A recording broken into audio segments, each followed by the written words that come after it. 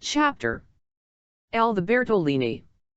The Signora had no business to do it, said Miss Bartlett, no business at all. She promised us south rooms with a view close together, instead of which here are north rooms, looking into a courtyard, and a long way apart. Oh, Lucy. And a cockney, besides, said Lucy, who had been further saddened by the Signora's unexpected accent. It might be London? She looked at the 2 rows of English people who were sitting at the table, at the row of white bottles of water and red bottles of wine that ran between the English people, at the portraits of the late Queen and the late Poet Laureate that hung behind the English people, heavily framed, at the notice of the English Church, Reverend Cuthbert Eager, M.A. Oxon, that was the only other decoration of the wall. Charlotte, don't you feel, too, that we might be in London? I can hardly believe that all kinds of other things are just outside.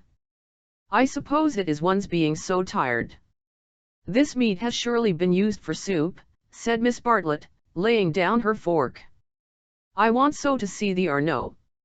The rooms the Signora promised us in her letter would have looked over the Arnault. The Signora had no business to do it at all. Oh, it is a shame. Any nook does for me, Miss Bartlett continued, but it does seem hard that you shouldn't have a view. Lucy felt that she had been selfish. Charlotte, you mustn't spoil me, of course, you must look over the Arnault, too. I meant that. The first vacant room in the front you must have it, said Miss Bartlett, part of whose travelling expenses were paid by Lucy's mother, a piece of generosity to which she made many a tactful allusion. No, no. You must have it. I insist on it. Your mother would never forgive me, Lucy. She would never forgive me. The ladies' voices grew animated, and if the sad truth be owned, a little peevish. They were tired, and under the guise of unselfishness they wrangled. Some of their neighbors interchanged glances, and one of the ill-bred people whom one does meet abroad leaned forward over the table and actually intruded into their argument.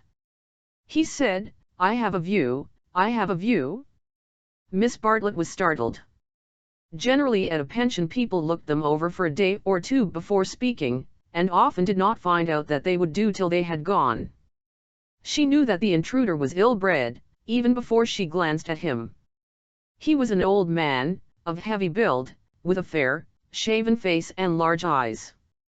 There was something childish in those eyes, though it was not the childishness of senility. What exactly it was Miss Bartlett did not stop to consider, for her glance passed on to his clothes. These did not attract her. He was probably trying to become acquainted with them before they got into the swim. So she assumed a dazed expression when he spoke to her, and then said, a view? Oh, a view. How delightful a view is. This is my son, said the old man, his name's George. He has a view too. A1I, said Miss Bartlett, repressing Lucy, who was about to speak. What I mean, he continued, is that you can have our rooms, and we'll have yours. We'll change. The better class of tourist was at this, and sympathized with the newcomers. Miss Bartlett, in reply, opened her mouth as little as possible, and said, thank you very much indeed, that is out of the question. Why, said the old man, with both fists on the table. Because it is quite out of the question, thank you. You see, we don't like to take, began Lucy. Her cousin again repressed her. But why, he persisted. Women like looking at a view, men don't. And he thumped with his fists like a naughty child, and turned to his son, saying, George, persuade them? It's so obvious they should have the rooms, said the son. There's nothing else to say.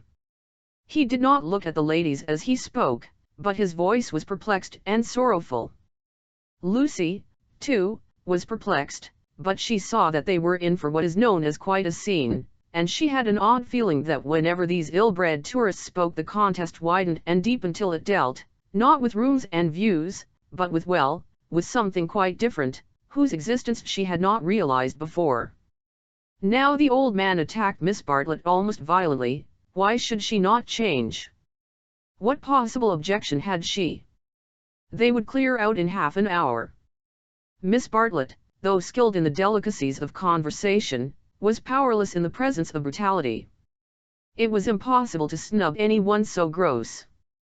Her face reddened with displeasure. She looked around as much as to say, "Are you all like this?" And two little old ladies, who were sitting further up the table, with shawls hanging over the backs of the chairs, looked back, clearly indicating, "We are not, we are genteel."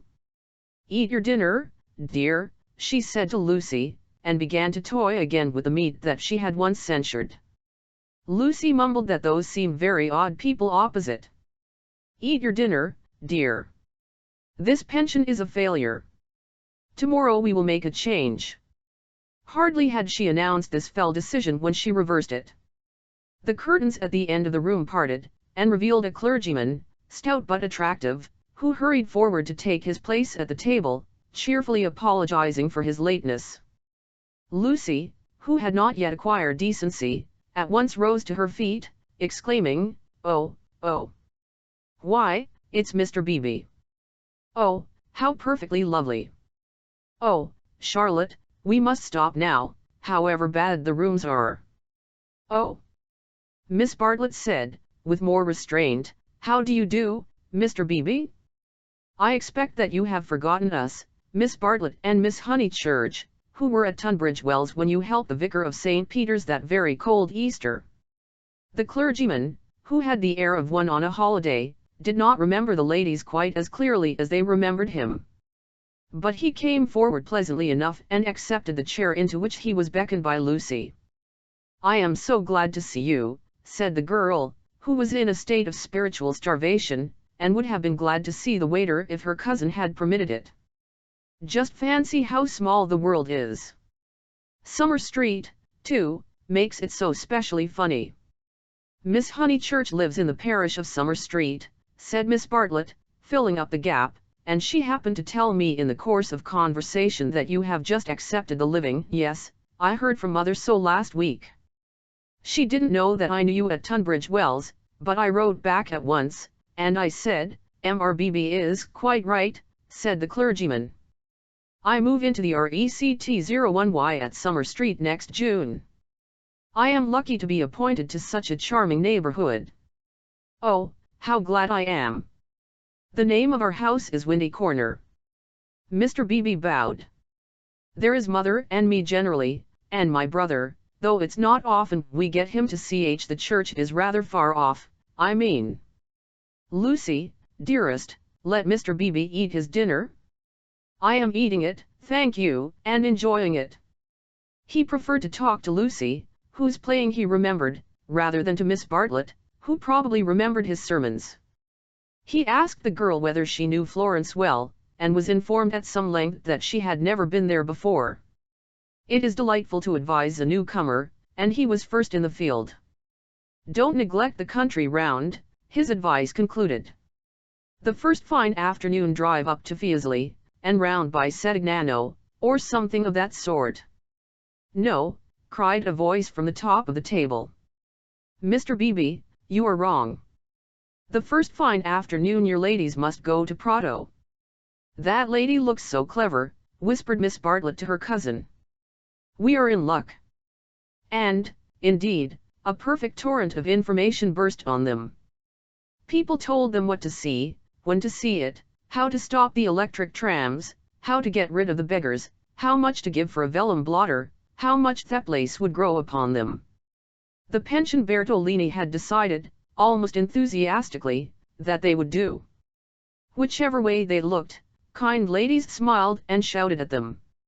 And above all rose the voice of the clever lady, crying, "Prato! They must go to Prato! That place is too sweetly squalid for words. I love it, I revel in shaking off the trammels of respectability, as you know." The young man named George glanced at the clever lady, and then returned moodily to his plate. Obviously he and his father did not do. Lucy, in the midst of her success, found time to wish they did. It gave her no extra pleasure that anyone should be left in the cold, and when she rose to go, she turned back and gave the two outsiders a nervous little bow. The father did not see it, The son acknowledged it, not by another bow, but by raising his eyebrows and smiling. He seemed to be smiling across something. She hastened after her cousin, who had already disappeared through the curtains which smote one in the face, and seemed heavy with more than cloth. Beyond them stood the unreliable Signora, bowing good evening to her guests, and supported by Ennui, her little boy, and Victoire, her daughter. It made a curious little scene, this attempt of the Cockney to convey the grace and geniality of the South. And even more curious was the drawing-room, which attempted to rival the solid comfort of a Bloomsbury boarding house. Was this really Italy? Miss Bartlett was already seated on a tightly stuffed armchair, which had the color and the contours of a tomato. She was talking to Mr. Beebe, and as she spoke, her long narrow head drove backwards and forwards, slowly, regularly, as though she were demolishing some invisible obstacle. "We are most grateful to you," she was saying. "The first evening means so much. When you arrived we were in for a peculiarly mauvaise quart d'heure." He expressed his regret. 1-0 You, by any chance, know the name of an old man who sat opposite us at dinner? Emerson. Is he a friend of yours?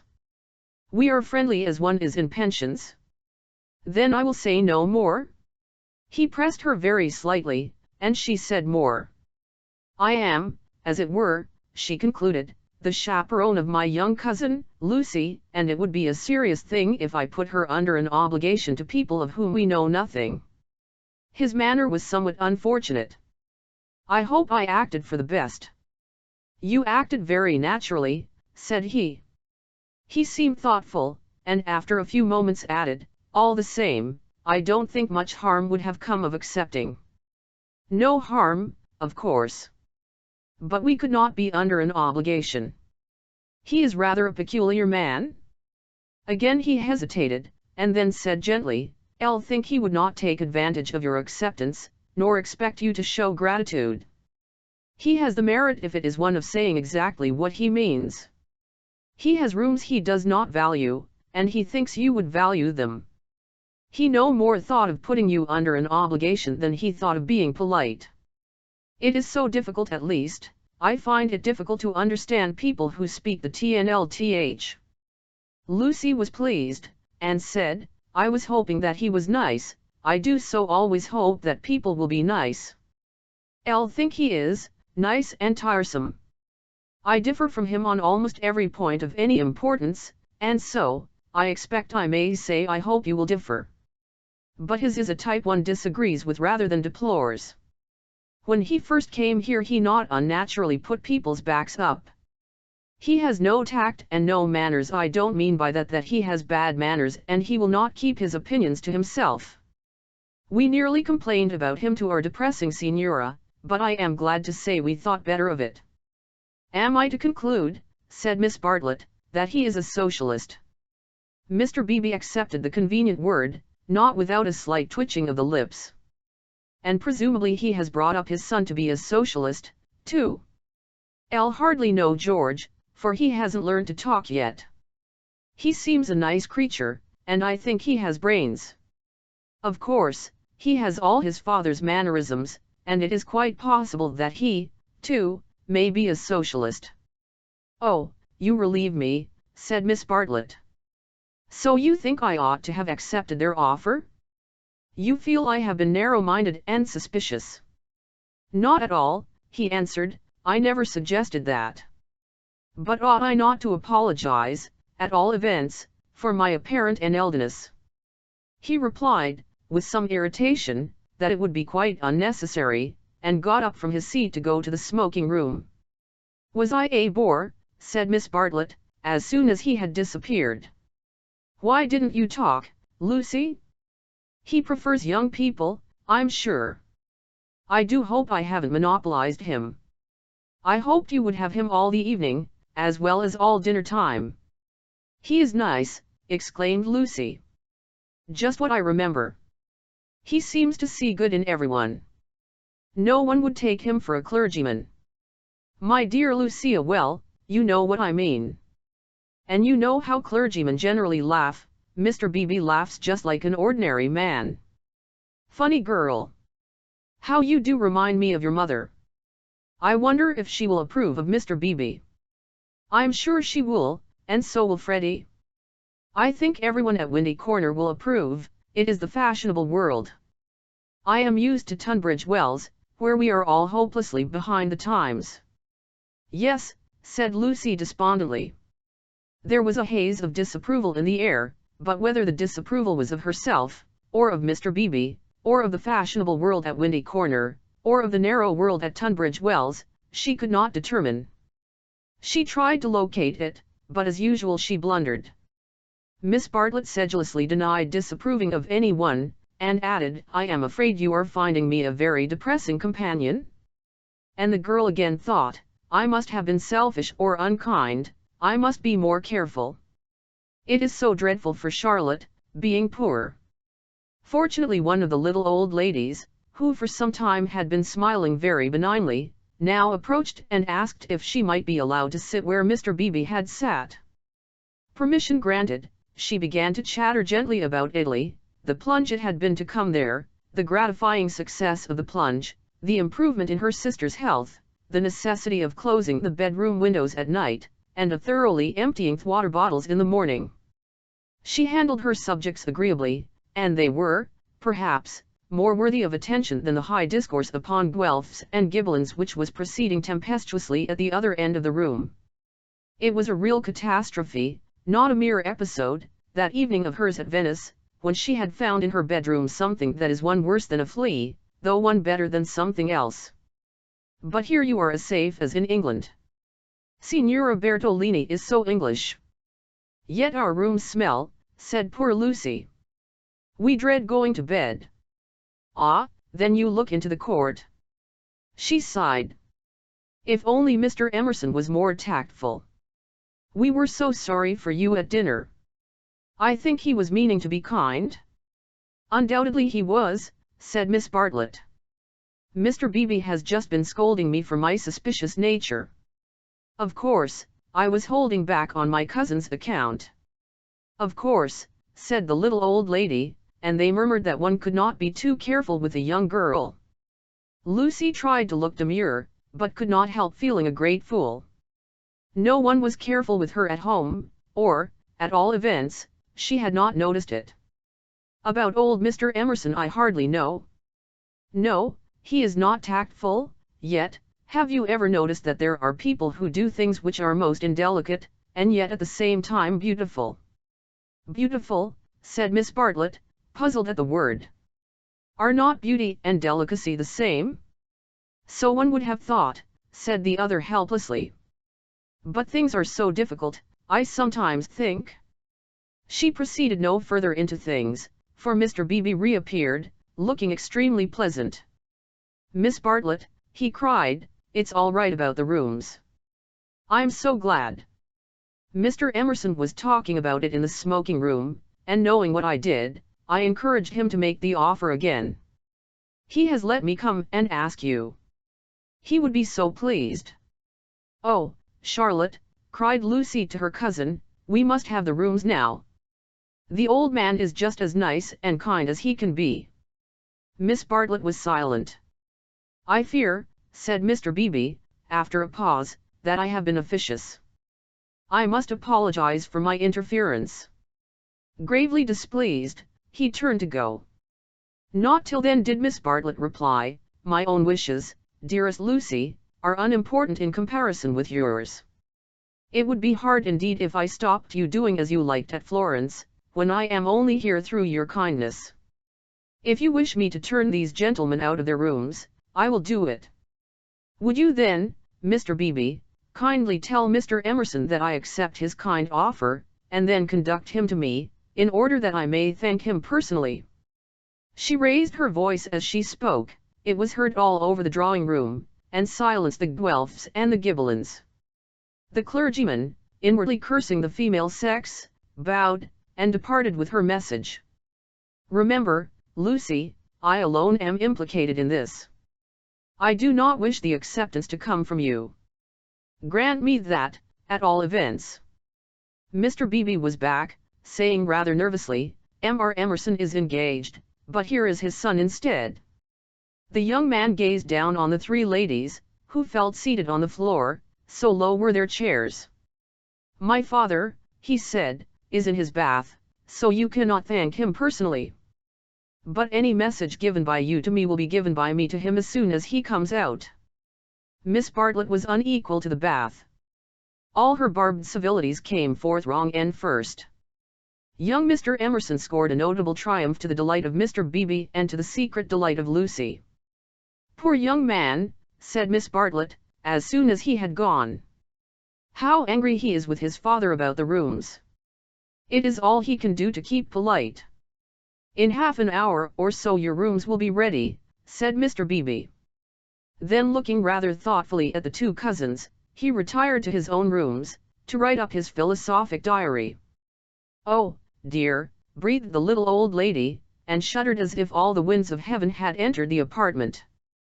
Gentlemen sometimes do not realize. Her voice faded away, but Miss Bartlett seemed to understand, and a conversation developed, in which gentlemen who did not thoroughly realize played a principal part. Lucy, not realizing either, was reduced to literature. Taking up Baedeker's Handbook to Northern Italy, she committed to memory the most important dates of Florentine history. For she was determined to enjoy herself on the morrow. Thus the half-hour crept profitably away, and at last Miss Bartlett rose with a sigh, and said, "I think one might venture now." "No, Lucy, do not stir. I will superintend the move." "How you do everything," said Lucy. "Naturally, dear. It is my affair. But I would like to help you." "No, dear." Charlotte's energy and her unselfishness. She had been thus all her life, but really, on this Italian tour, she was surpassing herself. So Lucy felt, or strove to feel. And yet there was a rebellious spirit in her which wondered whether the acceptance might not have been less delicate and more beautiful. At all events, she entered her own room without any feeling of joy. "I want to explain," said Miss Bartlett, "why it is that I have taken the largest room. Naturally, of course, I should have given it to you, but I happen to know that it belongs to the young man, and I was sure your mother would not like it."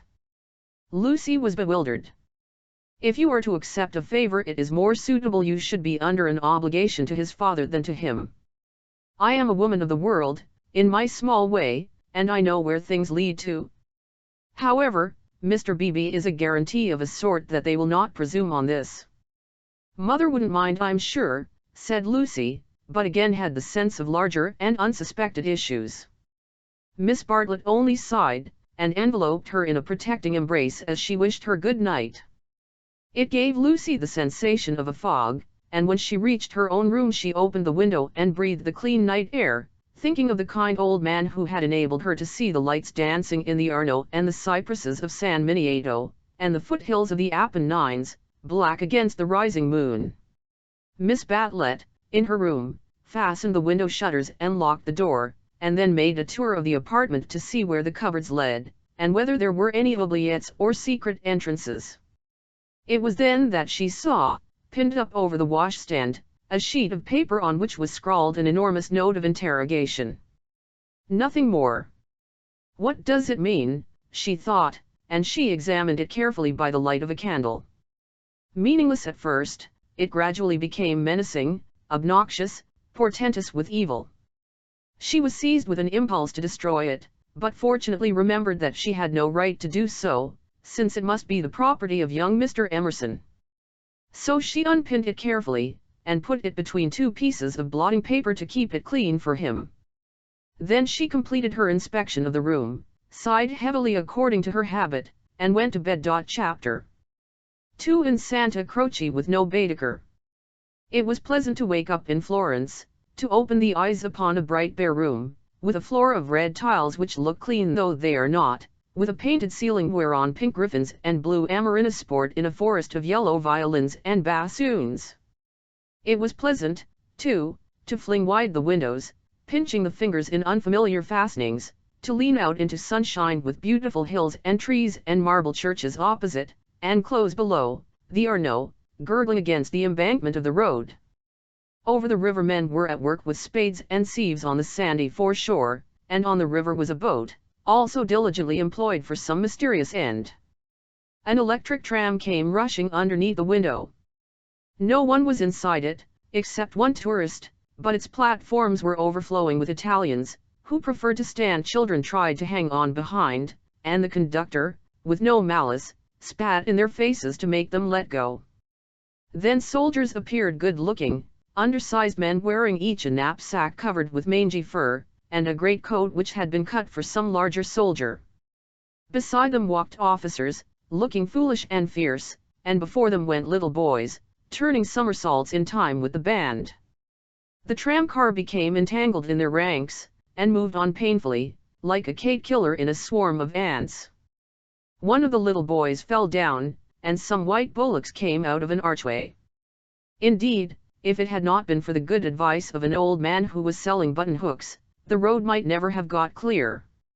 Over such trivialities as these many a valuable hour may slip away, and the traveler who has gone to Italy to study the tactile values of Giotto, or the corruption of the papacy, may return remembering nothing but the blue sky and the men and women who live under it. So it was as well that Miss Bartlett should tap and come in, and having commented on Lucy's leaving door unlocked, and on her leaning out of the window before she was fully dressed, should urge her to hasten herself, or the best of the day would be gone.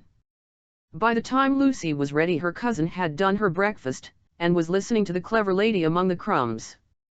A conversation then ensued, on not unfamiliar lines.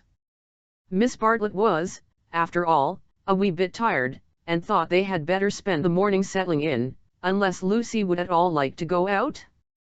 Lucy would rather like to go out, as it was her first day in Florence, but, of course, she could go alone. Miss Bartlett could not allow this. Of course she would accompany Lucy everywhere. Oh, certainly not, Lucy would stop with her cousin. Oh, no. That would never do. Oh, yes. At this point the clever lady broke in. If it is Nares Grundy who is troubling you, I do assure you that you can neglect the good person. Being English, Miss Honeychurch will be perfectly safe. Italians understand.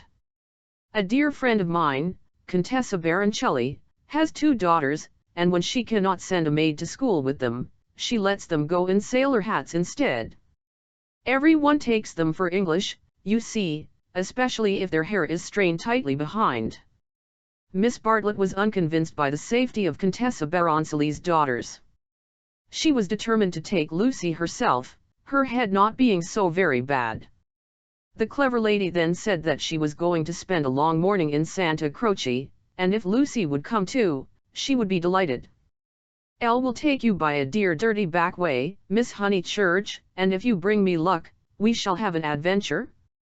Lucy said that this was most kind, and at once opened the Baedeker, to see where Santa Croce was.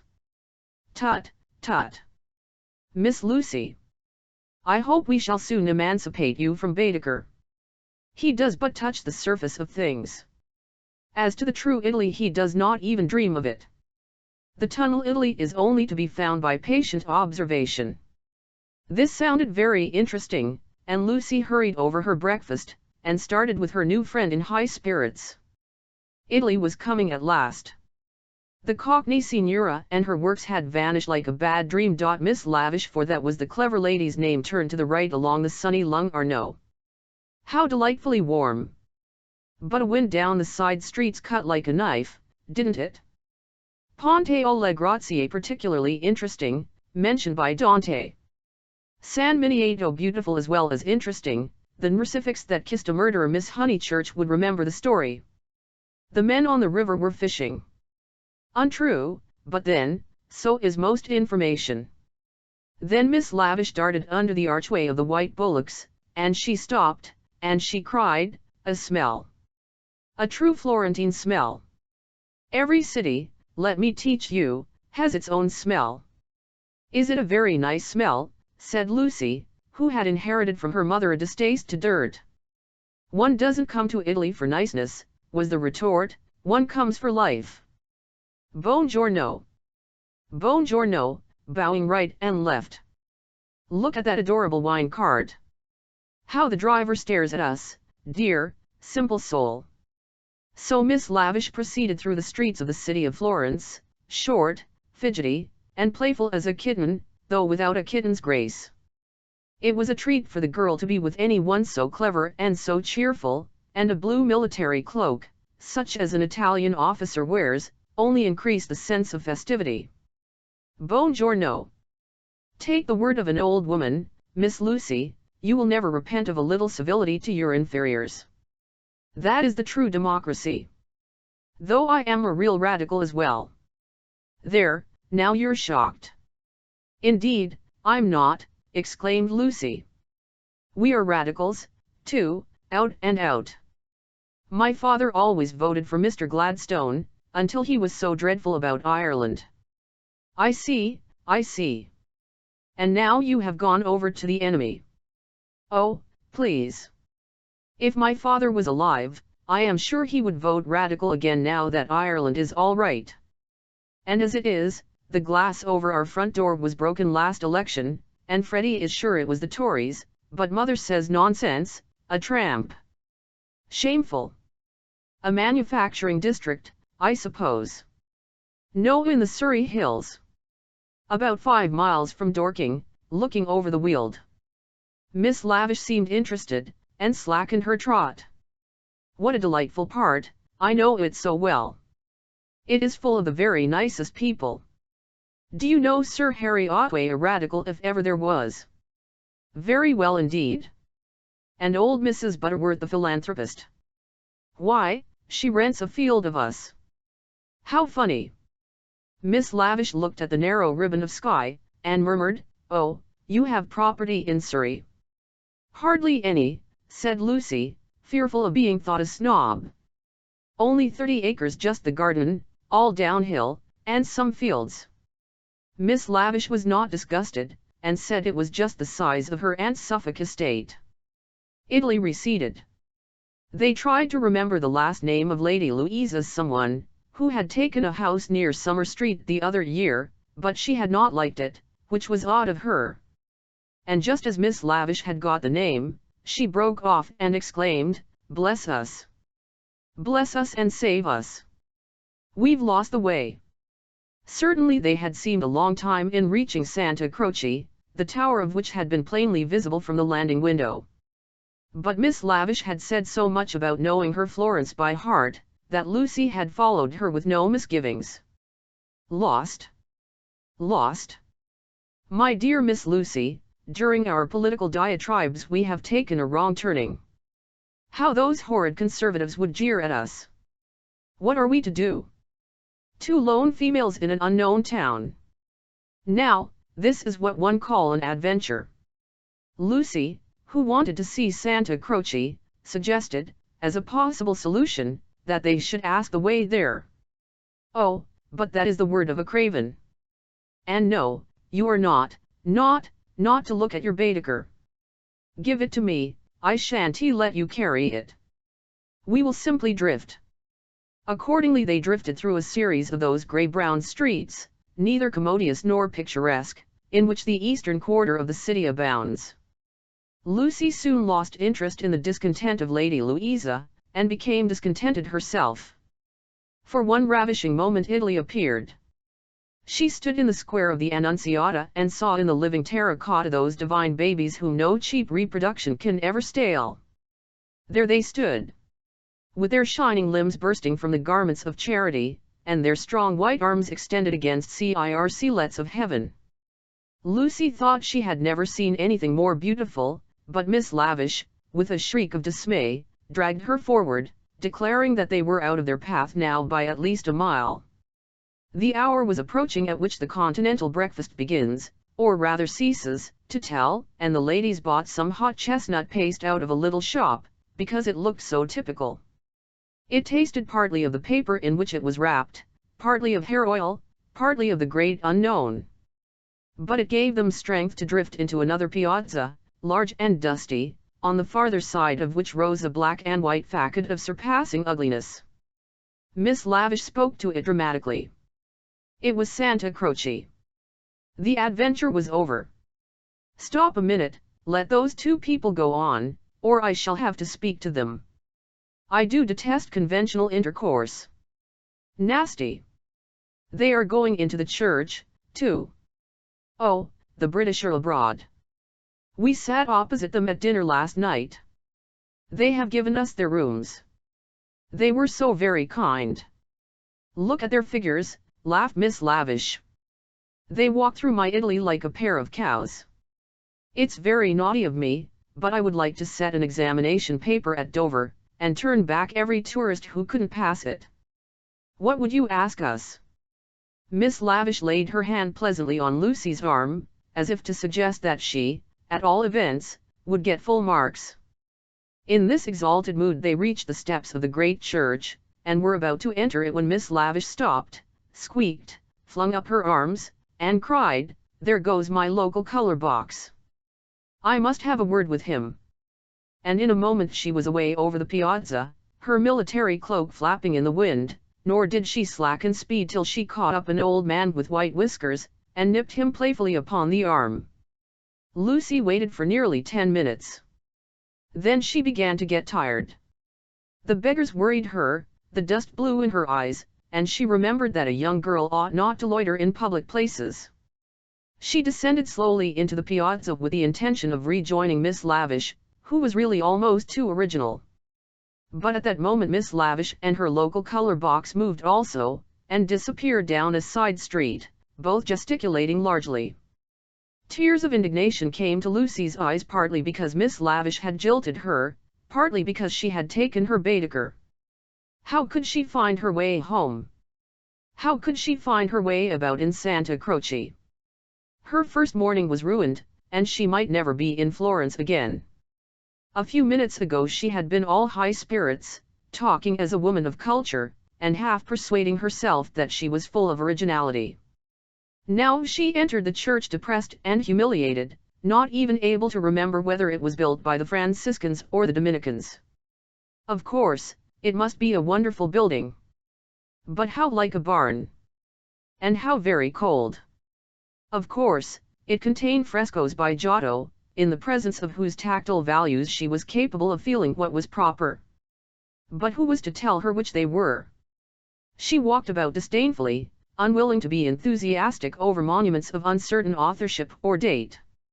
There was no one even to tell her which, of all the sepulchral slabs that paved the nave and transepts, was the one that was really beautiful, the one that had been most praised by Mr. Ruskin. Then the pernicious charm of Italy worked on her, and, instead of acquiring information, she began to be happy. She puzzled out the Italian notices, the notices that forbade people to introduce dogs into the church, the notice that prayed people, in the interest of health and out of respect to the sacred edifice in which they found themselves, not to spit. She watched the tourists. Their noses were as red as their Baedekers, so cold was Santa Croce. She beheld the horrible fate that overtook Louis Papist, two he-babies and a she-baby who began their career by sousing each other with the holy water, and then proceeded to the Machiavelli Memorial, dripping but hallowed. Advancing towards it very slowly and from immense distances, they touched the stone with their fingers, with their handkerchiefs, with their heads, and then retreated. What could this mean? They did it again and again. Then Lucy realized that they had mistaken Machiavelli for some saint, hoping to acquire Villetui. Punishment followed quickly. The smallest he-baby stumbled over one of the sepulchral slabs so much admired by Mr. Ruskin, and entangled his feet in the features of a recumbent bishop. Protestant as she was, Lucy darted forward. She was too late. He fell heavily upon the prelate's upturned toes. "Hateful bishop!" exclaimed the voice of old Mr. Emerson, who had darted forward also. "Hard in life, hard in death. Go out into the sunshine, little boy, and kiss your hand to the sun, for that is where you ought to be. Intolerable bishop!" The child screamed frantically at these words, and at these dreadful people who picked him up, dusted him, rubbed his bruises, and told him not to be superstitious. "Look at him," said Mr. Emerson to Lucy. "Here's a mess, a baby hurt, cold, and frightened. But what else can you expect from a church? The child's legs had become as melting wax. Each time that old Mr. Emerson and Lucy set it erect it collapsed with a roar. Fortunately an Italian lady, who ought to have been saying her prayers, came to the rescue. By some mysterious virtue, which mothers alone possess, she stiffened the little boy's backbone and imparted strength to his knees. He stood. Still gibbering with agitation, he walked away. "You are a clever woman," said Mr. Emerson. "You have done more than all the relics in the world. I am not of your creed, but I do believe in those who make their fellow creatures happy. There is no scheme of the universe." He paused for a phrase. "Niente," said the Italian lady, and returned to her prayers. "I'm not sure she understands English," suggested Lucy. In her chastened mood she no longer despised the Emersons. She was determined to be gracious to them, beautiful rather than delicate, and, if possible, to erase Miss Bartlett's civility by some gracious reference to the pleasant rooms. "That woman understands everything," was Mr. Emerson's reply. "But what are you doing here? Are you doing the church? Are you through with the church?" "No," cried Lucy, remembering her grievance. "Elle came here with Miss Lavish, who was to explain everything, and just by the door. It is too bad. She simply ran away, and after waiting quite a time, I had to come in by myself." "Why shouldn't you?" said Mr. Emerson. "Yes, why shouldn't you come by yourself?" said the son, addressing the young lady for the first time. "But Miss Lavish has even taken away Baedeker." "Baedeker," said Mr. Emerson. "I'm glad it's that you minded. It's worth minding, the loss of a Baedeker. That's worth minding." Lucy was puzzled. She was again conscious of some new idea, and was not sure whither it would lead her. "If you've no Baedeker," said the son, "you'd better join us." Was this where the idea would lead? She took refuge in her dignity. "Thank you very much, but I could not think of that.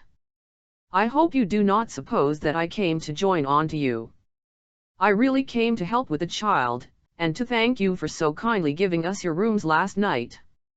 I hope that you have not been put to any great inconvenience." "My dear," said the old man gently, "I think that you are repeating what you have heard older people say. You are pretending to be touchy, but you are not really. Stop being so tiresome, and tell me instead what part of the church you want to see. To take you to it will be a real pleasure." Now, this was abominably impertinent, and she ought to have been furious. But it is sometimes as difficult to lose one's temper as it is difficult at other times to keep it. Lucy could not get cross. Mr. Emerson was an old man, and surely a girl might humor him. On the other hand, his son was a young man, and she felt that a girl ought to be offended with him, or at all events be offended before him. It was at him that she gazed before replying. "I am not touchy, I hope.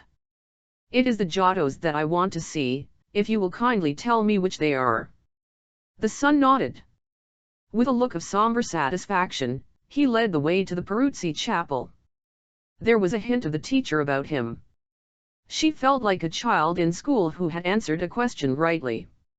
The chapel was already filled with an earnest congregation, and out of them rose the voice of a lecturer, directing them how to worship Giotto, not by tactful valuations, but by the standards of the Spirit. "Remember," he was saying, "the facts about this church of Santa Croce, how it was built by faith in the full fervour of medievalism, before any taint of the Renaissance had appeared. Observe how Giotto in these frescoes now, unhappily, enlined by restoration, is untroubled by the snares of anatomy and perspective. Could anything be more majestic, more pathetic, beautiful, true? How little, we feel, avails knowledge and technical cleverness against a man who truly feels." "No," exclaimed Mr. Emerson, in much too loud a voice for church. "Remember nothing of the sort. Built by faith indeed. That simply means the workmen weren't paid properly. And as for the frescoes, I see no TNLTH in them. Look at that fat man in blue. He must weigh as much as I do, and he is shooting into the sky like an air balloon. He was referring to the fresco of the Ascension of St. John. Inside, the lecturer's voice faltered, as well it might. The audience shifted uneasily, and so did Lucy. She was sure that she ought not to be with these men, but they had cast a spell over her. They were so serious and so strange that she could not remember how to behave. Now, did this happen, or didn't it? Yes or no? George replied, it happened like this, if it happened at all. I would rather go up to heaven by myself than be pushed by cherubs, and if I got there I should like my friends to lean out of it, just as they do here. You will never go up, said his father. You and I, dear boy, will lie at peace in the earth that bore us, and our names will disappear as surely as our work survives. Some of the people can only see the empty grave, not the saint, whoever he is, going up. It did happen like that, if it happened at all. Pardon me, said a frigid voice. The chapel is somewhat small for 2 parties. We will incommode you no longer. The lecturer was a clergyman, and his audience must be also his flock, for they held prayer books as well as guide books in their hands. They filed out of the chapel in silence. Amongst them were the 2 little old ladies of the pension Bertolini, Miss Teresa and Miss Catherine Allen. Stop, cried Mr. Emerson. There's plenty of room for us all. Stop. The procession disappeared without a word. Soon the lecturer could be heard in the next chapel, describing the life of St. Francis. George, I do believe that clergyman is the Brixton curate. Went into the next chapel and returned, saying perhaps he is. I don't remember. Then I had better speak to him and remind him who I am. It's that Mr. Eager. Why did he go? Did we talk too loud? How vexatious! I shall go and say we are sorry. Hadn't I better? Then perhaps he will come back. He will not come back, said George. But Mr. Emerson, contrite and unhappy, hurried away to apologize to the Reverend Cuthbert Eager. Lucy, apparently absorbed in a lunette, could hear the lecture again interrupted, the anxious, aggressive voice of the old man, the curt, injured replies of his opponent. The son, who took every little contretemps as if it were a tragedy, was listening also. My father has that effect on nearly everyone, he informed her. He will try to be kind. I hope we all try, said she, smiling nervously. Because we think it improves our characters. But he is kind to people because he loves them, and they find him out, and are offended, or frightened. How silly of them, said Lucy, though in her heart she sympathized. I'll think that a kind action done tactfully. He threw up his head in disdain. Apparently she had given the wrong answer. She watched the singular creature pace up and down the chapel. For a young man his face was rugged, and until the shadows fell upon it hard and shadowed, it sprang into tenderness. She saw him once again at Rome, on the ceiling of the Sistine Chapel, carrying a burden of acorns. Healthy and muscular, he yet gave her the feeling of grayness, of tragedy that might only find solution in the night. The feeling soon passed. It was unlike her to have entertained anything so subtle. Born of silence and of unknown emotion, it passed when Mr. Emerson returned, and she could re-enter the world of rapid talk, which was alone familiar to her. "Were you snubbed?" asked his son tranquilly. "But we have spoilt the pleasure of I don't know how many people. They won't come back." Full of innate sympathy, quickness to perceive good in others, vision of the brotherhood of man. Scraps of the lecture on St. Francis came floating round the partition wall. "Don't let us spoil yours," he continued to Lucy. "Have you looked at those saints?" "Yes," said Lucy. "They are lovely. Do you know which is the tombstone that is praised in Ruskin?" He did not know, and suggested that they should try to guess it. George, rather to her relief, refused to move, and she and the old man wandered not unpleasantly about Santa Croce, which, though it is like a barn, has harvested many beautiful things inside its walls. There were also beggars to avoid and guides to dodge round the pillars, and an old lady with her dog, and here and there a priest modestly edging to his mass through the groups of tourists. But Mr. Emerson was only half interested. He watched the lecturer, whose success he believed he had impaired, and then he anxiously watched his son. "Why will he look at that fresco?" he said uneasily. "I saw nothing in it." "I like Giotto," she replied. "It is so wonderful what they say about his tactile values. Though I like things like the Della Robbia babies better." "So you ought.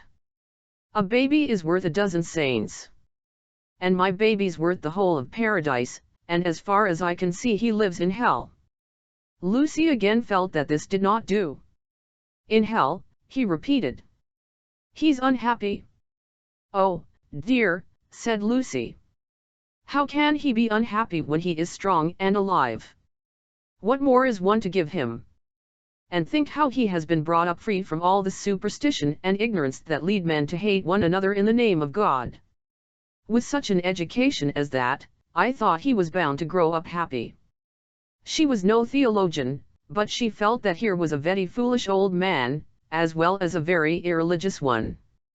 She also felt that her mother might not like her talking to that kind of person, and that Charlotte would object most strongly.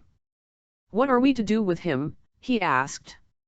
"He comes out for his holiday to Italy, and behaves like that, like the little child who ought to have been playing, and who hurt himself upon the tombstone." "El? What did you say?"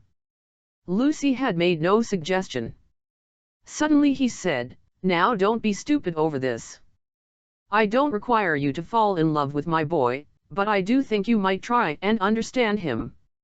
You are nearer his age, and if you let yourself go I am sure you are sensible. You might help me. He has known so few women, and you have the time. You stop here several weeks, I suppose? But let yourself go.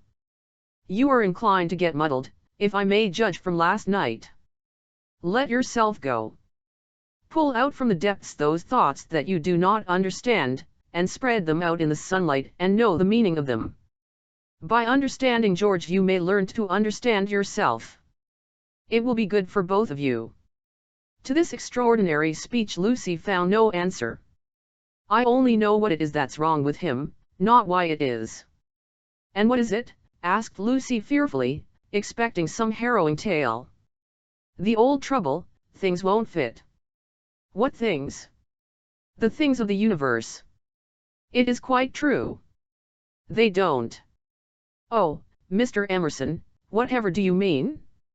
In his ordinary voice, so that she scarcely realized he was quoting poetry, he said, "From far, from eve and morning, and yon tulle-winded sky, the stuff of life to knit me blew hither, here am I. George and I both know this, but why does it distress him?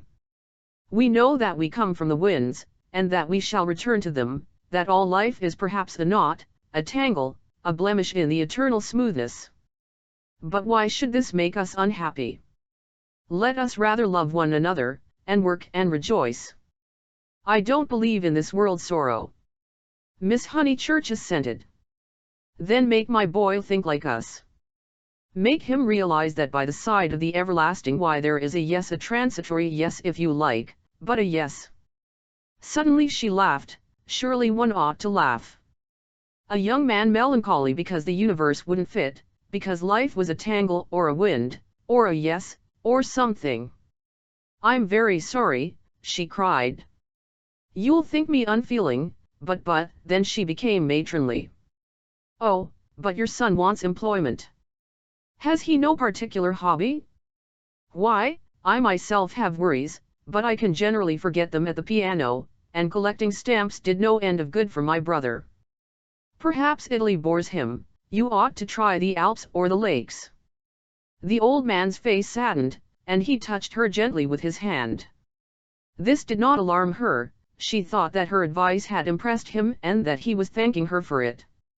Indeed, he no longer alarmed her at all. She regarded him as a kind thing, but quite silly. Her feelings were as inflated spiritually as they had been an hour ago aesthetically, before she lost Baedeker. The dear George, now striding towards them over the tombstones, seemed both pitiable and absurd. He approached, his face in the shadow. He said, "Miss Bartlett." "Oh, good gracious me," said Lucy, suddenly collapsing and again seeing the whole of life in a new perspective. "Where? Where?" "In the nave." "I see. Those gossiping little Miss Allens must have." She checked herself. "Poor girl," exploded Mr. Emerson. "Poor girl." She could not let this pass, for it was just what she was feeling herself. "Poor girl? I fail to understand the point of that remark. I think myself a very fortunate girl, I assure you. I'm thoroughly happy, and having a splendid time. Pray don't waste time mourning over me. There's enough sorrow in the world, isn't there, without trying to invent it. Goodbye. Thank you both so much for all your kindness. Ah, yes. There does come my cousin. A delightful morning. Santa Croce is a wonderful church." She joined her cousin. Chapter 3 Music, violets, and the letter S. It so happened that Lucy, who found daily life rather chaotic, entered a more solid world when she opened the piano. She was then no longer either deferential or patronizing, no longer either a rebel or a slave. The kingdom of music is not the kingdom of this world, it will accept those whom breeding and intellect and culture have alike rejected. The commonplace person begins to play, and shoots into the empyrean without effort, whilst we look up, marvelling how he has escaped us, and thinking how we could worship him and love him, would he but translate his visions into human words, and his experiences into human actions. Perhaps he cannot, certainly he does not, or does so very seldom. Lucy had done so never. She was no dazzling executant, her runs were not at all like strings of pearls, and she struck no more right notes than was suitable for one of her age and situation. Nor was she the passionate young lady, who performs so tragically on a summer's evening with the window open. Passion was there, but it could not be easily labeled, it slipped between love and hatred and jealousy, and all the furniture of the pictorial style. And she was tragical only in the sense that she was great, for she loved to play on the side of victory. Victory of what and over what, that is more than the words of daily life can tell us. But that some sonatas of Beethoven are written tragic no one can gainsay, yet they can triumph or despair as the player decides, and Lucy had decided that they should triumph. A very wet afternoon at the Bertolini permitted her to do the thing she really liked, and after lunch she opened the little draped piano. A few people lingered round and praised her playing, but finding that she made no reply, dispersed to their rooms to write up their diaries or to sleep. She took no notice of Mr. Emerson looking for his son, nor of Miss Bartlett looking for Miss Lavish, nor of Miss Lavish looking for her cigarette case. Like every tunnel performer, she was intoxicated by the mere feel of the notes, they were fingers caressing her own, and by touch, not by sound alone, did she come to her desire. Mr. Beebe, sitting unnoticed in the window, pondered this illogical element in Miss Honeychurch, and recalled the occasion at Tunbridge Wells when he had discovered it. It was at one of those entertainments where the upper classes entertain the lower. The seats were filled with a respectful audience, and the ladies and gentlemen of the parish, under the auspices of their vicar, sang, or recited, or imitated the drawing of a champagne cork. Among the promised items was Miss Honeychurch. Piano. Beethoven, and Mr. Beebe was wondering whether it would be Adelaida, or the March of the Ruins of Athens, when his composure was disturbed by the opening bars of Opus Il. He was in suspense all through the introduction, for not until the pace quickens does one know what the performer intends. With the roar of the opening theme he knew that things were going extraordinarily. In the chords that herald the conclusion he heard the hammer strokes of victory. He was glad that she only played the first movement, for he could have paid no attention to the winding intricacies of the measures of 9/16. The audience clapped, no less respectful. It was Mr. Beebe who started the stamping, it was all that one could do. "Who is she?" he asked the vicar afterwards. "Cousin of one of my parishioners. I do not consider her choice of a piece happy. Beethoven is so usually simple and direct in his appeal that it is sheer perversity to choose a thing like that, which, if anything, disturbs. Introduce me. She will be delighted. She and Miss Bartlett are full of the praises of your sermon. My sermon, cried Mr. Beebe. Why ever did she listen to it? When he was introduced he understood why, for Miss Honeychurch, disjoined from her music stool, was only a young lady with a quantity of dark hair and a very pretty, pale, undeveloped face. She loved going to concerts, she loved stopping with her cousin, she loved iced coffee and meringues. He did not doubt that she loved his sermon also. But before he left Tunbridge Wells he made a remark to the vicar, which he now made to Lucy herself when she closed the little piano and moved dreamily towards him. If Miss Honeychurch ever takes to live as she plays, it will be very exciting both for us and for her. Lucy at once re-entered daily life. Oh, what a funny thing. Someone said just the same to Mother, and she said she trusted I should never live a duet. Doesn't Mrs. Honeychurch like music? She doesn't mind it. But she doesn't like one to get excited over anything, she thinks I am silly about it. She thinks I can't make out. Once, you know, I said that I liked my own playing better than anyone's. She has never got over it. Of course, I didn't mean that I played well, I only meant of course, said he, wondering why she bothered to explain. Music, said Lucy, as if attempting some generality. She could not complete it, and looked out absently upon Italy in the wet. The whole life of the South was disorganized, and the most graceful nation in Europe had turned into formless lumps of clothes. The street and the river were dirty yellow, the bridge was dirty gray, and the hills were dirty purple. Somewhere in their folds were concealed Miss Lavish and Miss Bartlett, who had chosen this afternoon to visit the Torre del Gallo. What about music? Said Mr. Beebe. Poor Charlotte will be sopped, was Lucy's reply. The expedition was typical of Miss Bartlett, who would return cold, tired, hungry, and angelic, with a ruined skirt, a pulpy Baedeker, and a tickling cough in her throat. On another day, when the whole world was singing and the air ran into the mouth, like wine, she would refuse to stir from the drawing-room, saying that she was an old thing, and no fit companion for a hearty girl. Miss Lavish has led your cousin astray. She hopes to find the true Italy in the wet, I believe. Miss Lavish is so original, murmured Lucy. This was a stock remark, the supreme achievement of the Pensionbino Linny in the way of definition. Miss Lavish was so original. Mr. Beebe had his doubts, but they would have been put down to clerical narrowness. For that, and for other reasons, he held his peace. Is it true, continued Lucy in awestruck tone, that Miss Lavish is writing a book? They do say so. What is it about? It will be a novel, replied Mr. Beebe, dealing with modern Italy. Let me refer you for an account to Miss Catherine Allen, who uses words herself more admirably than anyone I know. I wish Miss Lavish would tell me herself. We started such friends.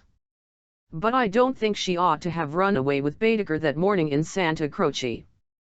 Charlotte was most annoyed at finding me practically alone, and so I couldn't help being a little annoyed with Miss Lavish. The two ladies, at all events, have made it up.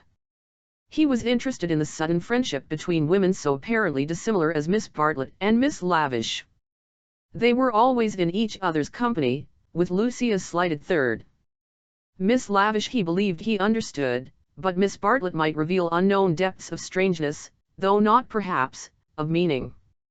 Was Italy deflecting her from the path of prim chaperone, which he had assigned to her at Tunbridge Wells? All his life he had loved to study maiden ladies, they were his specialty, and his profession had provided him with ample opportunities for the work. Girls like Lucy were charming to look at, but Mr. Beebe was, from rather profound reasons, somewhat chilly in his attitude towards the other sex, and preferred to be interested rather than enthralled. Lucy, for the third time, said that poor Charlotte would be sopped. The Arno was rising in flood, washing away the traces of the little carts upon the foreshore. But in the southwest there had appeared a dull haze of yellow, which might mean better weather if it did not mean worse. She opened the window to inspect, and a cold blast entered the room, drawing a plaintive from Miss Catherine Allen, who entered at the same moment by the door. "Oh, dear Miss Honeychurch, you will catch a chill. And Mr. Beebe here besides. Who would suppose this is Italy? There is my sister actually nursing the hot water can, no comforts or proper provisions." She sidled towards them and sat down, self-conscious as she always was on entering a room which contained one man, or a man and one woman. "I could hear your beautiful playing, Miss Honeychurch, though I was in my room with the door shut." Doors shut, indeed, most necessary. No one has the least idea of privacy in this country. And one person catches it from another. Lucy answered suitably.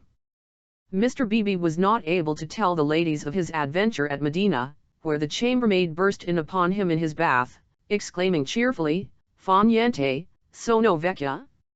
He contented himself with saying, "I quite agree with you, Miss Allen. The Italians are a most unpleasant people. They pry everywhere, they see everything, and they know what we want before we know it ourselves. We are at their mercy. They read our thoughts, they foretell our desires. From the cab driver down to Giotto, they turn us inside out, and I resent it.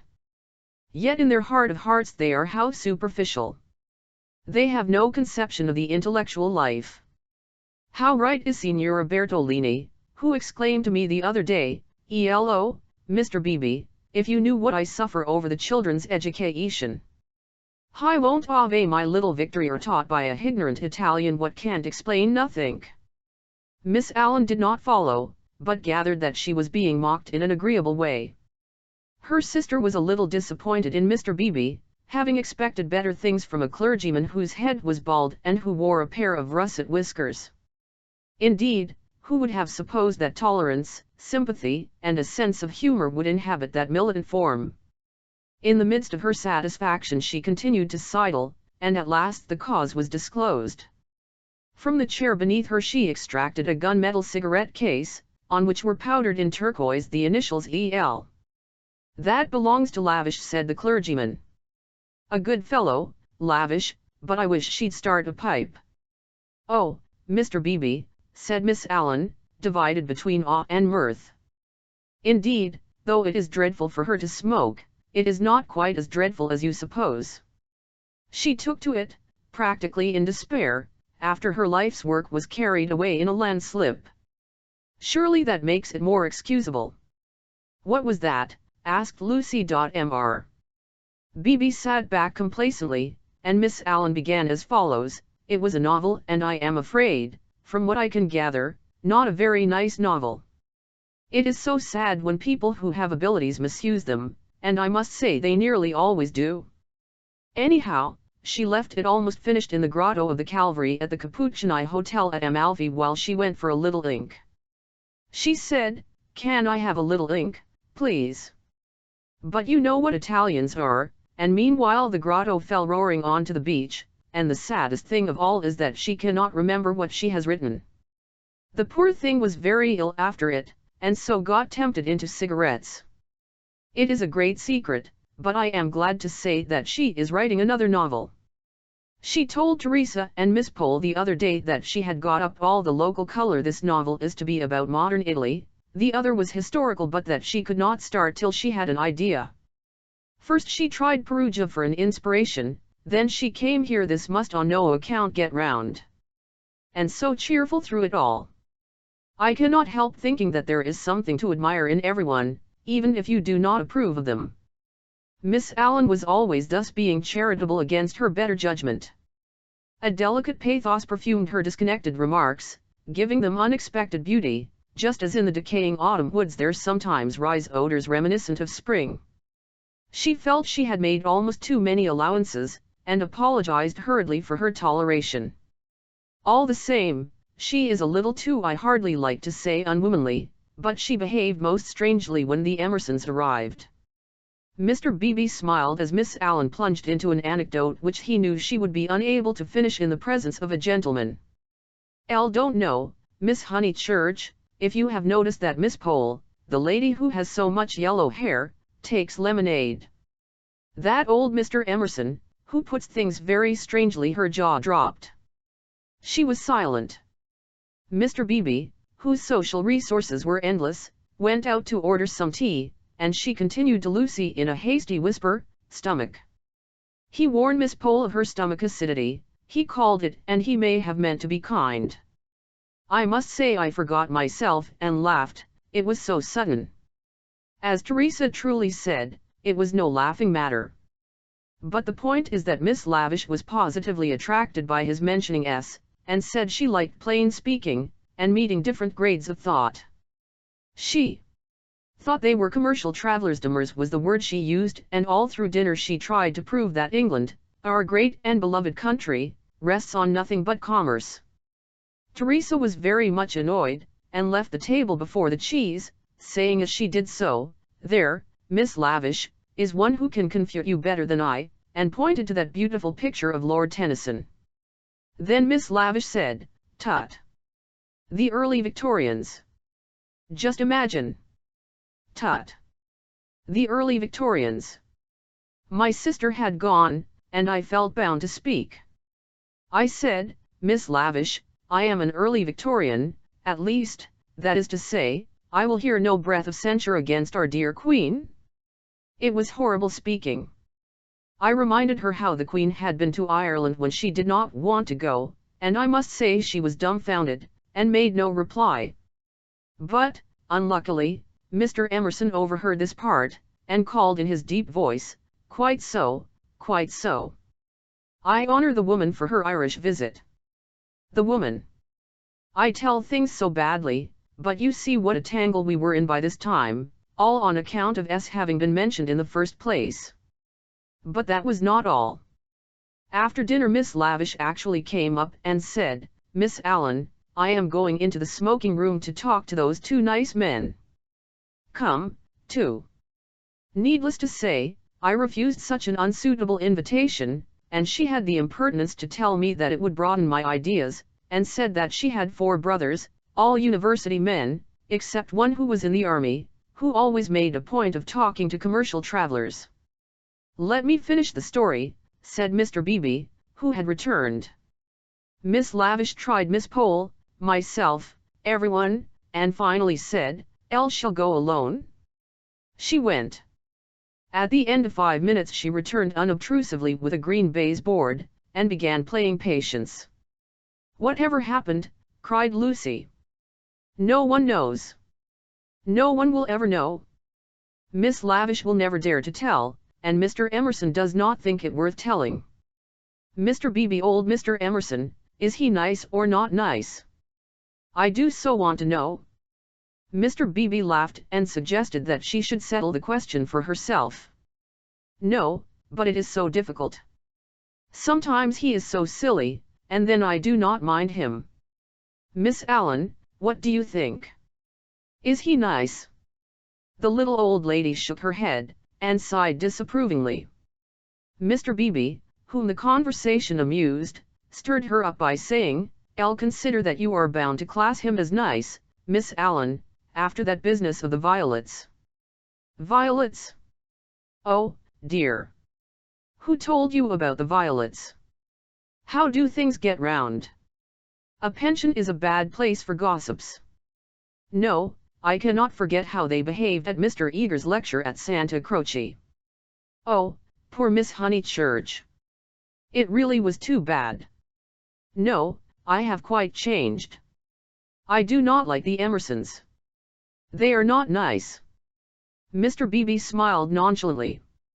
He had made a gentle effort to introduce the Emersons into Bertolini society, and the effort had failed. He was almost the only person who remained friendly to them.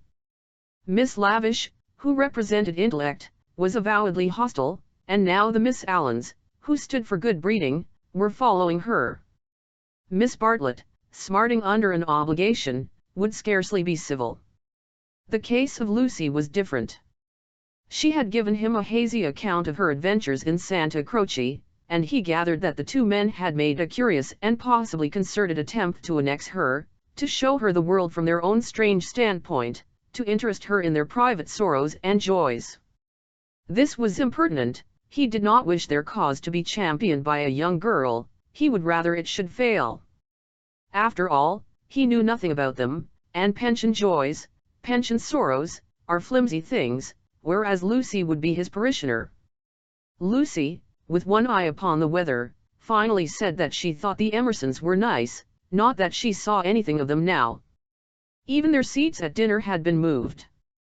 "But aren't they always waylaying you to go out with them, dear?" said the little lady inquisitively. "Only once." Charlotte didn't like it, and said something quite politely, "Of course." And lost right of her. "They don't understand our ways. They must find their level." Mr. Beebe rather felt that they had gone under. They had given up their attempt if it was one to conquer society, and now the father was almost as silent as the son. He wondered whether he would not plan a pleasant day for these folk before they left some expedition, perhaps, with Lucy well chaperoned to be nice to them. It was one of Mr. Beebe's chief pleasures to provide people with happy memories. Evening approached while they chatted, the air became brighter, the colors on the trees and hills were purified, and the Arno lost its muddy solidity and began to twinkle. There were a few streaks of bluish-green among the clouds, a few patches of watery light upon the earth, and then the dripping facade of San Miniato shone brilliantly in the declining Sunday. "Too late to go out," said Miss Allen in a voice of relief. "All the galleries are shut." "I think I shall go out," said Lucy.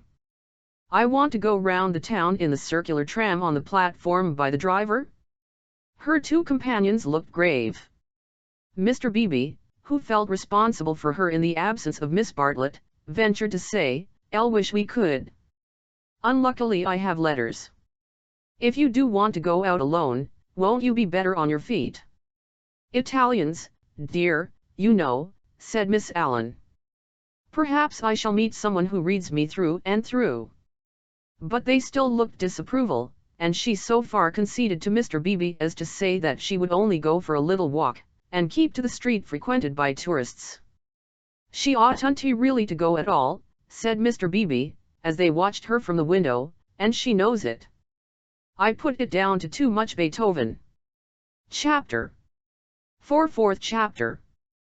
Mr. Beebe was right. Lucy never knew her desires so clearly as after music. She had not really appreciated the clergyman's wit, nor the suggestive twitterings of Miss Allen. Conversation was tedious, she wanted something big, and she believed that it would have come to her on the windswept platform of an electric tram. This she might not attempt.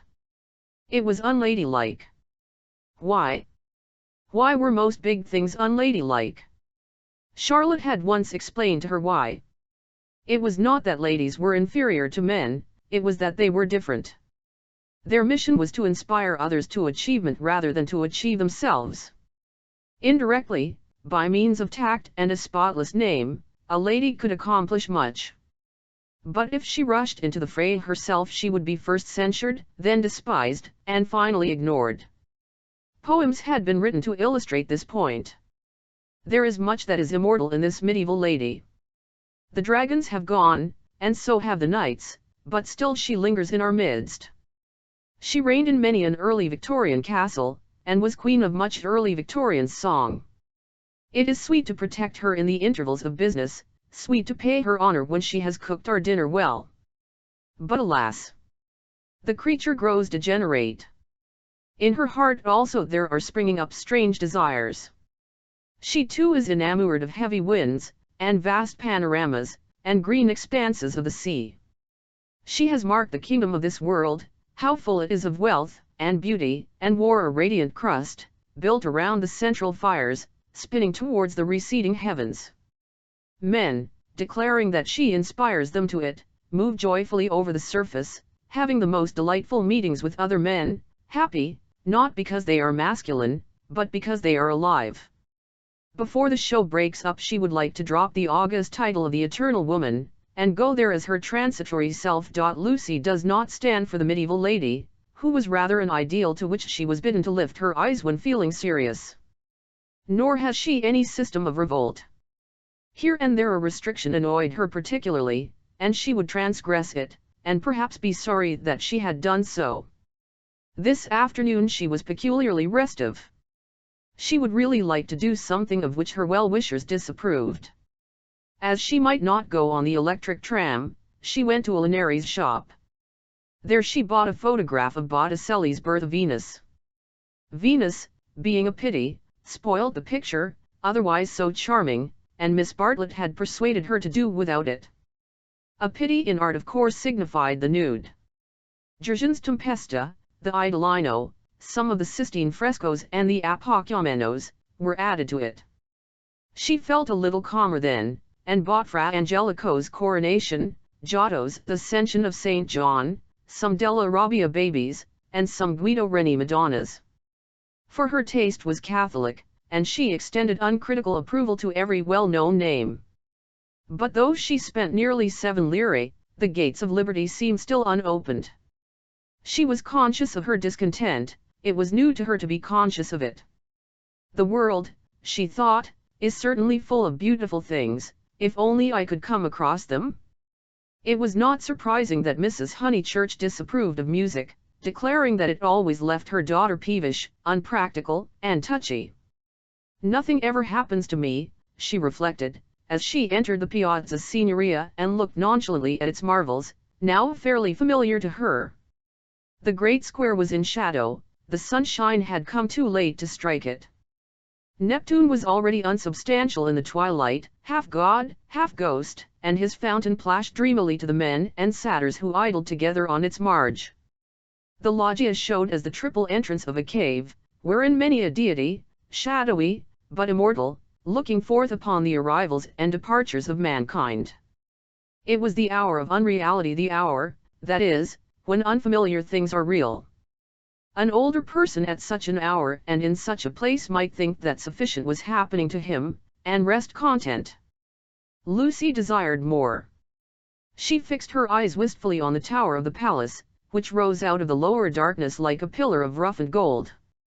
It seemed no longer a tower, no longer supported by earth, but some unattainable treasure throbbing in the tranquil sky. Its brightness mesmerized her, still dancing before her eyes when she bent them to the ground and started towards home. Then something did happen. 2 Italians by the loggia had been bickering about a debt. 5 lire, they had cried, 5 lire. They sparred at each other, and one of them was hit lightly upon the chest. He frowned, he bent towards Lucy with a look of interest, as if he had an important message for her. He opened his lips to deliver it, and a stream of red came out between them and trickled down his unshaven chin. That was all. A crowd rose out of the dusk. It hid this extraordinary man from her, and bore him away to the fountain. Mr. Emerson happened to be a few paces away, looking at her across the spot where the man had been. How very odd! Across something. Even as she caught sight of him he grew dim, the palace itself grew dim, swayed above her, fell onto her softly, slowly, noiselessly, and the sky fell with it. She thought, "Oh, what have I done? Oh, what have I done?" she murmured, and opened her eyes. Emerson still looked at her, but not across anything. She had complained of dullness, and 10. One man was stabbed, and another held her in his arms. They were sitting on some steps in the Uffizi arcade. He must have carried her. He rose when she spoke, and began to dust his knees. She repeated, "Oh, what have I done?" "You fainted." I am sorry. How are you now?" "Perfectly well, absolutely well." And she began to nod and smile. "Then let us come home. There's no point in our stopping." He held out his hand to pull her up. She pretended not to see it. The cries from the fountain they had never ceased rang emptily. The whole world seemed pale and void of its original meaning. "How very kind you have been. I might have hurt myself falling. But now I am well. I can go alone, thank you." His hand was still extended. "Oh, my photographs," she exclaimed suddenly. "What photographs?" "Elle bought some photographs at Linari's. I must have dropped them out there in the square." She looked at him cautiously. Would you add to your kindness by fetching them? He added to his kindness. As soon as he had turned his back, Lucy arose with the running of a maniac and stole down the arcade towards the Arno. Miss Honeychurch. She stopped with her hand on her heart. You sit still, you aren't fit to go home alone? Yes, I am, thank you so very much. No, you aren't. You'd go openly if you were. But I had rather than I don't fetch your photographs. I had rather be alone. He said imperiously, the man is dead, the man is probably dead, sit down till you are rested. She was bewildered, and obeyed him. And don't move till I come back. In the distance she saw creatures with black hoods, such as appear in dreams. The palace tower had lost the reflection of the declining day, and joined itself to earth. How should she talk to Mr. Emerson when he returned from the shadowy square? Again the thought occurred to her, oh, what have I done? The thought that she, as well as the dying man, had crossed some spiritual boundary. He returned, and she talked of the murder. Oddly enough, it was an easy topic. She spoke of the Italian character, she became almost garrulous over the incident that had made her faint 5 minutes before. Being strong physically, she soon overcame the horror of blood. She rose without his assistance, and though wings seemed to flutter inside her, she walked firmly enough towards the Arno. There a cabman signalled to them, they refed and the murderer tried to kiss him, you say how very odd Italians are. And gave himself up to the police. Mr. Beebe was saying that Italians know everything, but I think they are rather childish. When my cousin and I were at the Pitti yesterday, what was that? He had thrown something into the stream. What did you throw in? Things I didn't want, he said crossly. Mr. Emerson? Well. Where are the photographs? He was silent. I'll believe it was my photographs that you threw away? I didn't know what to do with them, he cried, and his voice was that of an anxious boy. Her heart warmed towards him for the first time. They were covered with blood. There. I'm glad I've told you, and all the time we were making conversation I was wondering what to do with them. He pointed downstream. They've gone. The river swirled under the bridge, I did mind them so, and one is so foolish, it seemed better that they should go out to the sea. I don't know, I may just mean that they frightened me. Then the boy verged into a man. For something tremendous has happened, I must face it without getting muddled. It isn't exactly that a man has died. Something warned Lucy that she must stop him. It has happened, he repeated, and I mean to find out what it is. Mr. Emerson, he turned towards her frowning, as if she had disturbed him in some abstract quest. I want to ask you something before we go in. They were close to their pension. She stopped and leaned her elbows against the parapet of the embankment. He did likewise. There is at times a magic in identity of position, it is one of the things that have suggested to us eternal comradeship. She moved her elbows before saying, I have behaved ridiculously. He was following his own thoughts. I was never so much ashamed of myself in my life, I cannot think what came over me. I nearly fainted myself, he said, but she felt that her attitude repelled him. Well, I owe you 1,000 apologies. Oh, all right. And this is the real point. You know how silly people are, gossiping ladies especially. I am afraid you understand what I mean. I'm afraid I don't. I mean, would you not mention it to anyone, my foolish behavior? Your behavior? Oh, yes, all right, all right. Thank you so much. And would you? She could not carry her request any further. The river was rushing below them, almost black in the advancing night. He had thrown her photographs into it, and then he had told her the reason. It struck her that it was hopeless to look for chivalry in such a man. He would do her no harm by idle gossip, he was trustworthy, intelligent, and even kind, he might even have a high opinion of her. But he lacked chivalry, his thoughts, like his behavior, would not be modified by awe.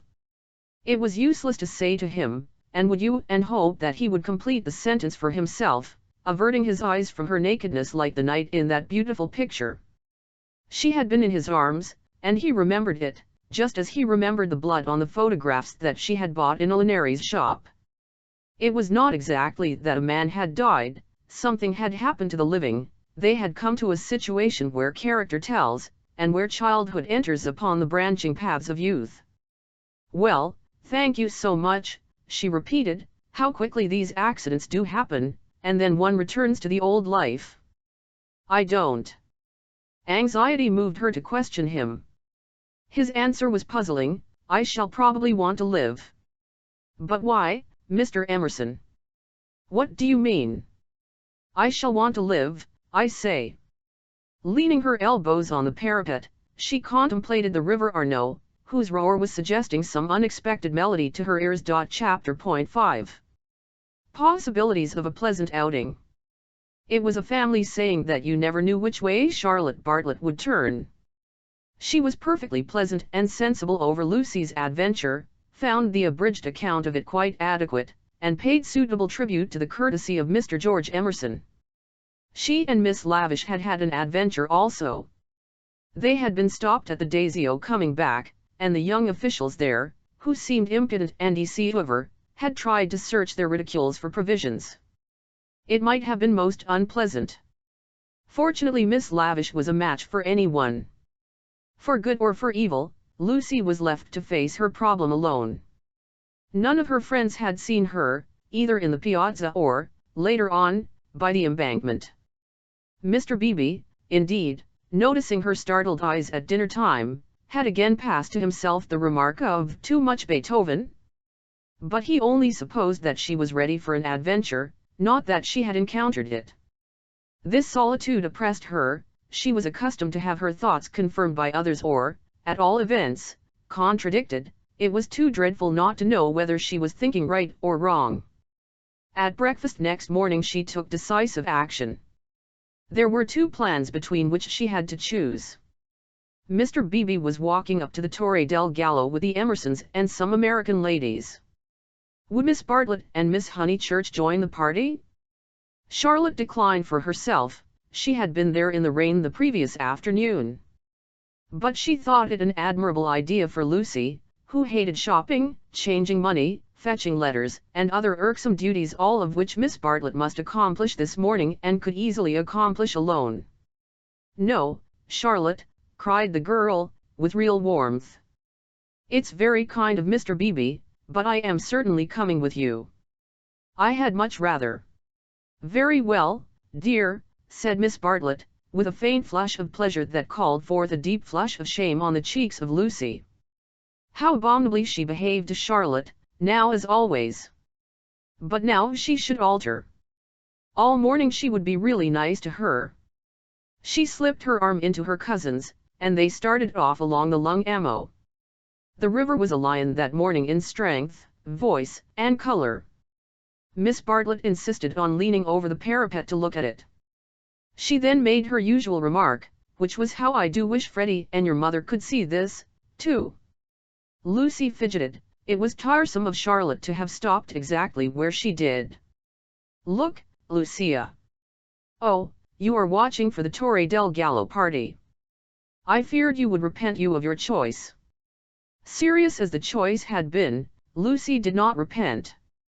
Yesterday had been a muddle, queer and odd, the kind of thing one could not write down easily on paper, but she had a feeling that Charlotte and her shopping were preferable to George Emerson and the summit of the Torre del Gallo.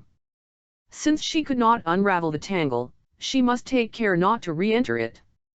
She could protest sincerely against Miss Bartlett's insinuations. But though she had avoided the chief actor, the scenery unfortunately remained.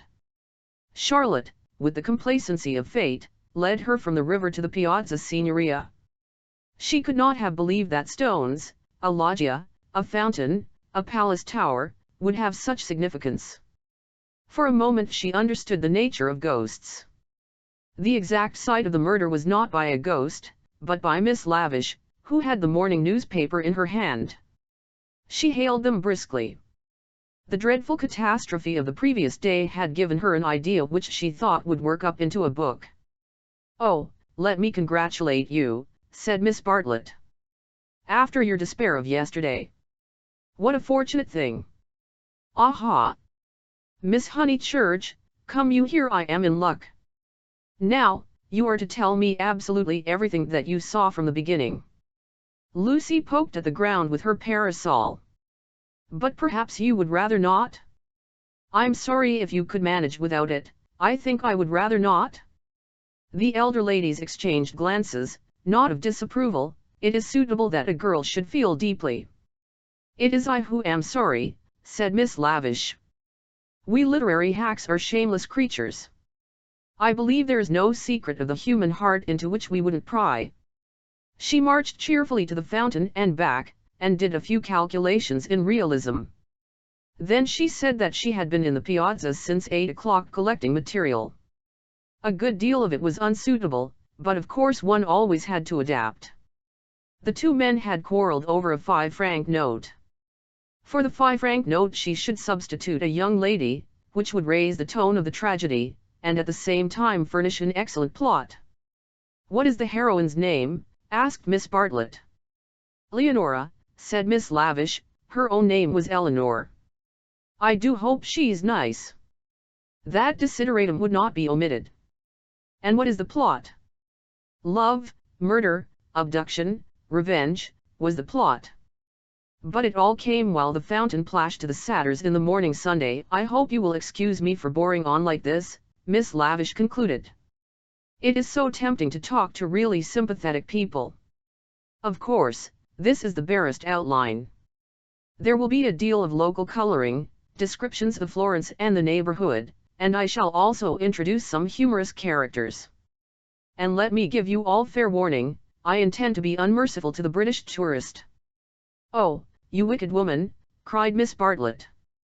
"I am sure you are thinking of the Emersons?" Miss Lavish gave a Machiavellian smile. "I'll confess that in Italy my sympathies are not with my own countrymen. It is the neglected Italians who attract me, and whose lives I am going to paint so far as I can. For I repeat and I insist, and I have always held most strongly, that a tragedy such as yesterday's is not the less tragic because it happened in humble life." There was a fitting silence when Miss Lavish had concluded. Then the cousins wished success to her labors, and walked slowly away across the square. "She is my idea of a really clever woman," said Miss Bartlett. That last remark struck me as so particularly true. "It should be a most pathetic novel." Lucy assented. At present her great aim was not to get put into it. Her perceptions this moment were curiously keen, and she believed that Miss Lavish had her on trial for an ingenue. "She is emancipated, but only in the very best sense of the word," continued Miss Bartlett slowly. "None but the superficial would be shocked at her. We had a long talk yesterday. She believes in justice and truth and human interest. She told me also that she has a high opinion of the destiny of woman." Mr. Eager. "Why, how nice! What a pleasant surprise!" "All, not for me," said the chaplain blandly, "for I have been watching you and Miss Honeychurch for quite a little time. We were chatting to Miss Lavish." His brow contracted. "So I saw." "Were you indeed? And ate via sono occupato." The last remark was made to a vendor of panoramic photographs who was approaching with a courteous smile. "I am about to venture a suggestion. Would you and Miss Honeychurch be disposed to join me in a drive some day this week, a drive in the hills? We might go up by Fiesole and back by Settignano. There is a point on that road where we could get down and have an hour's ramble on the hillside. The view thence of Florence is most beautiful, far better than the hackneyed view of Fiesole. It is the view that Alessio Baldovinetti is fond of introducing into his pictures. That man had a decided feeling for landscape." "Decidedly. But who looks at it today? Ah, the world is too much for us." Miss Bartlett had not heard of Alessio Baldovinetti, but she knew that Mr. Eager was no commonplace chaplain. He was a member of the residential colony who had made Florence their home. He knew the people who never walked about with Baedekers, who had learned to take a siesta after lunch, who took drives the pension tourists had never heard of, and saw by private influence galleries which were closed to them. Living in delicate seclusion, some in furnished flats, others in Renaissance villas on Fiesoli's slope, they read, wrote, studied, and exchanged ideas, thus attaining to that intimate knowledge, or rather perception, of Florence which is denied to all who carry in their pockets the coupons of Cook. Therefore an invitation from the chaplain was something to be proud of. Between the two sections of his flock he was often the only link, and it was his avowed custom to select those of his migratory sheep who seemed worthy, and give them a few hours in the pastures of the permanent. Tea at a Renaissance villa? Nothing had been said about it yet. But if it did come to that, how Lucy would enjoy it. A few days ago and Lucy would have felt the same. But the joys of life were grouping themselves anew. A drive in the hills with Mr. Eager and Miss Bartlett, even if culminating in a residential tea party, was no longer the greatest of them.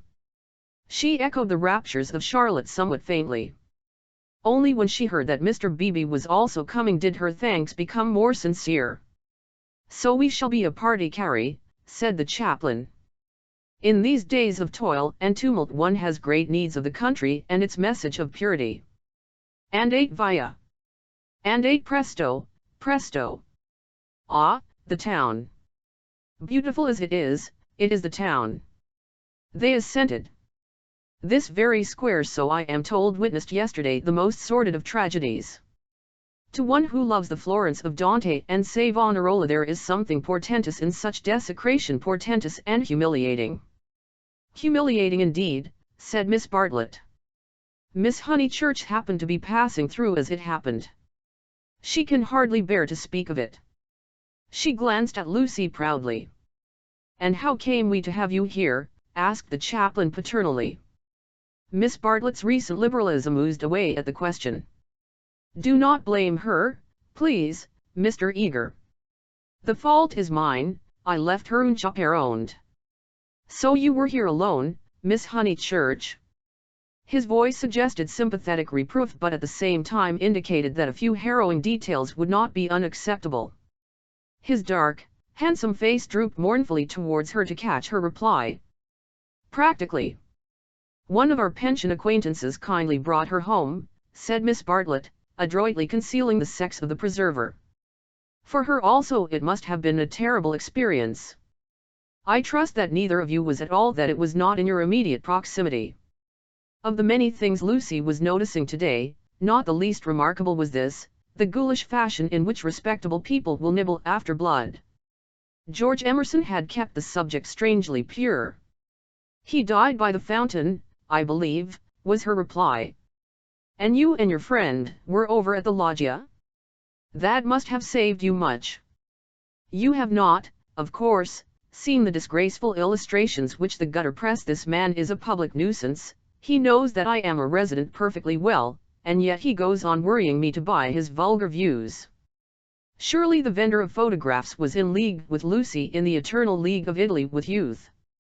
He had suddenly extended his book before Miss Bartlett and Mr. Eager, binding their hands together by a long glossy ribbon of churches, pictures, and views. "This is too much," cried the chaplain, striking petulantly at one of Fra Angelico's angels. She tore. A shrill cry rose from the vendor. The book, it seemed, was more valuable than one would have supposed.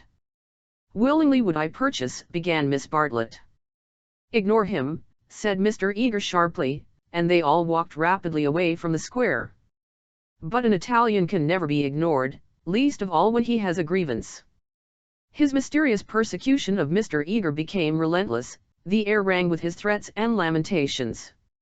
He appealed to Lucy, would not she intercede? He was poor, he sheltered a family, the tax on bread. He waited, he gibbered, he was recompensed, he was dissatisfied, he did not leave them until he had swept their minds clean of all thoughts whether pleasant or unpleasant. Shopping was the topic that now ensued.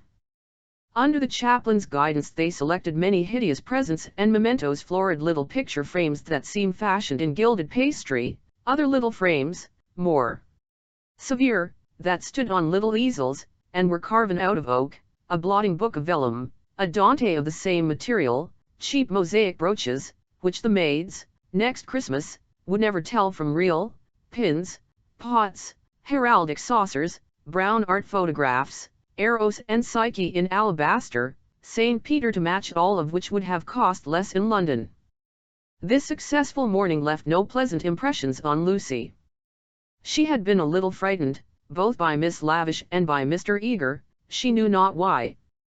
And as they frightened her, she had, strangely enough, ceased to respect them.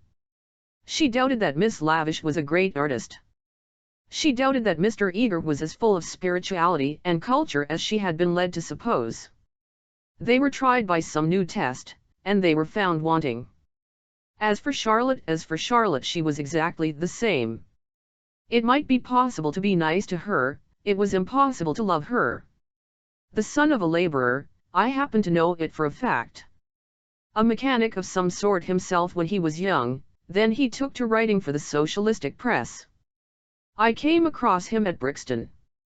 They were talking about the Emersons.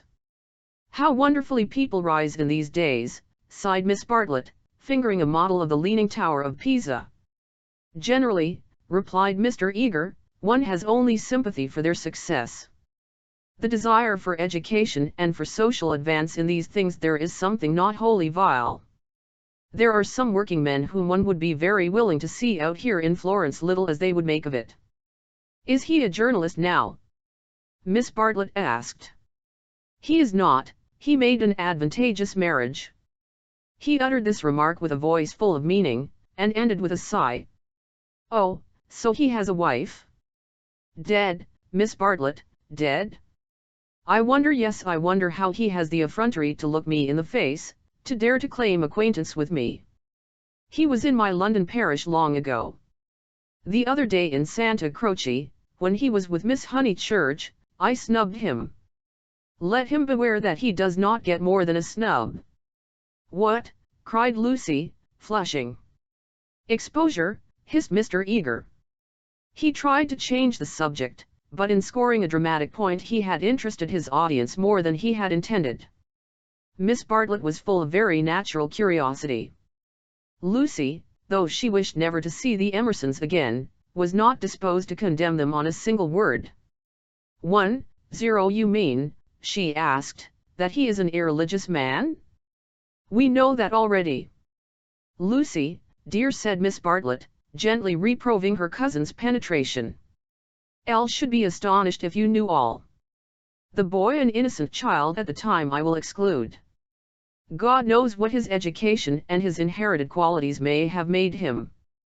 Perhaps, said Miss Bartlett, it is something that we had better not hear? To speak plainly, said Mr. Eager, it is. I will say no more. For the first time Lucy's rebellious thoughts swept out in words for the first time in her life. You have said very little. It was my intention to say very little, was his frigid reply. He gazed indignantly at the girl, who met him with equal indignation. She turned towards him from the shop counter, her breast heaved quickly.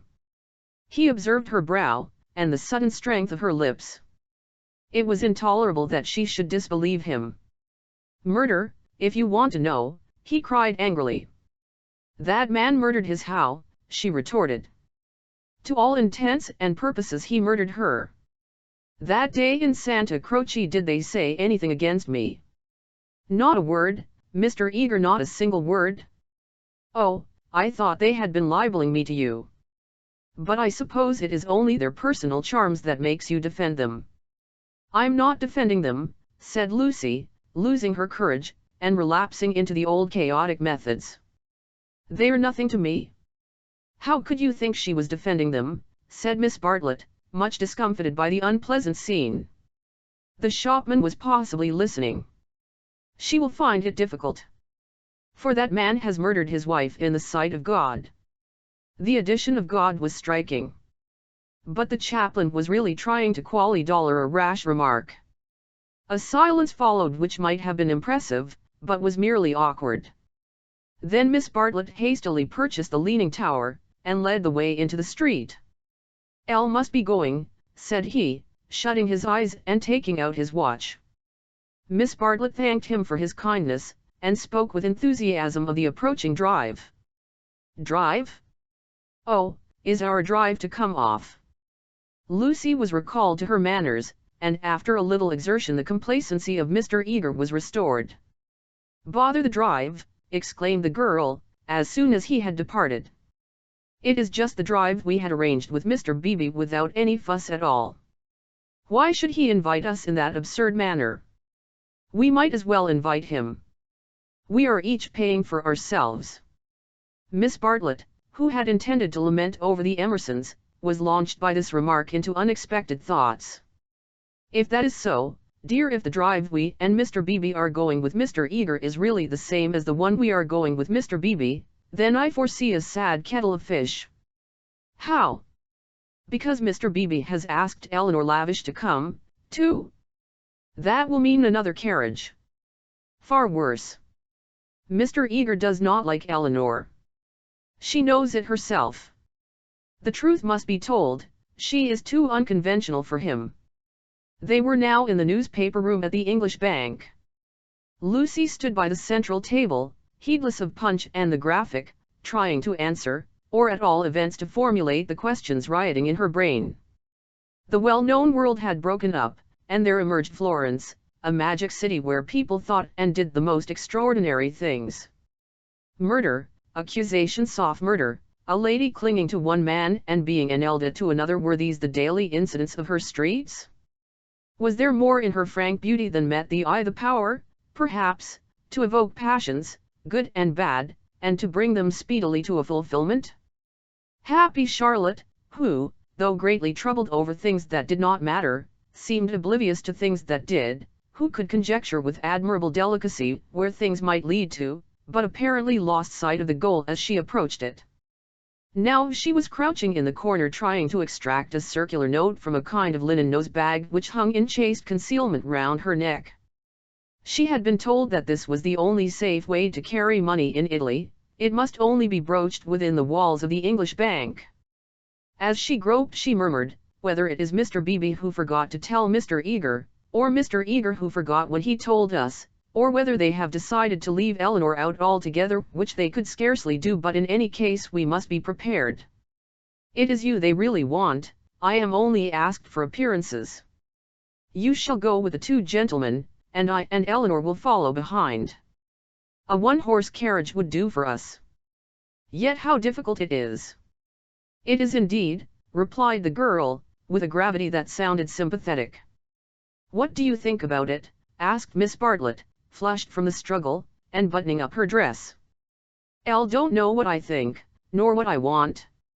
Oh, dear, Lucy. I do hope Florence isn't boring you. Speak the word, and, as you know, I would take you to the ends of the earth tomorrow. Thank you, Charlotte, said Lucy, and pondered over the offer. There were letters for her at the bureau, one from her brother, full of athletics and biology, one from her mother, delightful as only her mother's letters could be. She had read in it of the crocuses which had been bought for yellow and were coming up puce, of the new parlour maid, who had watered the ferns with essence of lemonade, of the semi-detached cottages which were ruining Summer Street, and breaking the heart of Sir Harry Otway. She recalled the free, pleasant life of her home, where she was allowed to do everything, and where nothing ever happened to her. The road up through the pine woods, the clean drawing-room, the view over the Sussex Weald, all hung before her bright and distinct, but pathetic as the pictures in a gallery to which, after much experience, a traveller returns. And the news? Asked Miss Bartlett. Mrs. Vyse and her son have gone to Rome, said Lucy, giving the news that interested her least. Do you know the Vyses? Oh, not that way back. We can never have too much of the dear Piazza Signoria. They're nice people, the Vyses. So clever, my idea of what's really clever. Don't you long to be in Rome? I'll die for it. The Piazza Signoria is too stony to be brilliant. It has no grass, no flowers, no frescoes, no glittering walls of marble or comforting patches of ruddy brick. By an odd chance, unless we believe in a presiding genius of places, the statues that relieve its severity suggest, not the innocence of childhood, nor the glorious bewilderment of youth, but the conscious achievements of maturity. Perseus and Judith, Hercules, and thus Nelda, they have done or suffered something, and though they are immortal, immortality has come to them after experience, not before. Here, not only in the solitude of nature, might a hero meet a goddess, or a heroine a god. Charlotte, cried the girl suddenly. Here's an idea. What if we popped off to Rome tomorrow straight to the Vicis Hotel? For I do know what I want. I'm sick of Florence. No, you said you'd go to the ends of the earth. Do. Miss Bartlett, with equal vivacity, replied, oh, you droll person. Pray, what would become of your drive in the hills? They passed together through the gaunt beauty of the square, laughing over the unpractical suggestion. Chapter 6. The Reverend Arthur Beebe, the Reverend Cuthbert Eager, Mr. Emerson, Mr. George Emerson, Miss Eleanor Lavish, Miss Charlotte Bartlett, and Miss Lucy Honeychurch drive out in carriages to see a view. Italians drive them. It was Phaethon who drove them to Fiesole that memorable day, a youth all irresponsibility and fire, recklessly urging his master's horses up the stony hill. Mr. Beebe recognized him at once. Neither the ages of faith nor the age of doubt had touched him. He was Phaethon in Tuscany driving a cab. And it was Persephone whom he asked leave to pick up on the way, saying that she was his sister Persephone, tall and slender and pale, returning with the spring to her mother's cottage, and still shading her eyes from the unaccustomed light. To her Mr. Eager objected, saying that here was the thin edge of the wedge, and one must guard against imposition. But the ladies interceded, and when it had been made clear that it was a very great favor, the goddess was allowed to mount beside the god. Phaethon at once slipped the left rein over her head, thus enabling himself to drive with his arm round her waist. She did not mind. Mr. Eager, who sat with his back to the horses, saw nothing of the indecorous proceeding, and continued his conversation with Lucy. The other two occupants of the carriage were old Mr. Emerson and Miss Lavish. For a dreadful thing had happened. Mr. Beebe, without consulting Mr. Eager, had doubled the size of the party. And though Miss Bartlett and Miss Lavish had planned all the morning how the people were to sit, at the critical moment when the carriages came round they lost their heads, and Miss Lavish got in with Lucy, while Miss Bartlett, with George Emerson and Mr. Beebe, followed on behind. It was hard on the poor chaplain to have his party carry thus transformed. Tea at a Renaissance villa, if he had ever meditated it, was now impossible. Lucy and Miss Bartlett had a certain style about them, and Mr. Beebe, though unreliable, was a man of parts. But a shoddy lady writer and a journalist who had murdered his wife in the sight of God, they should enter no villa at his introduction. Lucy, elegantly dressed in white, sat erect and nervous amid these explosive ingredients, attentive to Mr. Eager, repressive towards Miss Lavish, watchful of old Mr. Emerson, hitherto fortunately asleep, thanks to a heavy lunch and the drowsy atmosphere of spring. She looked on the expedition as the work of fate. But for it she would have avoided George Emerson successfully. In an open manner he had shown that he wished to continue their intimacy. She had refused, not because she disliked him, but because she did not know what had happened, and suspected that he did know. And this frightened her. For the real event, whatever it was, had taken place, not in the loggia, but by the river. To behave wildly at the sight of death is pardonable. But to discuss it afterwards, to pass from discussion into silence, and through silence into sympathy, that is an error, not of a startled emotion, but of the whole fabric. There was really something blameworthy, she thought, in their joint contemplation of the shadowy stream, in the common impulse which had turned them to the house without the passing of a look or word.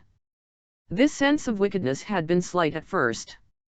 She had nearly joined the party to the Torre del Gallo. But each time that she avoided George it became more imperative that she should avoid him again. And now celestial irony, working through her cousin and two clergymen, did not suffer her to leave Florence till she had made this expedition with him through the hills. Meanwhile Mr. Eager held her in civil converse, their little tiff was over. "So, Miss Honeychurch, you are traveling? As a student of art?" "Oh, dear me, no, oh, no." "Perhaps as a student of human nature?" interposed Miss Lavish, "like myself." "Oh, no. I am here as a tourist." "Oh, indeed," said Mr. Eager. "Are you indeed?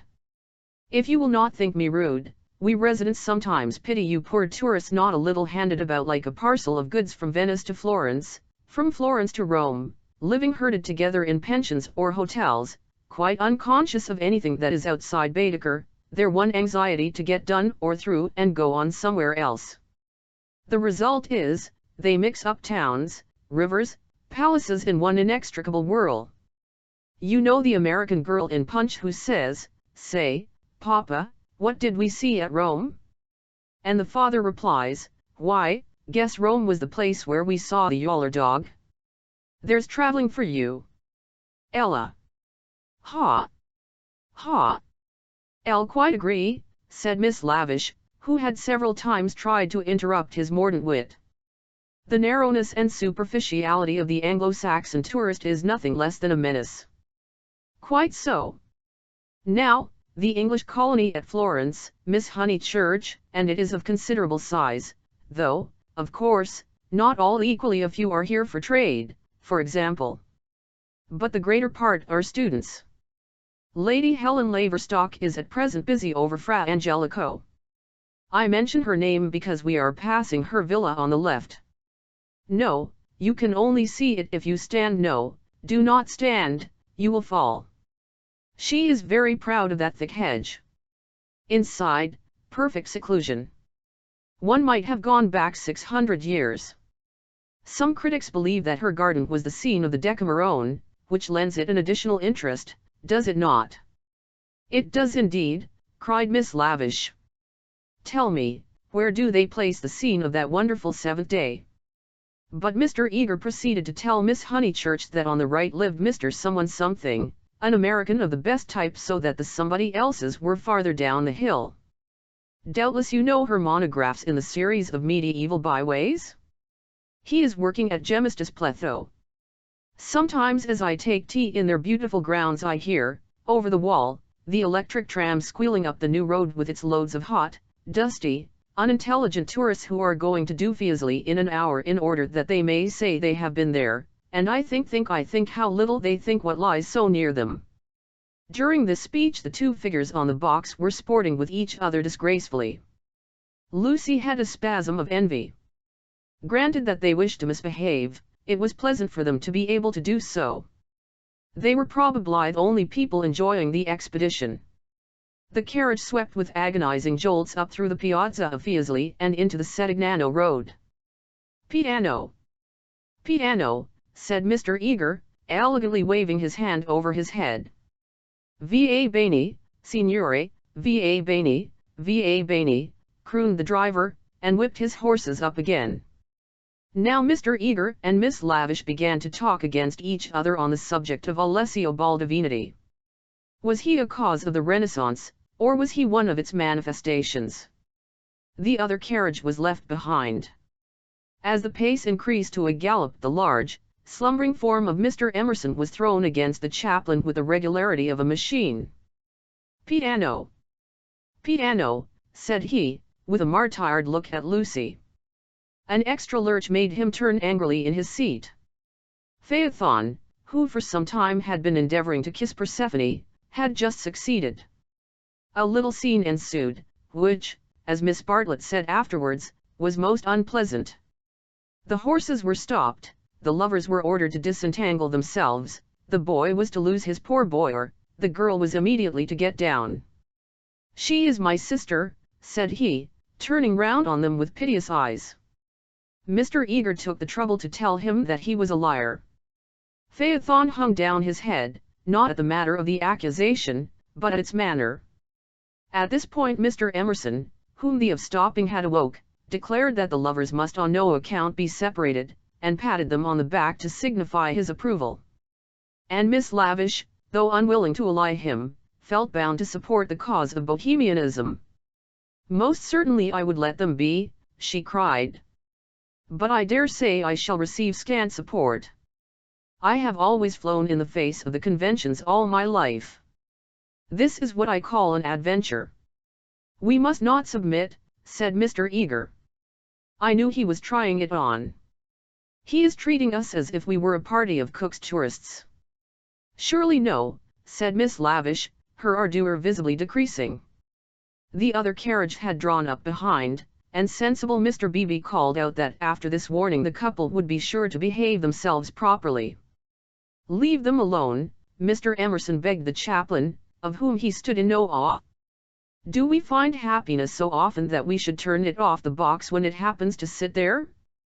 To be driven by lovers a king might envy us, and if we part them it's more like sacrilege than anything I know."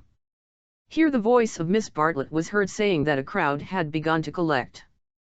Mr. Eager, who suffered from an overfluent tongue rather than a resolute will, was determined to make himself heard. He addressed the driver again. Italian in the mouth of Italians is a deep-voiced stream, with unexpected cataracts and boulders to preserve it from monotony. In Mr. Eager's mouth it resembled nothing so much as an acid-whistling fountain which played ever higher, and quicker, and more shrilly, till abruptly it was turned off with a click. "Signorina," said the man to Lucy, when the display had ceased. Why should he appeal to Lucy?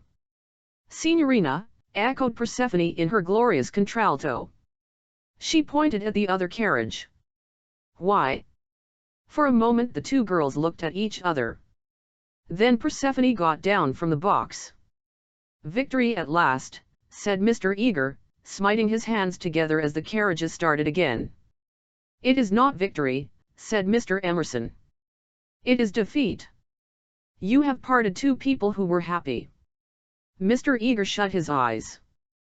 He was obliged to sit next to Mr. Emerson, but he would not speak to him. The old man was refreshed by sleep, and took up the matter warmly. He commanded Lucy to agree with him, he shouted for support to his son. "We have tried to buy what cannot be bought with money. He has bargained to drive us, and he is doing it. We have no rights over his soul." Miss Lavish frowned. It is hard when a person you have classed as typically British speaks out of his character. "He was not driving us well," she said. "He jolted us." "That I deny. It was as restful as sleeping." "Aha! He is jolting us now. Can you wonder? He would like to throw us out, and most certainly he is. Justified. And if I were superstitious I'd be frightened of the girl, too. It doesn't do to injure young people. Have you ever heard of Lorenzo de' Medici?" Miss Lavish bristled. "Most certainly I have. Do you refer to Lorenzo il Magnifico, or to Lorenzo, Duke of Urbino, or to Lorenzo surnamed Lorenzino on account of his diminutive stature? The Lord knows. Possibly he does know, for I refer to Lorenzo the poet. He wrote a line so I heard yesterday which runs like this: 'Don't go fighting against the spring.'" Mr. Eager could not resist the opportunity for erudition. "Non fate guerra al maggio," he murmured. "War not with the May would render a correct meaning. The point is, we have warred with it. Look." He pointed to the Val di Arno, which was visible far below them, through the budding trees. 50 miles of spring, and we've come up to admire them. Do you suppose there's any difference between spring in nature and spring in man? But there we go, praising the one and condemning the other as improper, ashamed that the same laws work eternally through both." No one encouraged him to talk. Presently Mr. Eager gave a signal for the carriages to stop and marshaled the party for their ramble on the hill. A hollow like a great amphitheatre, full of terraced steps and misty olives, now lay between them and the heights of Fiesole, and the road, still following its curve, was about to sweep on to a promontory which stood out in the plain. It was this promontory, uncultivated, wet, covered with bushes and occasional trees, which had caught the fancy of Alessio Baldovinetti nearly 500 years before. He had ascended it, that diligent and rather obscure master, possibly with an eye to business, possibly for the joy of ascending. Standing there, he had seen that view of the Val di Arno and distant Florence, which he afterwards had introduced not vio effectively into his work. But where exactly had he stood? That was the question which Mr. Eager hoped to solve now. And Miss Lavish, whose nature was attracted by anything problematical, had become equally enthusiastic. But it is not easy to carry the pictures of Alessio Baldovinati in your head, even if you have remembered to look at them before starting. And the haze in the valley increased the difficulty of the quest. The party sprang about from tuft to tuft of grass, their anxiety to keep together being only equaled by their desire to go different directions. Finally they split into groups. Lucy clung to Miss Bartlett and Miss Lavish, the Emersons returned to hold laborious converse with the drivers, while the two clergymen, who were expected to have topics in common, were left to each other. The two elder ladies soon threw off the mask. In the audible whisper that was now so familiar to Lucy they began to discuss, not Alessio Baldovinati, but the drive.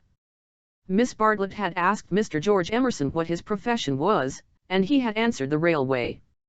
She was very sorry that she had asked him. She had no idea that it would be such a dreadful answer, or she would not have asked him. Mr. Beebe had turned the conversation so cleverly, and she hoped that the young man was not very much hurt at her asking him. "The railway," gasped Miss Lavish. "Oh, but I shall die." Of course it was the railway. She could not control her mirth. "He is the image of a porter on the Southeastern." "Eleanor, be quiet," plucking at her vivacious companion. "Hush! They'll hear the Emersons. I can't stop. Let me go my wicked way." "A porter, Eleanor." "I'm sure it's all right," put in Lucy. "The Emersons won't hear, and they wouldn't mind if they did." Miss Lavish did not seem pleased at this. "Miss Honeychurch listening," she said rather crossly. "Puflo wouth! You naughty girl! Go away." "Oh, Lucy, you ought to be with Mr. Eager, I'm sure." "Elle can't find them now, and I don't want to either." "Mr. Eager will be offended. It is your party." "Please, I'd rather stop here with you." "No, I agree," said Miss Lavish. "It's like a school feast, the boys have got separated from the girls." "Miss Lucy, you are to go. We wish to converse on high topics unsuited for your ear." The girl was stubborn. As her time at Florence drew to its close she was only at ease amongst those to whom she felt indifferent. Such a one was Miss Lavish, and such for the moment was Charlotte. She wished she had not called attention to herself. They were both annoyed at her remark and seemed determined to get rid of her. "How tired one gets," said Miss Bartlett. "Oh, I do wish Freddie and your mother could be here." Unselfishness with Miss Bartlett had entirely usurped the functions of enthusiasm. Lucy did not look at the view either. She would not enjoy anything till she was safe at Rome. "Then sit you down," said Miss Lavish. "Observe my foresight." With many a smile she produced two of those mackintosh squares that protect the frame of the tourist from damp grass or cold marble steps. She sat on one, who was to sit on the other? Lucy, without a moment's doubt, Lucy. "The ground will do for me. Really I have not had rheumatism for years. If I do feel it coming on I shall stand. Imagine your mother's feelings if I let you sit in the wet in your white linen." She sat down heavily where the ground looked particularly moist. "Here we are, all settled delightfully. Even if my dress is thinner it will not show so much, being brown. Sit down, dear, you are too unselfish, you don't assert yourself enough." She cleared her throat. "Now don't be alarmed, this isn't a cold. It's the tiniest cough, and I have had it 3 days. It's nothing to do with sitting here at all." There was only one way of treating the situation. At the end of 5 minutes Lucy departed in search of Mr. Beebe and Mr. Eager, vanquished by the mackintosh square. She addressed herself to the drivers, who were sprawling in the carriages, perfuming the cushions with cigars. "The miscreant, a bony young man scorched black by the sun, rose to greet her with the courtesy of a host and the assurance of a relative. "Dove," said Lucy, after much anxious thought. His face lit up. Of course he knew where. Not so far either. His arms swept 3/4 of the horizon. He should just think he did know where. He pressed his fingertips to his forehead and then pushed them towards her, as if oozing with visible extract of knowledge. More seemed necessary. What was the Italian for clergyman? "Dove boni uomini," said she at last. Good? Scarcely the adjective for those noble beings. He showed her his cigar. "Uno più piccolo," was her next remark, implying, "Has the cigar been given to you by Mr. Beebe, the smaller of the two good men?" She was correct as usual. He tied the horse to a tree, kicked it to make it stay quiet, dusted the carriage, arranged his hair, remolded his hat, encouraged his mustache, and in rather less than a quarter of a minute was ready to conduct her. Italians are born knowing the way. It would seem that the whole earth lay before them, not as a map, but as a chessboard, whereon they continually behold the changing pieces as well as the squares. Any one can find places, but the finding of people is a gift from God. He only stopped once, to pick her some great blue violets. She thanked him with real pleasure. In the company of this common man the world was beautiful and direct. For the first time she felt the influence of spring. His arms swept the horizon gracefully. Violets, like other things, existed in great profusion there. Would she like to see them? "Ma boni uomini." He bowed. "Certainly. Good men first, violets afterwards." They proceeded briskly through the undergrowth, which became thicker and thicker. They were nearing the edge of the promontory, and the view was stealing round them, but the brown network of the bushes shattered it into countless pieces. He was occupied in his cigar, and in holding back the pliant boughs. She was rejoicing in her escape from dullness. Not a step, not a twig, was unimportant to her. "What is that?" There was a voice in the wood, in the distance behind them. The voice of Mr. Eager? He shrugged his shoulders. An Italian's ignorance is sometimes more remarkable than his knowledge. She could not make him understand that perhaps they had missed the clergyman. The view was forming at last. She could discern the river, the golden plain, other hills. "Eccolo!" he exclaimed. At the same moment the ground gave way, and with a cry she fell out of the wood. Light and beauty enveloped her. She had fallen on to a little open terrace, which was covered with violets from end to end. "Courage!" cried her companion, now standing some 6 feet above. "Courage and love?" She did not answer. From her feet the ground sloped sharply into view, and violets ran down in rivulets and streams and cataracts, irrigating the hillside with blue, eddying round the tree stems, collecting into pools in the hollows, covering the grass with spots of azure foam. But never again were they in such profusion. This terrace was the wellhead, the primal source whence beauty gushed out to water the earth. Standing at its brink, like a swimmer who prepares, was the good man. But he was not the good man that she had expected, and he was alone. Had turned at the sound of her arrival. For a moment he contemplated her, as one who had fallen out of heaven. He saw radiant joy in her face, he saw the flowers beat against her dress in blue waves. The bushes above them closed. He stepped quickly forward and kissed her. Before she could speak, almost before she could feel, a voice called, "Lucy! Lucy! Lucy!" The silence of life had been broken by Miss Bartlett, who stood brown against the view. Chapter 7. They return. Some complicated game had been playing up and down the hillside all the afternoon. What it was and exactly how the players had sided, Lucy was slow to discover. Mr. Eager had met them with a questioning eye. Charlotte had repulsed him with much small talk. Mr. Emerson, seeking his son, was told whereabouts to find him. Mr. Beebe, who wore the heated aspect of a neutral, was bidden to collect the factions for the return home. There was a general sense of groping and bewilderment. Pan had been amongst them, not the great god Pan, who has been buried these 2,000 years, but the little god Pan, who presides over social contretemps and unsuccessful picnics. Mr. Beebe had lost everyone, and had consumed in solitude the tea basket which he had brought up as a pleasant surprise. Miss Lavish had lost Miss Bartlett. Lucy had lost Mr. Eager. Mr. Emerson had lost George. Miss Bartlett had lost a Mackintosh square. Phaethon had lost the game. That last fact was undeniable. He climbed onto the box shivering, with his collar up, prophesying the swift approach of bad weather. "Let us go immediately," he told them. "The Signorino will walk."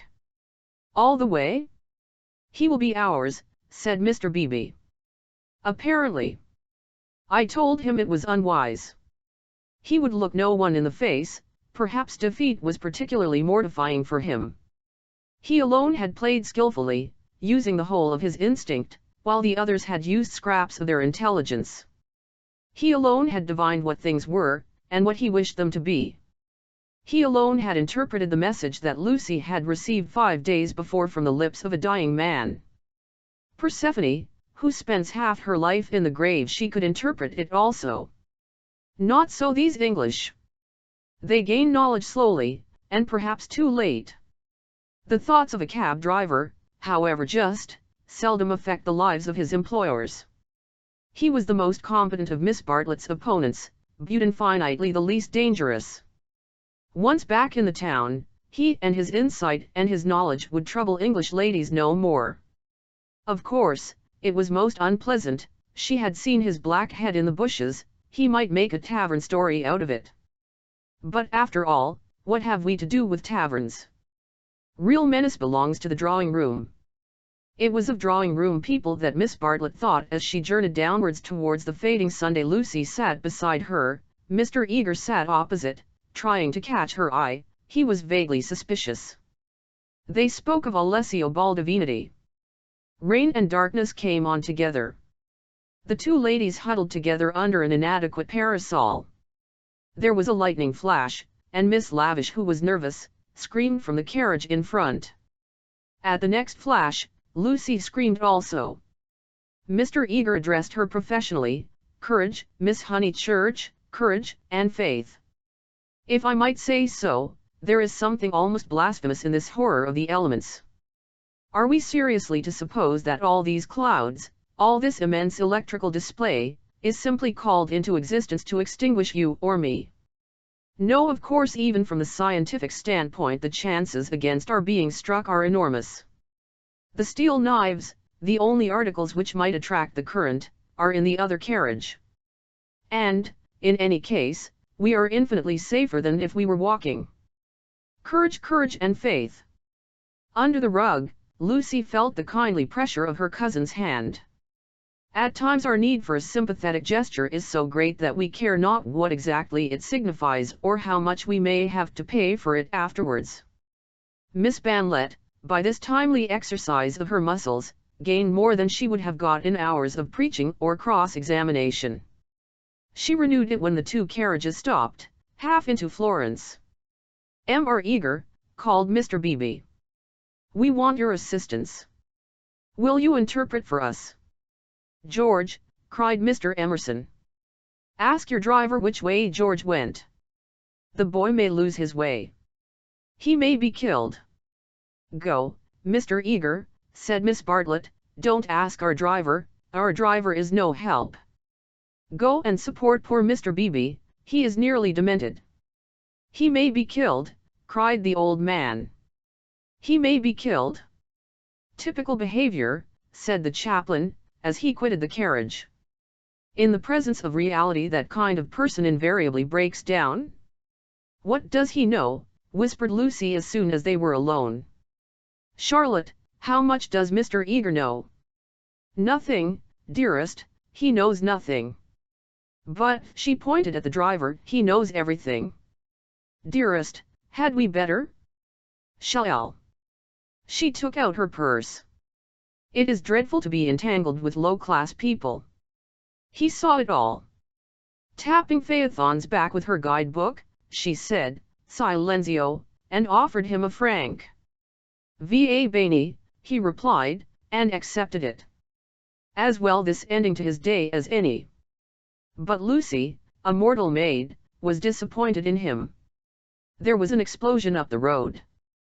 The storm had struck the overhead wire of the tram line, and one of the great supports had fallen. If they had not stopped, perhaps they might have been hurt. They chose to regard it as a miraculous preservation, and the floods of love and sincerity, which fructify every 1 hour of life, burst forth in tumult. They descended from the carriages, they embraced each other. It was as joyful to be forgiven past unworthinesses as to forgive them.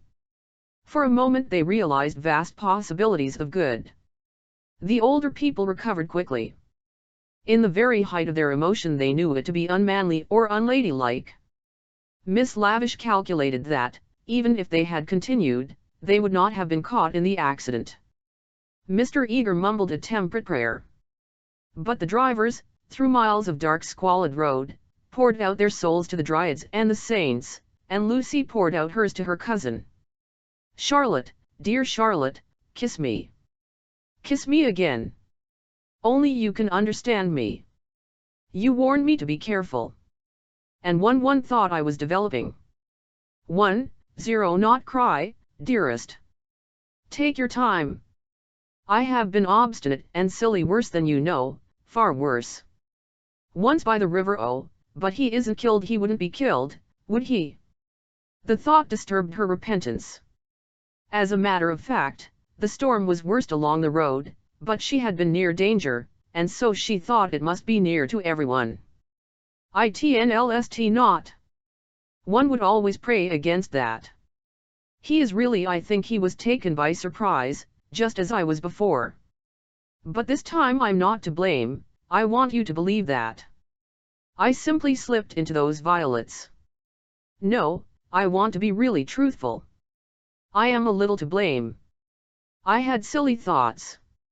The sky, you know, was gold, and the ground all blue, and for a moment he looked like someone in a book. In a book. Heroes, gods, the nonsense of schoolgirls. And then. But, Charlotte, you know what happened then? Miss Bartlett was silent. Indeed, she had little more to learn. With a certain amount of insight she drew her young cousin affectionately to her. All the way back Lucy's body was shaken by deep sighs, which nothing could repress. "I want to be truthful," she whispered. "It is so hard to be absolutely youthful. Don't be troubled, dearest. Wait till you are calmer. We will talk it over before bedtime in my room." So they re-entered the city with hands clasped. It was a shock to the girl to find how far emotion had ebbed in others. The storm had ceased, and Mr. Emerson was easier about his son. Mr. Beebe had regained good humor, and Mr. Eager was already snubbing Miss Lavish. Charlotte alone, she was sure of Charlotte, whose exterior concealed so much insight and love. The luxury of self-exposure kept her almost happy through the long evening. She thought not so much of what had happened as of how she should describe it. All her sensations, her spasms of courage, her moments of unreasonable joy, her mysterious discontent, should be carefully laid before her cousin. And together in divine confidence they would disentangle and interpret them all. At last, thought she, Elle shall understand myself. I shan't again be troubled by things that come out of nothing, and mean I don't know what. Miss Allen asked her to play. She refused vehemently. Music seemed to her the employment of a child. She sat close to her cousin, who, with commendable patience, was listening to a long story about lost luggage. When it was over she capped it by a story of her own. Lucy became rather hysterical with the delay. In vain she tried to check, or at all events to accelerate, the tale. It was not till a late hour that Miss Bartlett had recovered her luggage and could say in her usual tone of gentle reproach, "Well, dear, I at all events am ready for Bedfordshire. Come into my room, and I will give a good brush to your hair." With some solemnity the door was shut, and a cane chair placed for the girl. Then Miss Bartlett said, "So what is to be done?" She was unprepared for the question. It had not occurred to her that she would have to do anything. A detailed exhibition of her emotions was all that she had counted upon. "What is to be done?" "A point, dearest, which you alone can settle." The rain was streaming down the black windows, and the great room felt damp and chilly. One candle burned trembling on the chest of drawers close to Miss Bartlett's toque, which cast monstrous and fantastic shadows on the bolted door. A tram roared by in the dark, and Lucy felt unaccountably sad, though she had long since dried her eyes. She lifted them to the ceiling, where the griffins and bassoons were colorless and vague, the very ghosts of joy. "It has been raining for nearly 4 hours, she said at last. Miss Bartlett ignored the remark. "How do you propose to silence him?" "The driver." "My dear girl, no, Mr. George Emerson." Lucy began to pace up and down the room. "Elle don't understand," she said at last. She understood very well, but she no longer wished to be absolutely unhelpful. "How are you going to stop him talking about it?" "I have a feeling that talk is a thing he will never do. I, too, intend to judge him charitably. But unfortunately I have met the type before. They seldom keep their exploits to themselves." "Exploits?" cried Lucy, wincing under the horrible plural. "My poor dear, did you suppose that this was his first? Come here and listen to me. I am only gathering it from his own remarks. Do you remember that day at lunch when he argued with Miss Allen that liking one person is an extra reason for liking another?" "Yes," said Lucy, whom at the time the argument had pleased. "Well, I am no prude. There is no need to call him a wicked young man, but obviously he is thoroughly unrefined. Let us put it down to his deplorable antecedents and education, if you wish. But we are no farther on with our question. What do you propose to do?" An idea rushed across Lucy's brain, which, had she thought of it sooner and made it part of her, might have proved victorious. "Elle proposed to speak to him," said she. Miss Bartlett uttered a of genuine alarm. "You see, Charlotte, your kindness, I shall never forget it. But as you said, it is my affair. Mine and his. And you are going to implore him, to beg him to keep silence?" "Certainly not. There would be no difficulty. Whatever you ask him he answers, yes or no, then it is over. I have been frightened of him. But now I am not one little bit. But we fear him for you, dear. You are so young and inexperienced, you have lived among such nice people, that you cannot realize what men can be, how they can take a brutal pleasure in insulting a woman whom her sex does not protect and rally round. This afternoon, for example, if I had not arrived, what would have happened?" "I can't think," said Lucy gravely. Something in her voice made Miss Bartlett repeat her question, intoning it more vigorously. "What would have happened if I hadn't arrived?" "Elle can't think," said Lucy again. "When he insulted you, how would you have replied?" Elle hadn't time to think. "You came." "Yes, but won't you tell me now what you would have done?" "I should have—" She checked herself, and broke the sentence off. She went up to the dripping window and strained her eyes into the darkness. She could not think what she would have done. "Come away from the window, dear," said Miss Bartlett. "You will be seen from the road." Lucy obeyed. She was in her cousin's power. She could not modulate out the key of self-abasement in which she had started. Neither of them referred again to her suggestion that she should speak to George and settle the matter, whatever it was, with him. Miss Bartlett became plaintive. "Oh, for a real man. We are only 2 women, you and Elle. Mr. Beebe is hopeless. There is Mr. Eager, but you do not trust him. Oh, for your brother. He is young, but I know that his sister's insult would rouse in him a very lion. Thank God, chivalry is not yet dead. There are still left some men who can reverence woman." As she spoke, she pulled off her rings, of which she wore several, and ranged them upon the pin cushion. Then she blew into her gloves and said, "It will be a push to catch the morning train, but we must try." "What train?" "The train to Rome?" She looked at her gloves critically. The girl received the announcement as easily as it had been given. "When does the train to Rome go?" "At 8. Signora Bertolini would be upset." "We must face that," said Miss Bartlett, not liking to say that she had given notice already. "She will make us pay for a whole week's pension?" "I expect she will. However, we shall be much more comfortable at the Vices Hotel." "Isn't afternoon tea given there for nothing?" "Yes, but they pay extra for wine." After this remark she remained motionless and silent. To her tired eyes Charlotte throbbed and swelled like a ghostly figure in a dream. They began to sort their clothes for packing, for there was no time to lose, if they were to catch the train to Rome. Lucy, when admonished, began to move to and fro between the rooms, more conscious of the discomforts of packing by candlelight than of a subtler ill. Charlotte, who was practical without ability, knelt by the side of an empty trunk, vainly endeavoring to pave it with books of varying thickness and size. She gave 2 or 3 sighs, for the stooping posture hurt her back, and, for all her diplomacy, she felt that she was growing old. The girl heard her as she entered the room, and was seized with one of those emotional impulses to which she could never attribute a cause.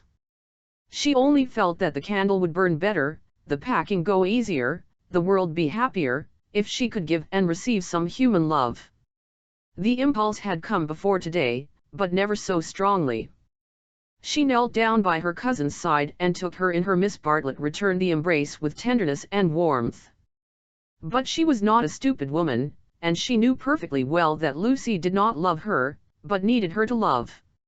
For it was in ominous tones that she said, after a long pause, "Dearest Lucy, how will you ever forgive me?" Lucy was on her guard at once, knowing by bitter experience what forgiving Miss Bartlett meant. Her emotion relaxed, she modified her embrace a little, and she said, "Charlotte dear, what do you mean? As if I have anything to forgive. You have a great deal, and I have a very great deal to forgive myself, too. I know well how much I vex you at every turn."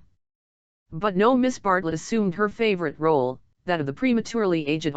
But yes. I feel that our tour together is hardly the success I had hoped. I might have known it would not do. You want someone younger and stronger and more in sympathy with you.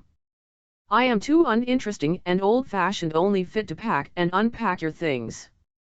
Please, my only consolation was that you found people more to your taste, and were often able to leave me at home. I had my own poor ideas of what a lady ought to do, but I hope I did not inflict them on you more than was necessary. You had your own way about these rooms, at all events." "You mustn't say these things," said Lucy softly. She still clung to the hope that she and Charlotte loved each other, heart and soul. They continued to pack in silence. "I have been a failure," said Miss Bartlett, as she struggled with the straps of Lucy's trunk instead of strapping her own. "Failed to make you happy, failed in my duty to your mother. She has been so generous to me, I shall never face her again after this disaster. But mother will understand. It is not your fault, this trouble, and it isn't a disaster either. It is my fault, it is a disaster. She will never forgive me, and rightly. For instance, what right had I to make friends with Miss Lavish? Every right. When I was here for your sake. If I have vexed you, it is equally true that I have neglected you. Your mother will see this as clearly as I do, when you tell her." Lucy, from a cowardly wish to improve the situation, said, "Why need mother hear of it? But you tell her everything?" "Elle suppose I do generally. Elle dare not break your confidence.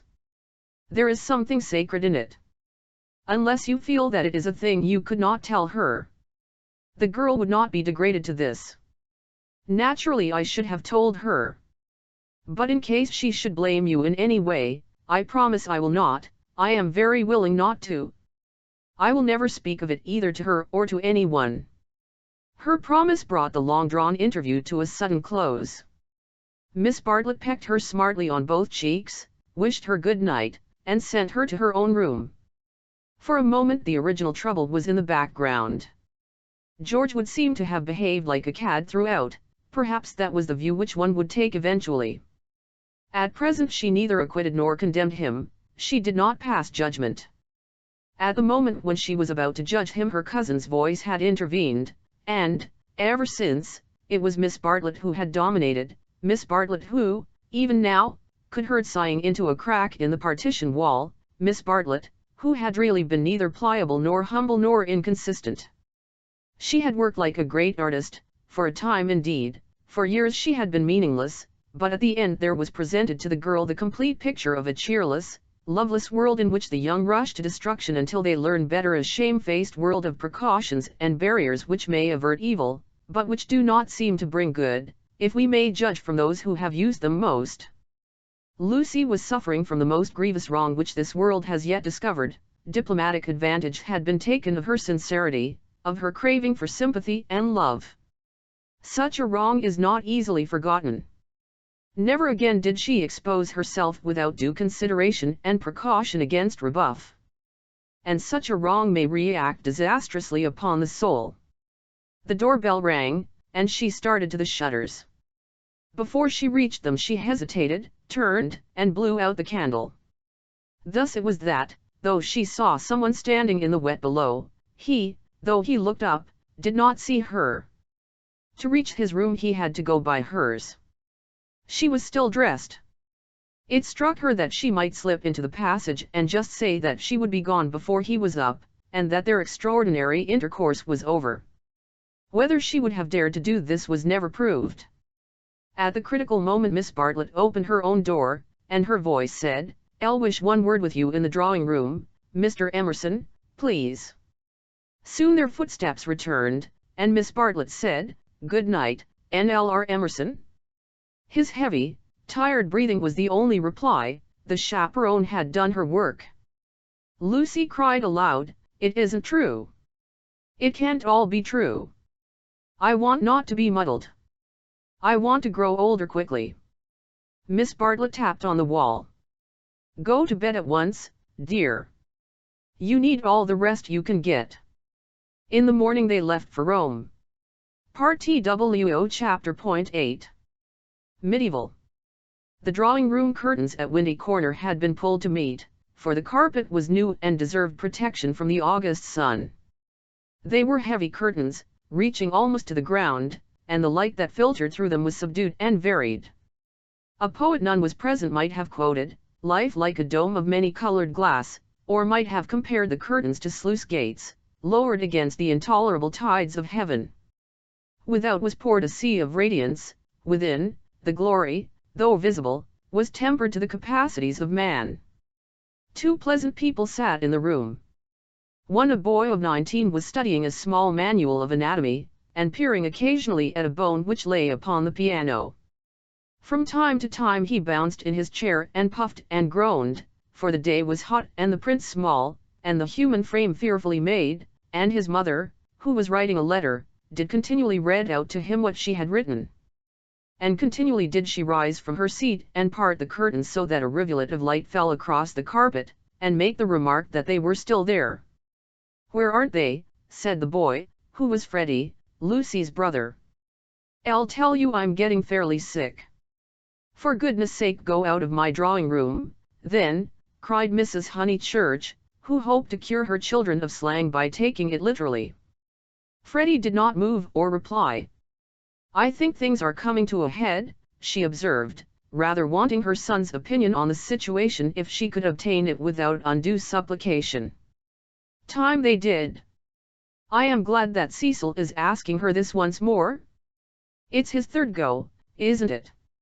Freddie, I do call the way you talk unkind." "I didn't mean to be unkind." Then he added, "But I do think Lucy might have got this off her chest in Italy. I don't know how girls managed things, but she can't have said no properly before, or she wouldn't have to say it again now. Over the whole thing I can't explain, I do feel so uncomfortable." "Do you indeed, dear?"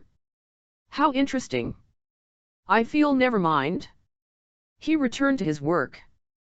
Just listen to what I have written to Mrs. Vyse.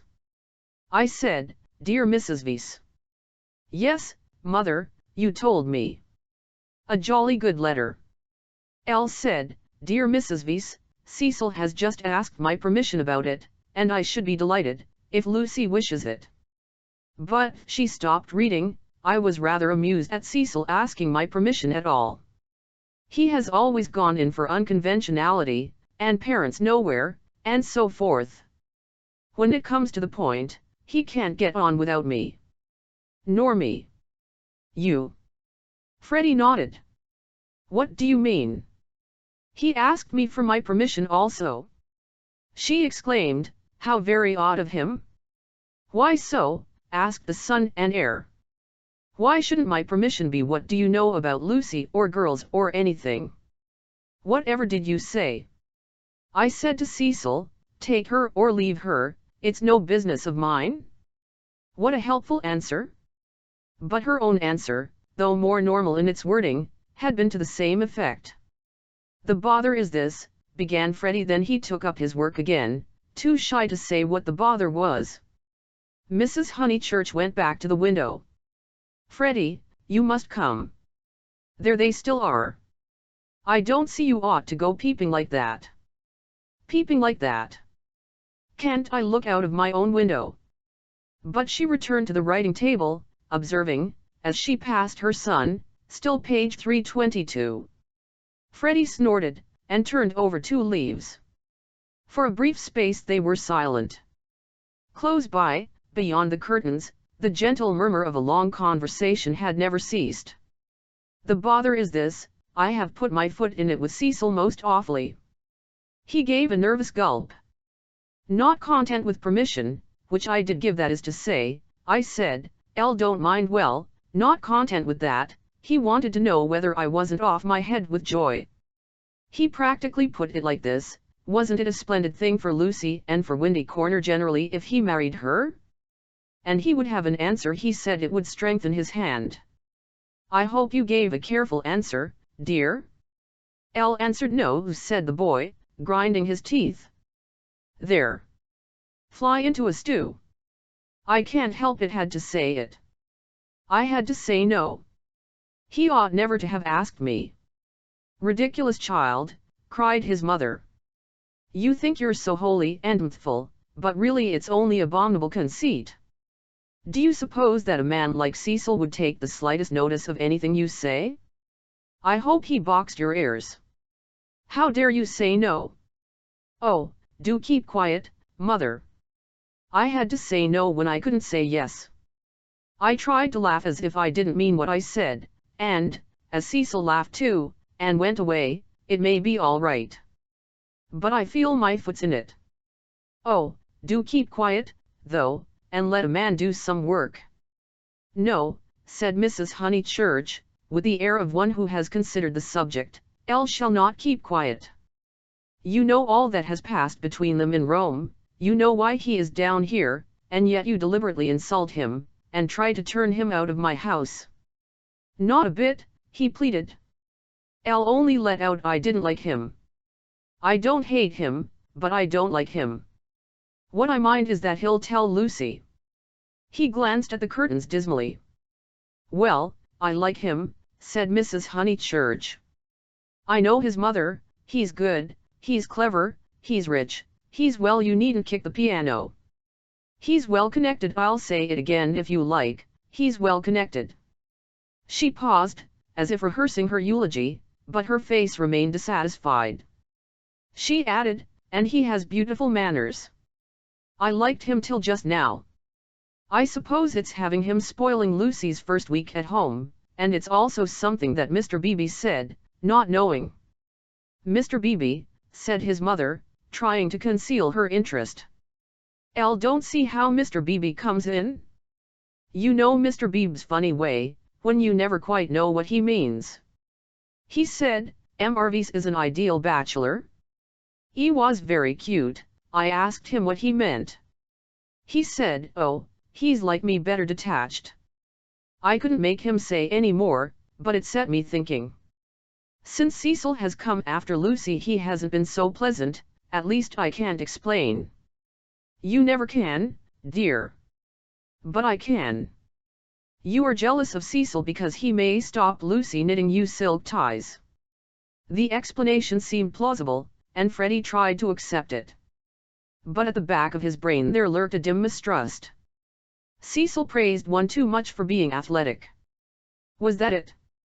Cecil made one talk in one's own way. This tired one. Was that it? And Cecil was the kind of fellow who would never wear another fellow's cap. Unaware of his own profundity, Freddie checked himself. He must be jealous, or he would not dislike a man for such foolish reasons. Will this do? Called his mother. Dear Mrs. has just asked my permission about it, and I should be delighted if Lucy wishes it. Then I put in at the top, and I have told Lucy so. I must write the letter out again, and I have told Lucy so.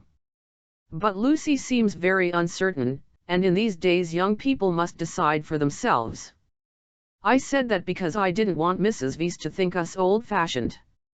She goes in for lectures and improving her mind, and all the time a thick layer of glue under the beds, and the maid's dirty thumb marks where you turn on the electric light. She keeps that flat abominably. Suppose Lucy marries Cecil, would she live in a flat, or in the country? Don't interrupt so foolishly. Where was Elle? Oh yes, young people must decide for themselves. I know that Lucy likes your son, because she tells me everything, and she wrote to me from Rome when he asked her first. No, I'll cross that last bit out, it looks patronizing. I'll stop at, because she tells me everything? Or shall I cross that out, too? Cross it out, too, said Freddie. Mrs. Honeychurch left it in. Then the whole thing runs, Dear Mrs. V. Cecil has just asked my permission about it, and I should be delighted if Lucy wishes it, and I have told Lucy so. But Lucy seems very uncertain, and in these days young people must decide for themselves. I know that Lucy likes your son, because she tells me everything. But I do not know. Look out, cried Freddie. The curtains parted. Cecil's first movement was one of irritation. He couldn't bear the Honeychurch habit of sitting in the dark to save the furniture. Instinctively he gave the curtains a twitch, and sent them swinging down their poles. Light entered. There was revealed a terrace, such as is owned by many villas, with trees each side of it, and on it a little rustic seat, and 2 flower beds. But it was transfigured by the view beyond, for Windy Corner was built on the range that overlooks the Sussex Weald. Lucy, who was in the little seat, seemed on the edge of a green magic carpet which hovered in the air above the tremulous world. Cecil entered. Appearing thus late in the story, Cecil must be at once described. He was medieval. Like a Gothic statue. Tall and refined, with shoulders that seemed braced square by an effort of the will, and a head that was tilted a little higher than the usual level of vision, he resembled those fastidious saints who guard the portals of a French cathedral. Well educated, well endowed, and not deficient physically, he remained in the grip of a certain devil whom the modern world knows as self-consciousness, and whom the medieval, with dimmer vision, worshipped as asceticism. A Gothic statue implies celibacy, just as a Greek statue implies fruition, and perhaps this was what Mr. Beebe meant. And Freddie, who ignored history and art, perhaps meant the same when he failed to imagine Cecil wearing another fellow's cap. Mrs. Honeychurch left her letter on the writing table and moved towards her young acquaintance. Oh, Cecil, Cecil, do tell me. Elle promesse passer, said he. They stared at him anxiously. She has accepted me, he said, and the sound of the thing in English made him flush and smile with pleasure, and look more human. I am so glad, said Mrs. Honeychurch, while Freddie proffered a hand that was yellow with chemicals. They wished that they also knew Italian, for our phrases of approval and of amazement are so connected with little occasions that we fear to use them on great ones. We are obliged to become vaguely poetic, or to take refuge in scriptural reminiscences. Welcome as one of the family, said Mrs. Honeychurch, waving her hand at the furniture. "This is indeed a joyous day. I feel sure that you will make our dear Lucy happy." "I hope so," replied the young man, shifting his eyes to the ceiling. "We mothers," simpered Mrs. Honeychurch, and then realized that she was affected, sentimental, bombastic, all the things she hated most. Why could she not be Freddie, who stood stiff in the middle of the room, looking very cross and almost handsome? "I'll say, Lucy," called Cecil, for conversation seemed to flag. Lucy rose from the seat. She moved across the lawn and smiled in at them, just as if she was going to ask them to play tennis. Then she saw her brother's face. Her lips parted, and she took him in her arms. He said, "Steady on." "Not a kiss for me?" asked her mother. Lucy kissed her also. "Would you take them into the garden and tell Mrs. Honeychurch all about it?" Cecil suggested. "And I'd stop here and tell my mother?" "We go with Lucy," said Freddie, as if taking orders. "Yes, you go with Lucy." They passed into the sunlight. Cecil watched them cross the terrace, and descend out of sight by the steps. They would descend, he knew their ways, past the shrubbery, and past the tennis lawn and the dahlia bed, until they reached the kitchen garden, and there, in the presence of the potatoes and the peas, the great event would be discussed. Smiling indulgently, he lit a cigarette, and rehearsed the events that had led to such a happy conclusion. He had known Lucy for several years, but only as a commonplace girl who happened to be musical.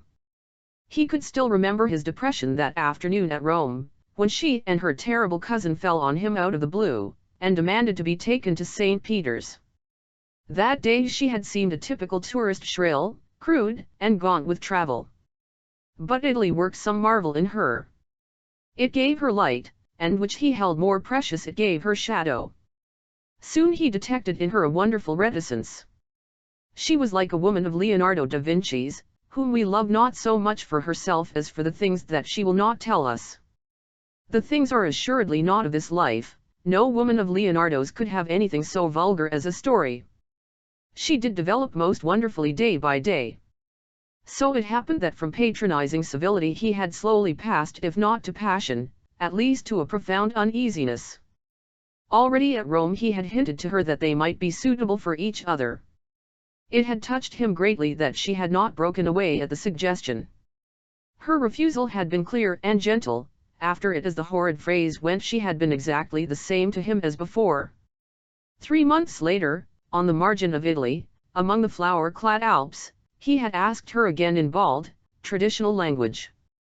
She reminded him of a Leonardo more than ever. Her sunburnt features were shadowed by fantastic rock. At his words she had turned and stood between him and the light, with immeasurable plains behind her.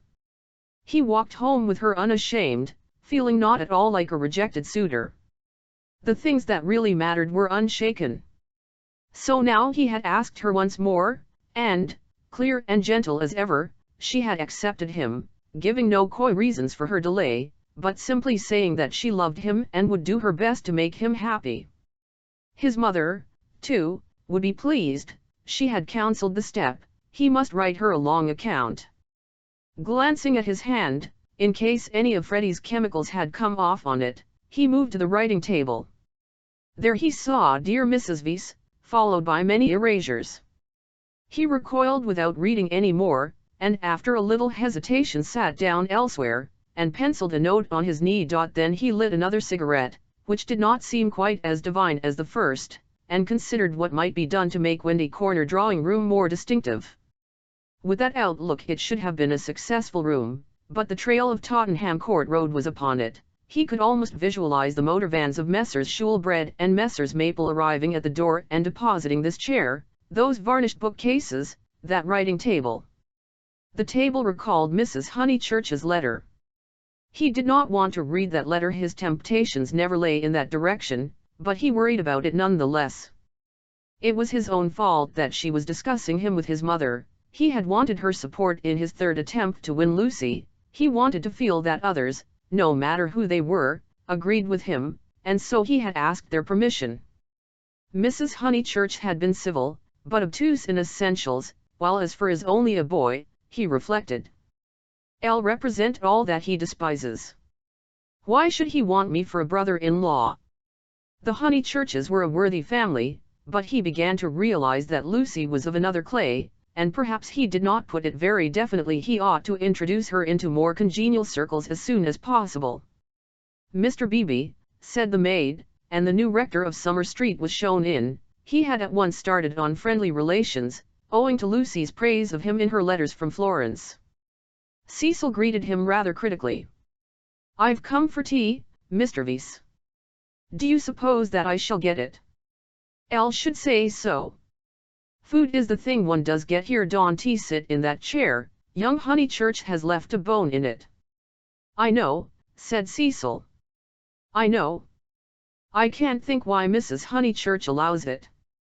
For Cecil considered the bone and the Maples furniture separately. He did not realize that, taken together, they kindled the room into the life that he desired. I've come for tea and for gossip. Isn't this news? News? I don't understand you, said Cecil. News. Mr. Beebe, whose news was of a very different nature, prattled forward. I met Sir Harry Otway as I came up. I have every reason to hope that I am first in the field. He has bought Sissy and Albert from Mr. Flack. Has he indeed? Said Cecil, trying to recover himself. Into what a grotesque mistake had he fallen? Was it likely that a clergyman and a gentleman would refer to his engagement in a manner so flippant? But his stiffness remained, and, though he asked who Sissy and Albert might be, he still thought Mr. Beebe rather a bounder. Unpardonable question. To have stopped a week at Windy Corner and not to have met Sissy and Albert, the semi-detached villas that have been run up opposite the church. I'll set Mrs. Honeychurch after you. I'm shockingly stupid over local affairs, said the young man languidly. L can't even remember the difference between a parish council and a local government board. Perhaps there is no difference, or perhaps those aren't the right names. I only go into the country to see my friends and to enjoy the scenery. It is very remiss of me. Italy and London are the only places where I don't feel to exist on sufferance. Mr. Beebe, distressed at this heavy reception of Sissy and Albert, determined to shift the subject. Let me see, Mr. Vyse, forget what is your profession? I have no profession, said Cecil. It is another example of my decadence. My attitude, quite an indefensible one, is that so long as I am no trouble to anyone I have a right to do as I like. I know I ought to be getting money out of people, or devoting myself to things I don't care a straw about, but somehow, I've not been able to begin. You are very fortunate, said Mr. Beebe. It is a wonderful opportunity, the possession of leisure. His voice was rather parochial, but he did not quite see his way to answering naturally. He felt, as all who have regular occupation must feel, that others should have it also. I am glad that you approve. I daren't face the healthy person, for example, Freddie Honeychurch. Oh, Freddie's a good sort, isn't he? Admirable. The sort who has made England what she is. Cecil wondered at himself. Why, on this day of all others, was he so hopelessly contrary? He tried to get right by inquiring effusively after Mr. Beebe's mother, an old lady for whom he had no particular regard. Then he flattered the clergyman, praised his liberal-mindedness, his enlightened attitude towards philosophy and science. Where are the others? Said Mr. Beebe at last. I insist on extracting tea before evening service. Suppose Anne never told them you were here. In this house one is so coached in the servants the day one arrives. The fault of Anne is that she begs your pardon when she hears you perfectly, and kicks the chair legs with her feet. The faults of Mary, I forget the faults of Mary, but they are very grave. Shall we look in the garden? Know the faults of Mary. She leaves the dustpan standing on the stairs. The fault of Euphemia is that she will not, simply will not, chop the suet sufficiently small. They both laughed, and things began to go better.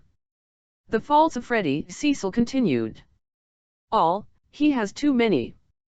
No one but his mother can remember the faults of Freddie. Try the faults of Miss Honeychurch, they are not innumerable. She has none, said the young man, with grave sincerity.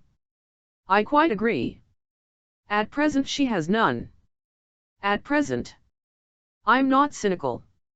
I'm only thinking of my pet theory about Miss Honeychurch. Does it seem reasonable that she should play so wonderfully, and live so quietly? I suspect that one day she will be wonderful in both.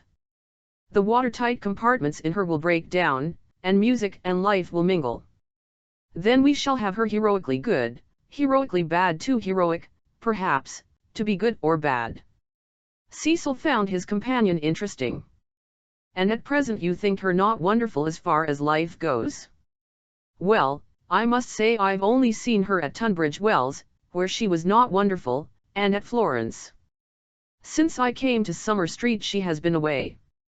You saw her, didn't you, at Rome and in the Alps? Oh, I forgot, of course, you knew her before. No, she wasn't wonderful in Florence either, but I kept on expecting that she would be. In what way? Conversation had become agreeable to them, and they were pacing up and down the terrace. I could as easily tell you what tune she'll play next. There was simply the sense that she had found wings, and meant to use them. I can show you a beautiful picture in my Italian diary, Miss Honeychurch as a kite, Miss Bartlett holding the string. Picture number 2, the string breaks. The sketch was in his diary, but it had been made afterwards, when he viewed things artistically. At the time he had given surreptitious tugs to the string himself. But the string never broke. No, I mightn't have seen Miss Honeychurch rise, but I should certainly have heard Miss Bartlett fall. It has broken now, said the young man in low, vibrating tones. Immediately he realized that of all the conceited, ludicrous, contemptible ways of announcing an engagement this was the worst. He cursed his love of metaphor. Had he suggested that he was a star and that Lucy was soaring up to reach him? Broken? What do you mean? I meant, said Cecil stiffly, that she is going to marry me. The clergyman was conscious of some bitter disappointment which he could not keep out of his voice. I am sorry, I must apologize. I had no idea you were intimate with her, or I should never have talked in this flippant, superficial way. Mr. Vyse, you ought to have stopped me. And down the garden he saw Lucy herself. Yes, he was disappointed. Cecil, who naturally preferred congratulations to apologies, drew down his mouth at the corners. Was this the reception his action would get from the world? Of course, he despised the world as a whole, every thoughtful man should, it is almost a test of refinement. But he was sensitive to the successive particles of it which he encountered. Occasionally he could be quite crude. I am sorry I have given you a shock, he said dryly. I fear that Lucy's choice does not meet with your approval? Not that. But you ought to have stopped me. I know Miss Honeychurch only a little as time goes. Perhaps I oughtn't to have discussed her so freely with anyone, certainly not with you. You are conscious of having said something indiscreet. Mr. Beebe pulled himself together. Really, Mr. Vyse had the art of placing one in the most tiresome positions. He was driven to use the prerogatives of his profession. No, I have said nothing indiscreet. I foresaw at Florence that her quiet, uneventful childhood must end, and it has ended. I realized dimly enough that she might take some momentous step. She has taken it. She has learnt, you will let me talk freely, as I have begun freely, she has learnt what it is to love, the greatest lesson, some people will tell you, that our earthly life provides. It was now time for him to wave his hat at the approaching trio. He did not omit to do so. She has learnt through you, and if his voice was still clerical, it was now also sincere, let it be your care that her knowledge is profitable to her. Grazie tant, said Cecil, who did not like parsons. Have you heard? Shouted Mrs. Honeychurch as she toiled up the sloping garden. Oh, Mr. Beebe, have you heard the news? Freddie, now full of geniality, whistled the wedding march. Youth seldom criticizes the accomplished fact. Indeed I have, he cried. He looked at Lucy. In her presence he could not act the parson any longer, at all events not without apology. Mrs. Honeychurch, I'm going to do what I am always supposed to do, but generally I'm too shy. I want to invoke every kind of blessing on them, grave and gay, great and small. I want them all their lives to be supremely good and supremely happy as husband and wife, as father and mother. And now I want my tea. You only asked for it just in time, the lady retorted. How dare you be serious at Windy Corner? He took his tone from her.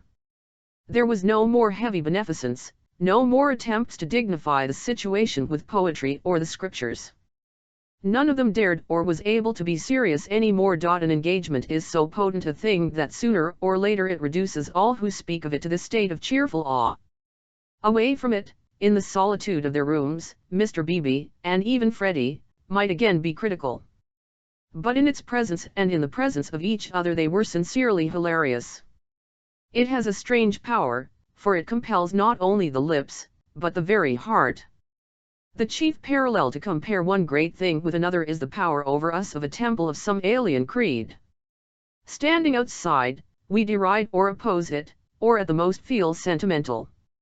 Inside, though the saints and gods are not ours, we become true believers, in case any true believer should be present. So it was that after the gropings and the misgivings of the afternoon they pulled themselves together and settled down to a very pleasant tea party. If they were hypocrites they did not know it, and their hypocrisy had every chance of setting and of becoming tunnel.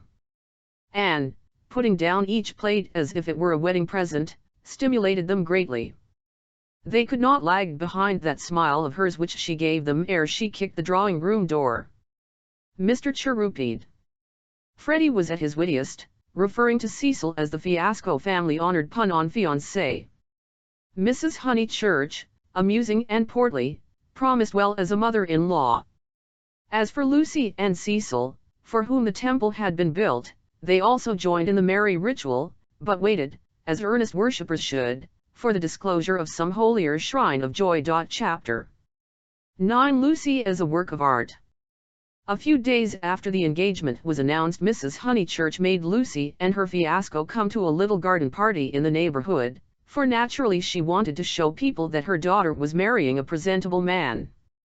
Cecil was more than presentable, he looked distinguished, and it was very pleasant to see his slim figure keeping step with Lucy, and his long, fair face responding when Lucy spoke to him. People congratulated Mrs. Honeychurch, which is, I believe, a social blunder, but it pleased her, and she introduced Cecil rather indiscriminately to some stuffy dowagers. At tea a misfortune took place, a cup of coffee was upset over Lucy's figured silk, and though Lucy feigned indifference, her mother feigned nothing of the sort but dragged her indoors to have the frock treated by a sympathetic maid. They were gone some time, and Cecil was left with the dowagers. When they returned he was not as pleasant as he had been. 1-0 You go to much of this sort of thing? He asked when they were driving home. Oh, now and then, said Lucy, who had rather enjoyed herself. Is it typical of county society? I suppose so. Mother, would it be? Plenty of society, said Mrs. Honeychurch, who was trying to remember the hang of one of the dresses. Seeing that her thoughts were elsewhere, Cecil bent towards Lucy and said, to me it seemed perfectly appalling, disastrous, portentous. I am so sorry that you were stranded. Not that, but the congratulations. It is so disgusting, the way an engagement is regarded as public property, a kind of waste place where every outsider may shoot his vulgar sentiment. All those old women smirking. One has to go through it, I suppose. They won't notice us so much next time. But my point is that their whole attitude is wrong. An engagement, horrid word, in the first place is a private matter, and should be treated as such. Yet the smirking old women, however wrong individually, were racially correct. The spirit of the generations had smiled through them, rejoicing in the engagement of Cecil and Lucy because it promised the continuance of life on earth. To Cecil and Lucy it promised something quite different: personal love. Hence Cecil's irritation and Lucy's belief that his irritation was just. "How tiresome," she said. "Couldn't you have escaped to tennis?" "I don't play tennis, at least, not in public. The neighborhood is deprived of the romance of me being athletic. Such romance as I have is that of the inglese italianato." Inglese italianato. E un diavolo incarnato. You know the proverb. She did not. Nor did it seem applicable to a young man who had spent a quiet winter in Rome with his mother. But Cecil, since his engagement, had taken to affect a cosmopolitan naughtiness which he was far from possessing. "Well," said he, "I cannot help it if they do disapprove of me. There are certain irremovable barriers between myself and them, and I must accept them." "We all have our limitations, I suppose," said wise Lucy. "Sometimes they are forced on us, though," said Cecil, who saw from her remark that she did not quite understand his position. "How?" "It makes a difference, doesn't it, whether we fully fence ourselves in, or whether we are fenced out by the barriers of others?" She thought a moment, and agreed that it did make a difference. "Difference?" cried Mrs. Honeychurch, suddenly alert. "I don't see any difference. Fences are fences, especially when they are in the same place." "We were speaking of motives," said Cecil, on whom the interruption jarred. "My dear Cecil, look here." She spread out her knees and perched her card case on her lap. "This is me. That's Windy Corner. The rest of the pattern is the other people. Motives are all very well, but the fence comes—" "We weren't talking of real fences," said Lucy, laughing. "Oh, I see, dear, poetry." She leaned placidly back. Cecil wondered why Lucy had been amused. "I'll tell you who has no fences, as you call them," she said, "and that's Mr. Beebe. A parson fenceless would mean a parson defenseless." Lucy was slow to follow what people said, but quick enough to detect what they meant. She missed Cecil's epigram, but grasped the feeling that prompted it. "Don't you like Mr. Beebe?" she asked thoughtfully. "I never said so," he cried. "I consider him far above the average. I only denied," and he swept off on the subject of fences again, and was brilliant. "Now, a clergyman that I do hate," said she, wanting to say something sympathetic, "clergyman that does have fences, and the most dreadful ones, is Mr. Eager, the English chaplain at Florence. He was truly insincere, not merely the manner unfortunate. He was a snob, and so conceited, and he did say such unkind things." "What sort of things?" "There was an old man at the Bertolini whom he said had murdered his wife." "Perhaps he had?" "Why, no. He was such a nice old man, I'm sure." Cecil laughed at her feminine inconsequence. "Well, I did try to sift the thing. Mr. Eager would never come to the point. He prefers it vague. Said the old man had practically murdered his wife, had murdered her in the sight of God." "Hush, dear," said Mrs. Honeychurch absently. "But isn't it intolerable that a person whom we're told to imitate should go round spreading slander? It was, I believe, chiefly owing to him that the old man was dropped. People pretended he was vulgar, but he certainly wasn't that. Poor old man." "What was his name?" "Harris," said Lucy glibly. "Let's hope that Mrs. Harris there warn't no sich person, mother." Cecil nodded intelligently. "Isn't Mr. Eager a parson of the cultured type?" he asked. Said her, "I don't know. I hate him. I've heard him lecture on Giotto. I hate him. Nothing can hide a petty nature. I hate him." "My goodness gracious me, child," said Mrs. Honeychurch. "You'll blow my head off. Whatever is there to shout over? I forbid you and Cecil to hate any more clergymen." He smiled. There was indeed something rather incongruous in Lucy's moral outburst over Mr. Eager. It was as if one should see the Leonardo on the ceiling of the Sistine. He longed to hint to her that not here lay her vocation, that a woman's power and charm reside in mystery, not in muscular rant. But possibly rant is a sign of vitality, it mars the beautiful creature, but shows that she is alive. After a moment, he contemplated her flushed face and excited gestures with a certain approval. He forbore to repress the sources of youth. Nature's simplest of topics, he thought, lay around them. He praised the pine woods, the deep lasts of bracken, the crimson leaves that spotted the hurt bushes, the serviceable beauty of the turnpike road. The outdoor world was not very familiar to him, and he went wrong in a question of fact.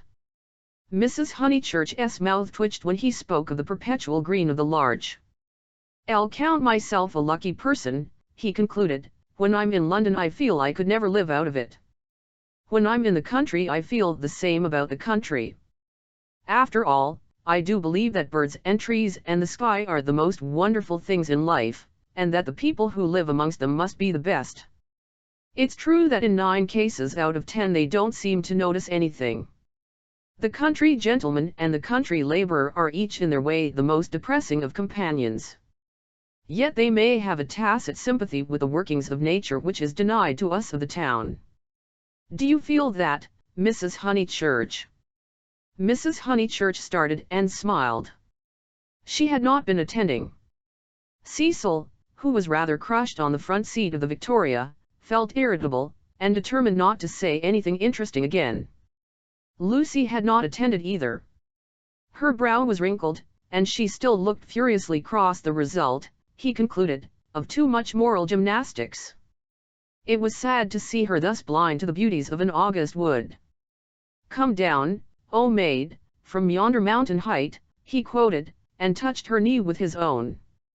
She flushed again and said, "What height?" "Come clew, O maid, from yonder mountain height, what pleasure lives in height," the shepherd sang, "height and in the splendour of the hills. Let us take Mrs. Honeychurch's advice and hate clergymen no more. What's this place?" "Summer Street, of course," said Lucy, and roused herself. The woods had opened to leave space for a sloping triangular meadow. Pretty cottages lined it on 2 sides, and the upper and third side was occupied by a new stone church, expensively simple, a charming shingled spire. Mr. Beebe's house was near the church. In height it scarcely exceeded the cottages.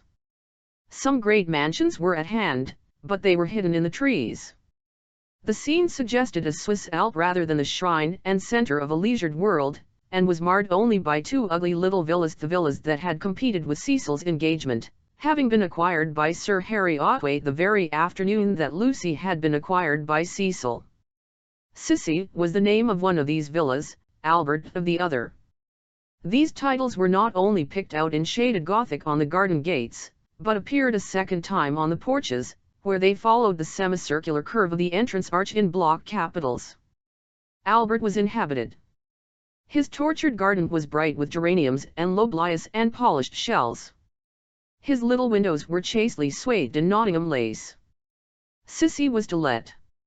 3 notice boards, belonging to Dorking agents, lolled on her fence and announced the not surprising fact. Her paths were already weedy, her pocket handkerchief of a lawn was yellow with dandelions. "The place is ruined," said the ladies mechanically. "Summer Street will never be the same again." As the carriage passed, Sissy's door opened, and a gentleman came out of her. "Stop," cried Mrs. Honeychurch, touching the coachman with her parasol. "Here's Sir Harry. Now we shall know. Sir Harry, pull those things down at once." Sir Harry Otway, who need not be described, came to the carriage and said, "Mrs. Honeychurch, I meant to. I really can't turn out Miss Flack. Am I not always right? She ought to have gone before the contract was signed. Does she still live rent-free, as she did in her nephew's time? But what can I do?" He lowered his voice. "An old lady, so very vulgar, and almost bedridden?" "Turn her out," said Cecil bravely. Sir Harry sighed, and looked at the villas mournfully.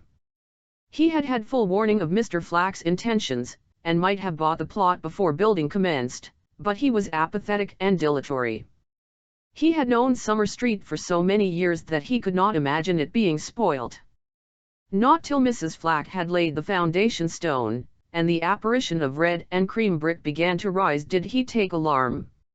He called on Mr. Flack, the local most reasonable and respectful man, who agreed that tiles would have made more artistic roof, but pointed out that slates were cheaper. He ventured to differ, however, about the Corinthian columns which were to cling like leeches to the frames of the bow windows, saying that, for his part, he liked to relieve the facade by a bit of decoration. Sir Harry hinted that a column, if possible, should be structural as well as decorative.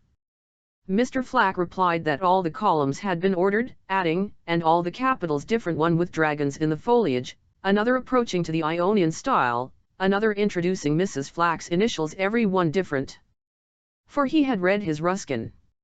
He built his villas according to his desire, and not until he had inserted an immovable ant into one of them did Sir Harry buy. This futile and unprofitable transaction filled the knight with sadness as he leaned on Mrs. Honeychurch's carriage. He had failed in his duties to the countryside, and the countryside was laughing at him as well. He had spent money, and yet Summer Street was spoilt as much as ever. All he could do now was to find a desirable tenant for really desirable. The rent is absurdly low, he told them, and perhaps I am an easy landlord. But it is such an awkward size. It is too large for the peasant class and too small for anyone the least like ourselves. Cecil had been hesitating whether he should despise the villas or despise Sir Harry for despising them. The latter impulse seemed the more fruitful. "You ought to find a tenant at once," he said maliciously. "It would be a perfect paradise for a bank clerk." "Exactly," said Sir Harry excitedly. "That is exactly what I fear, Mr. Vyse. It will attract the wrong type of people. The train service has improved, a fatal improvement, to my mind. And what are 5 miles from a station in these days of bicycles?" "Rather a strenuous clerk it would be," said Lucy. Cecil, who had his full share of medieval mischievousness, replied that the physique of the lower middle classes was improving at a most appalling rate. She saw that he was laughing at their harmless neighbor, and roused herself to stop him. "Sir Harry," she exclaimed, "I have an idea. How would you like spinsters?" "My dear Lucy, it would be splendid. Do you know any such?" "Yes, I met them abroad." "Gentlewomen?" he asked tentatively. "Yes, indeed, and at the present moment homeless. I heard from them last week, Miss Teresa and Miss Catherine Allen. I'm really not joking. They are quite the right people. Mr. Beebe knows them, too. May I tell them to write to you?" "Indeed you may," he cried. "Here we are with the difficulty solved already. How delightful it is! Extra facilities, please tell them they shall have extra facilities, for I shall have no agents' fees. Oh, the agents! The appalling people they have sent me. One woman, when I wrote a tactful letter, you know, asking her to explain her social position to me, replied that she would pay the rent in advance.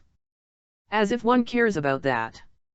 And several references I took up were most unsatisfactory people, swindlers, or not respectable. And oh, the deceit! I have seen a good deal of the seamy side this last week. The deceit of the most promising people. My dear Lucy, the deceit!"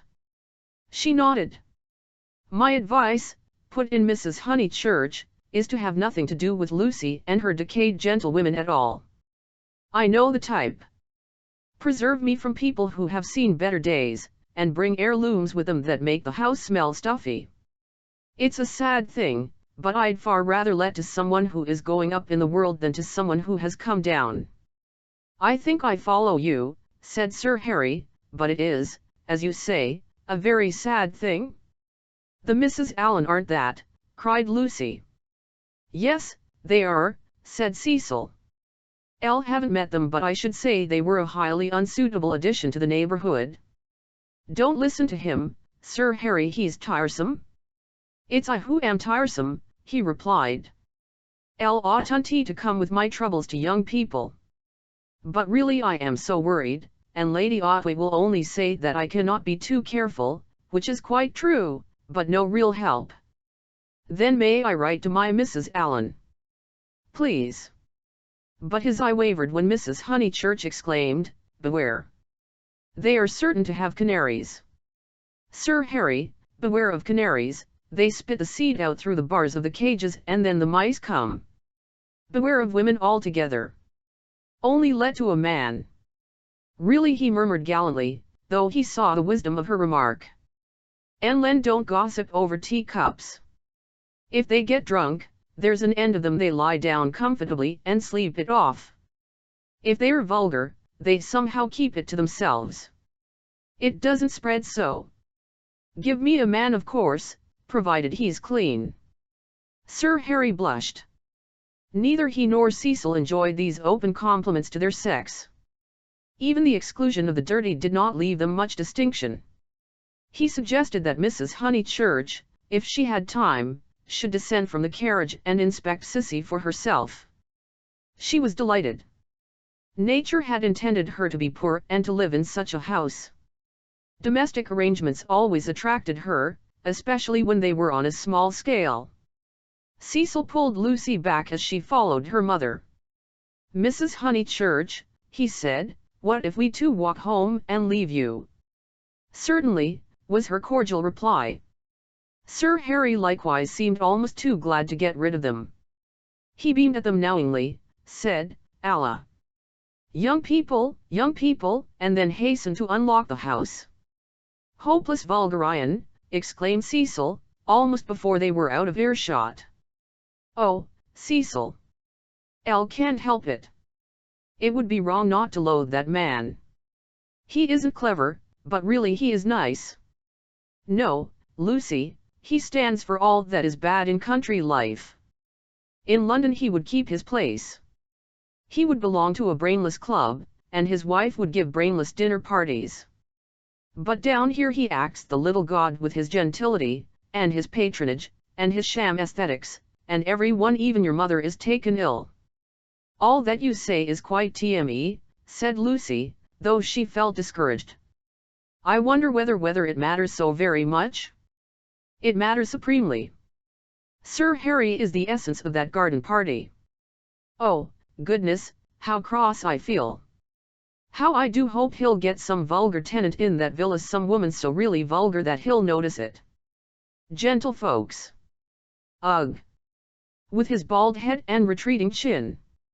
But let's forget him." This Lucy was glad enough to do. If Cecil disliked Sir Harry Otway and Mr. Beebe, what guarantee was there that the people who really mattered to her would escape? For instance, Freddie. Freddie was neither clever, nor subtle, nor beautiful, and what prevented Cecil from saying, any minute, it would be wrong not to loathe Freddie? And what would she reply? Further than Freddie she did not go, but he gave her anxiety enough. She could only assure herself that Cecil had known Freddie some time, and that they had always got on pleasantly, except, perhaps, during the last few days, which was an accident, perhaps. "Which way shall we go?" she asked him. Nature's simplest of topics, she thought, was around them. Summer Street lay deep in the woods, and she had stopped where a footpath diverged from the high road. "Are there two ways?" "Perhaps the road is more sensible, as we're got up smart." "I'd rather go through the wood," said Cecil, with that subdued irritation that she had noticed in him all the afternoon.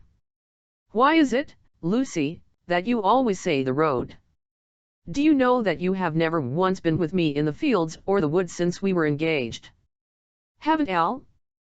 "The wood, then," said Lucy, startled at his queerness, but pretty sure that he would explain later. It was not his habit to leave her in doubt as to his meaning.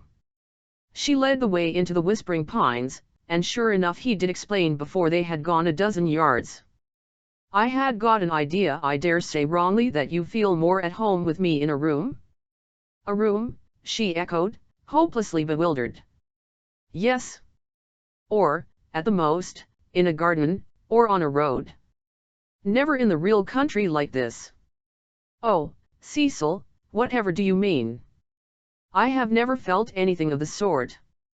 You talk as if I was a kind of poetess sort of person. Elle don't know that you aren't. I connect you with a view, a certain type of view. Why shouldn't you connect me with a room?" She reflected a moment, and then said, laughing, 1-0 You know that you're right? I do. I must be a poetess after all. When I think of you it's always as in a room.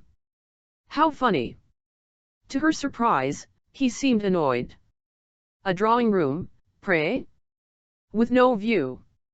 Yes, with no view, I fancy. Why not? I'd rather, he said reproachfully, that you connected me with the open air. She said again, "Oh, Cecil, whatever do you mean?" As no explanation was forthcoming, she shook off the subject as too difficult for a girl, and led him further into the wood, pausing every now and then at some particularly beautiful or familiar combination of the trees. She had known the wood between Summer Street and Windy Corner ever since she could walk alone. She had played at losing Freddie in it, when Freddie was a purple-faced baby, and though she had been to Italy, it had lost none of its charm. Presently they came to a little clearing among the pines, another tiny green alp, solitary this time, and holding in its bosom a shallow pool. She exclaimed, "The sacred lake! Why do you call it that?" Elle can't remember why. I suppose it comes out of some book. It's only a puddle now, but you see that stream going through it? Well, a good deal of water comes down after heavy rains, and can't get away at once, and the pool becomes quite large and beautiful. Then Freddie used to bathe there. He is very fond of it. And you? He meant, are you fond of it? But she answered dreamily, Elle bathed here, too, till I was found out. Then there was a row. At another time he might have been shocked, for he had depths of prudishness within him. But now, with his momentary cult of the fresh air, he was delighted at her admirable simplicity. He looked at her as she stood by the pool's edge. She was got up smart, as she phrased it, and she reminded him of some brilliant flower that has no leaves of its own, but blooms abruptly out of a world of green. "Who found you out?" "Charlotte," she murmured. "She was stopping with us." "Charlotte, Charlotte. Poor girl." She smiled gravely. A certain scheme, from which hitherto he had SHNMK, now appeared practical. "Lucy." "Yes, I suppose we ought to be going," was her reply. "Lucy, I want to ask something of you that I have never asked before." At the serious note in his voice she stepped frankly and kindly towards him. "What, Cecil?" Hitherto never, not even that day on the lawn when you agreed to. He became self-conscious and kept glancing round to see if they were observed. His courage had gone.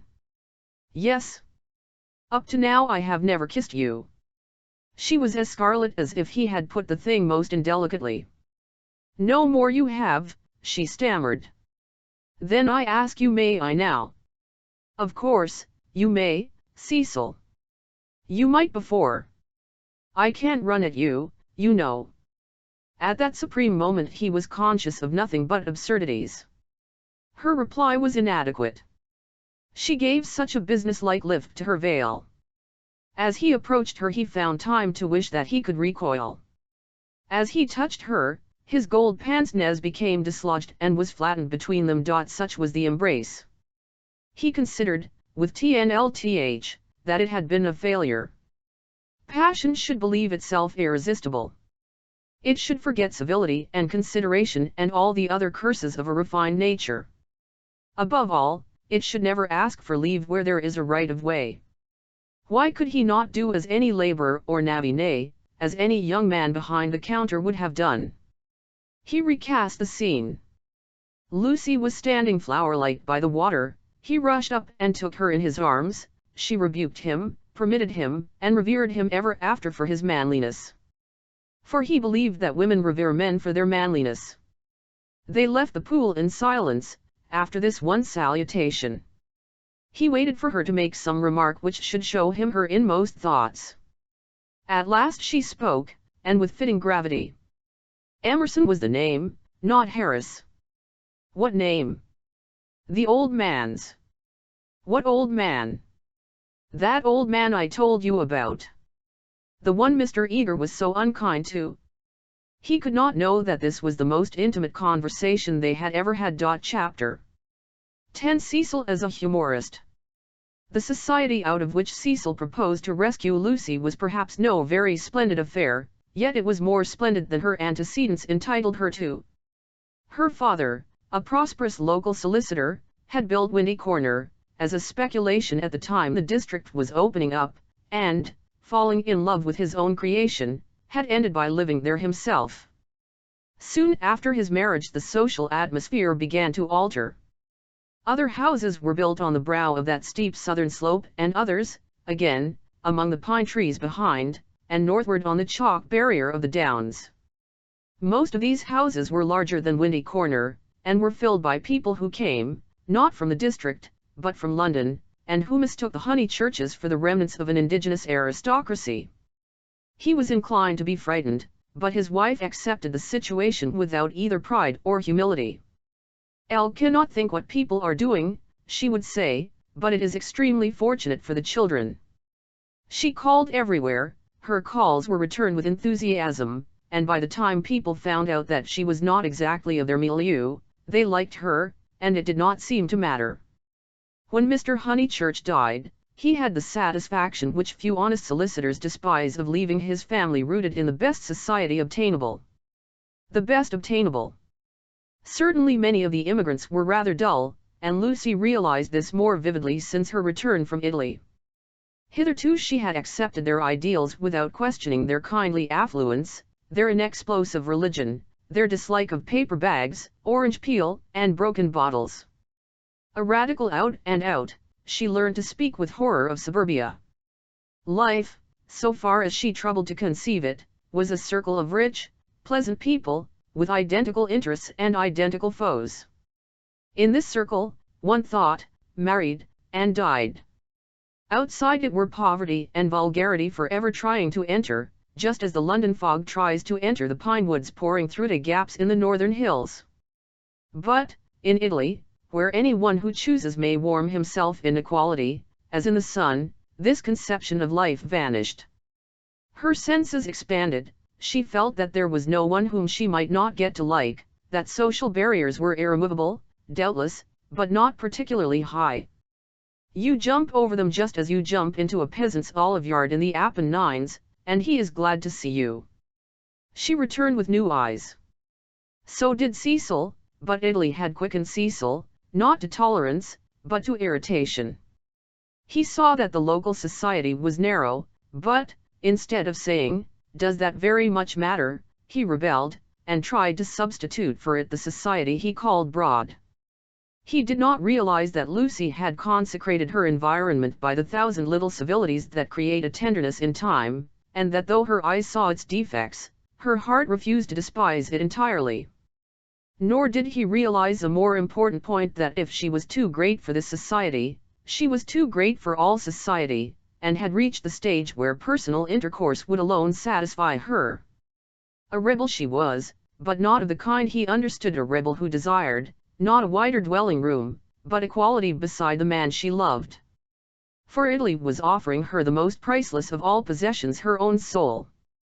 Playing bumble puppy with Minnie Beebe, niece to the rector, and aged 13, an ancient and most honorable game, which consists in striking tennis balls high into the air, so that they fall over the net and immoderately bounce. Some hit Mrs. Honeychurch, others are lost. The sentence is confused, but the better illustrates Lucy's state of mind, for she was trying to talk to Mr. Beebe at the same time. "Oh, it has been such a nuisance, first he, then they, no one knowing what they wanted, and everyone so tiresome." "But they really are coming now," said Mr. Beebe. "Elle wrote to Miss Teresa a few days ago. She was wondering how often the butcher called, and my reply of once a month must have impressed her favorably. They are coming. I heard from them this morning. Elle shall hate those Miss Allens," Mrs. Honeychurch cried. "Just because they are old and silly ones expected to say how sweet." I hate their ifing and butting and anning. And poor Lucy serve her right worn to a shadow. Mr. Beebe watched the shadow spring and shouting over the tennis court. Cecil was absent. One did not play Bumble Puppy when he wasn't here. Well, if they are coming, no, Minnie, not Saturn. Saturn was a tennis ball whose skin was partially unsewn. When in motion his orb was encircled by a ring. If they are coming, Sir Harry will let them move in before the 29th, and he will cross out the clause about whitewashing the ceilings, because it made them nervous, and put in the fair wear and tear one that doesn't count. I told you not Saturn. Saturn's all right for Bumble Puppy, cried Freddie, joining them. Minnie, don't you listen to her. Saturn doesn't bounce. Saturn bounces enough. No, he doesn't. Well, he bounces better than the beautiful white devil. Hush, dear, said Mrs. Honeychurch. But look at Lucy complaining of Saturn, and all the time's got the beautiful white devil in her hand, ready to plug it in. That's right, Minnie, go for her, get her over the shins with the racket, get her over the shins. Lucy fell, the beautiful white devil rolled from her hand. Mr. Beebe picked it up, and said, the name of this ball is Vittoria Corombona, please. But his correction passed unheeded. Freddie possessed to a high degree the power of lashing little girls to fury, and in half a minute he had transformed Minnie from a well-mannered child into a howling wilderness. Up in the house Cecil heard them, and, though he was full of entertaining news, he did not come down to impart it, in case he got hurt. He was not a coward and bore necessary pain as well as any man. But he hated the physical violence of the young. How right it was! Sure enough it ended in a cry. I wish the Miss Allens could see this, observed Mr. Beebe, just as Lucy, who was nursing the injured Minnie, was in turn lifted off her feet by her brother. Who are the Miss Allens? Freddie panted. They have taken Sissy Villa. That wasn't the name. Here his foot slipped, and they all fell most agreeably onto the grass. An interval elapses. Wasn't what name? Asked Lucy, with her brother's head in her lap. Allen wasn't the name of the people Sir Harry's let to. Nonsense, Freddie. You know nothing about it. Nonsense yourself, Lo, I've this minute seen him. He said to me, ahem. Was an indifferent ahem. I have at last procured really desirable tenants. I said, oh Ray, old boy, and slapped him on the back. Exactly. The Miss Allens. Rather not. More like Anderson. Oh, good gracious, there isn't going to be another muddle? Mrs. Honeychurch exclaimed. Do you notice, Lucy, I'm always right? I said don't interfere with Sissy Villa. I'm always right. I'm quite uneasy at being always right so often. It's only another muddle of Freddie's. Freddie doesn't even know the name of the people he pretends have taken it instead. Yes, I do. I've got it. Emerson. What name? Emerson. I'll bet you anything you like. What a weathercock Sir Harry is, said Lucy quietly. I wish I had never bothered over it at all. Then she lay on her back and gazed at the cloudless sky.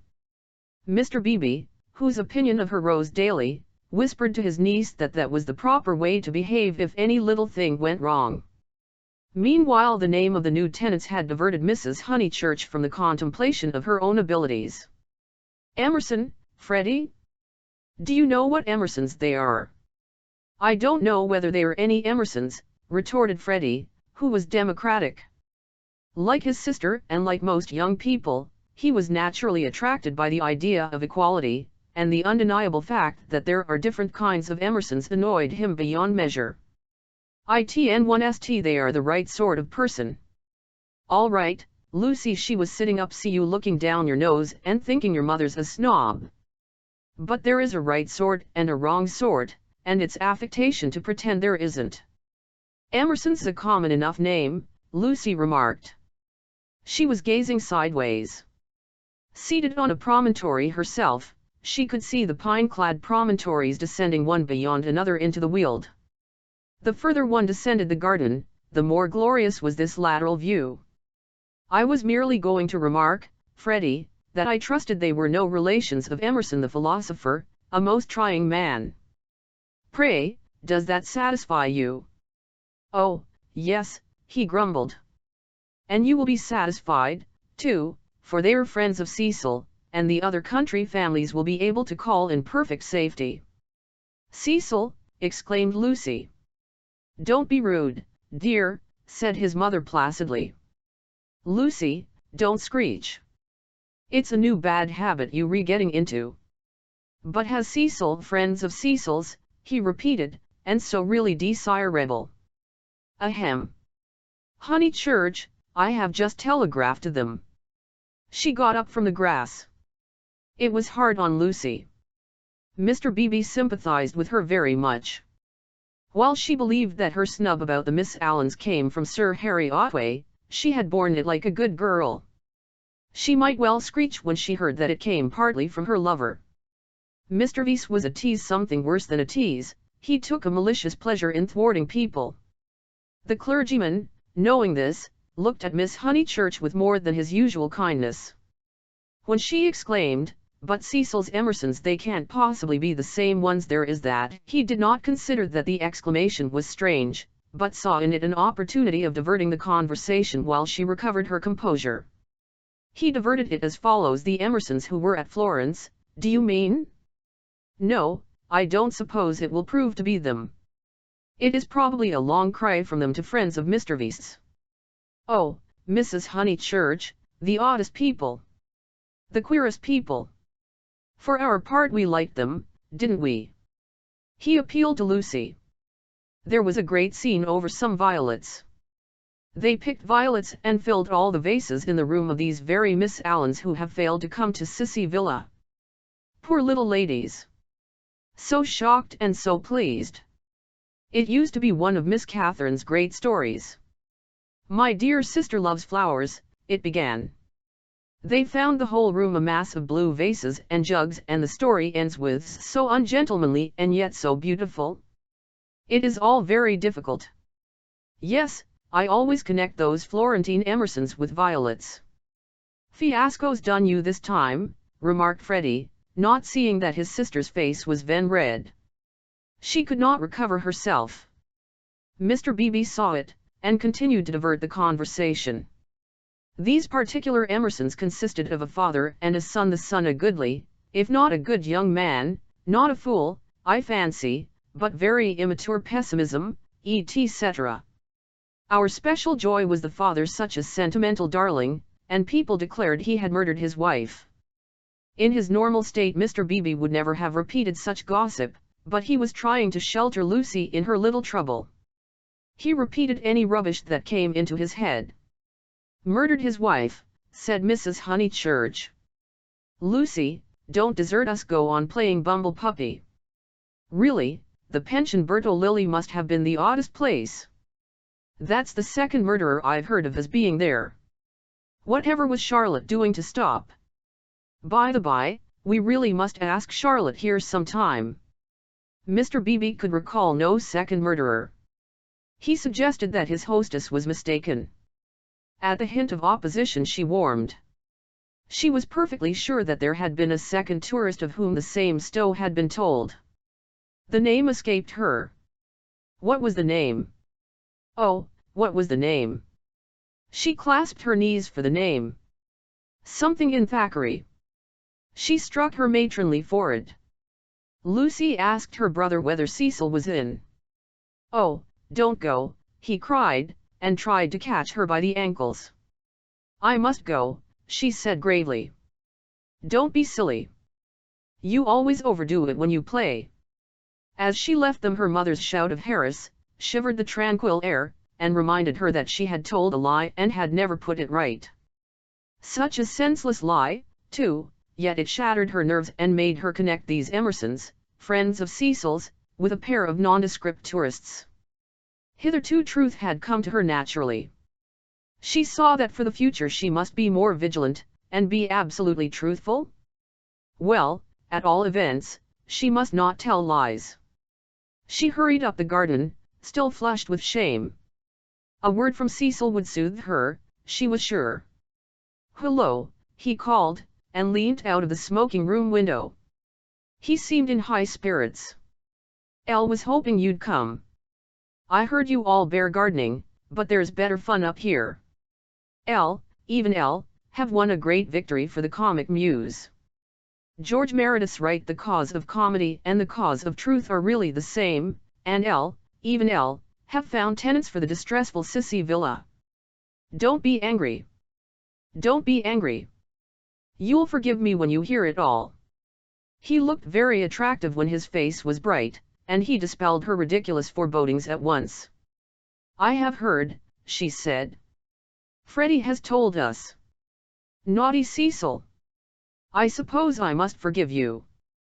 Just think of all the trouble I took for nothing. Certainly the Miss Allens are a little tiresome, and I'd rather have nice friends of yours. But you oughtn't to tease one so." "Friends of mine," he laughed. "But, Lucy, the whole joke is to come.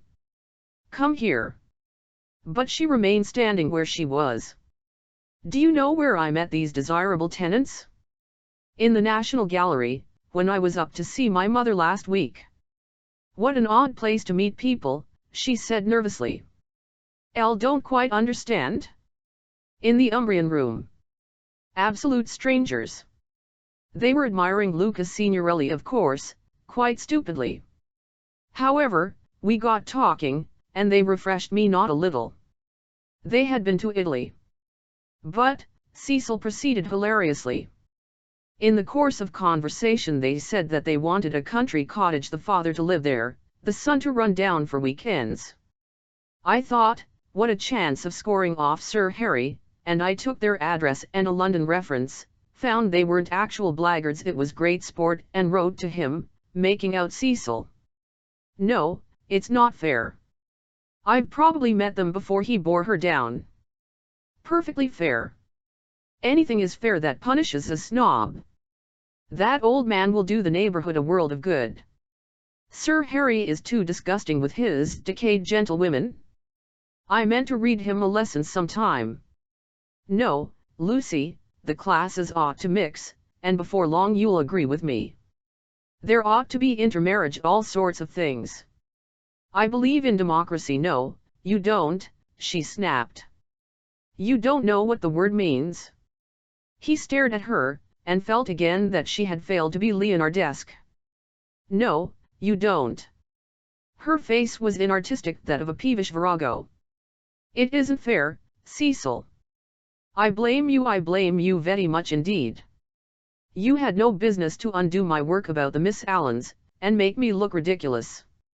You call it scoring off Sir Harry, but do you realize that it is all at my expense? I consider it most disloyal of you." She left him. Temper, he thought, raising his eyebrows. No, it was worse than temper, snobbishness. As long as Lucy thought that his own smart friends were supplanting the Miss Allens, she had not minded. He perceived that these new tenants might be of value educationally. He would tolerate the father and draw out the son, who was silent. In the interests of the comic muse and of truth, he would bring them to Windy Corner. Chapter Il. In Mrs. V's well-appointed flat. The comic muse, though able to look after her own interests, did not disdain the assistance of Mr. Vyse. His idea of bringing the Emersons to Windy Corner struck her as decidedly good, and she carried through the negotiations without a hitch.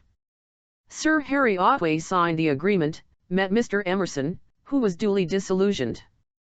The Miss Allens were duly offended, and wrote a dignified letter to Lucy, whom they held responsible for the failure. Mr. Beebe planned pleasant moments for the newcomers, and told Mrs. Honeychurch that Freddie must call on them as soon as they arrived. Indeed, so ample was the muse's equipment that she permitted Mr. Harris, never a very robust criminal, to droop his head, to be forgotten, and to die. Lucy to descend from bright heaven to earth, whereon there are shadows because there are hills. Lucy was at first plunged into despair, but settled after a little thought that it did not matter the very least.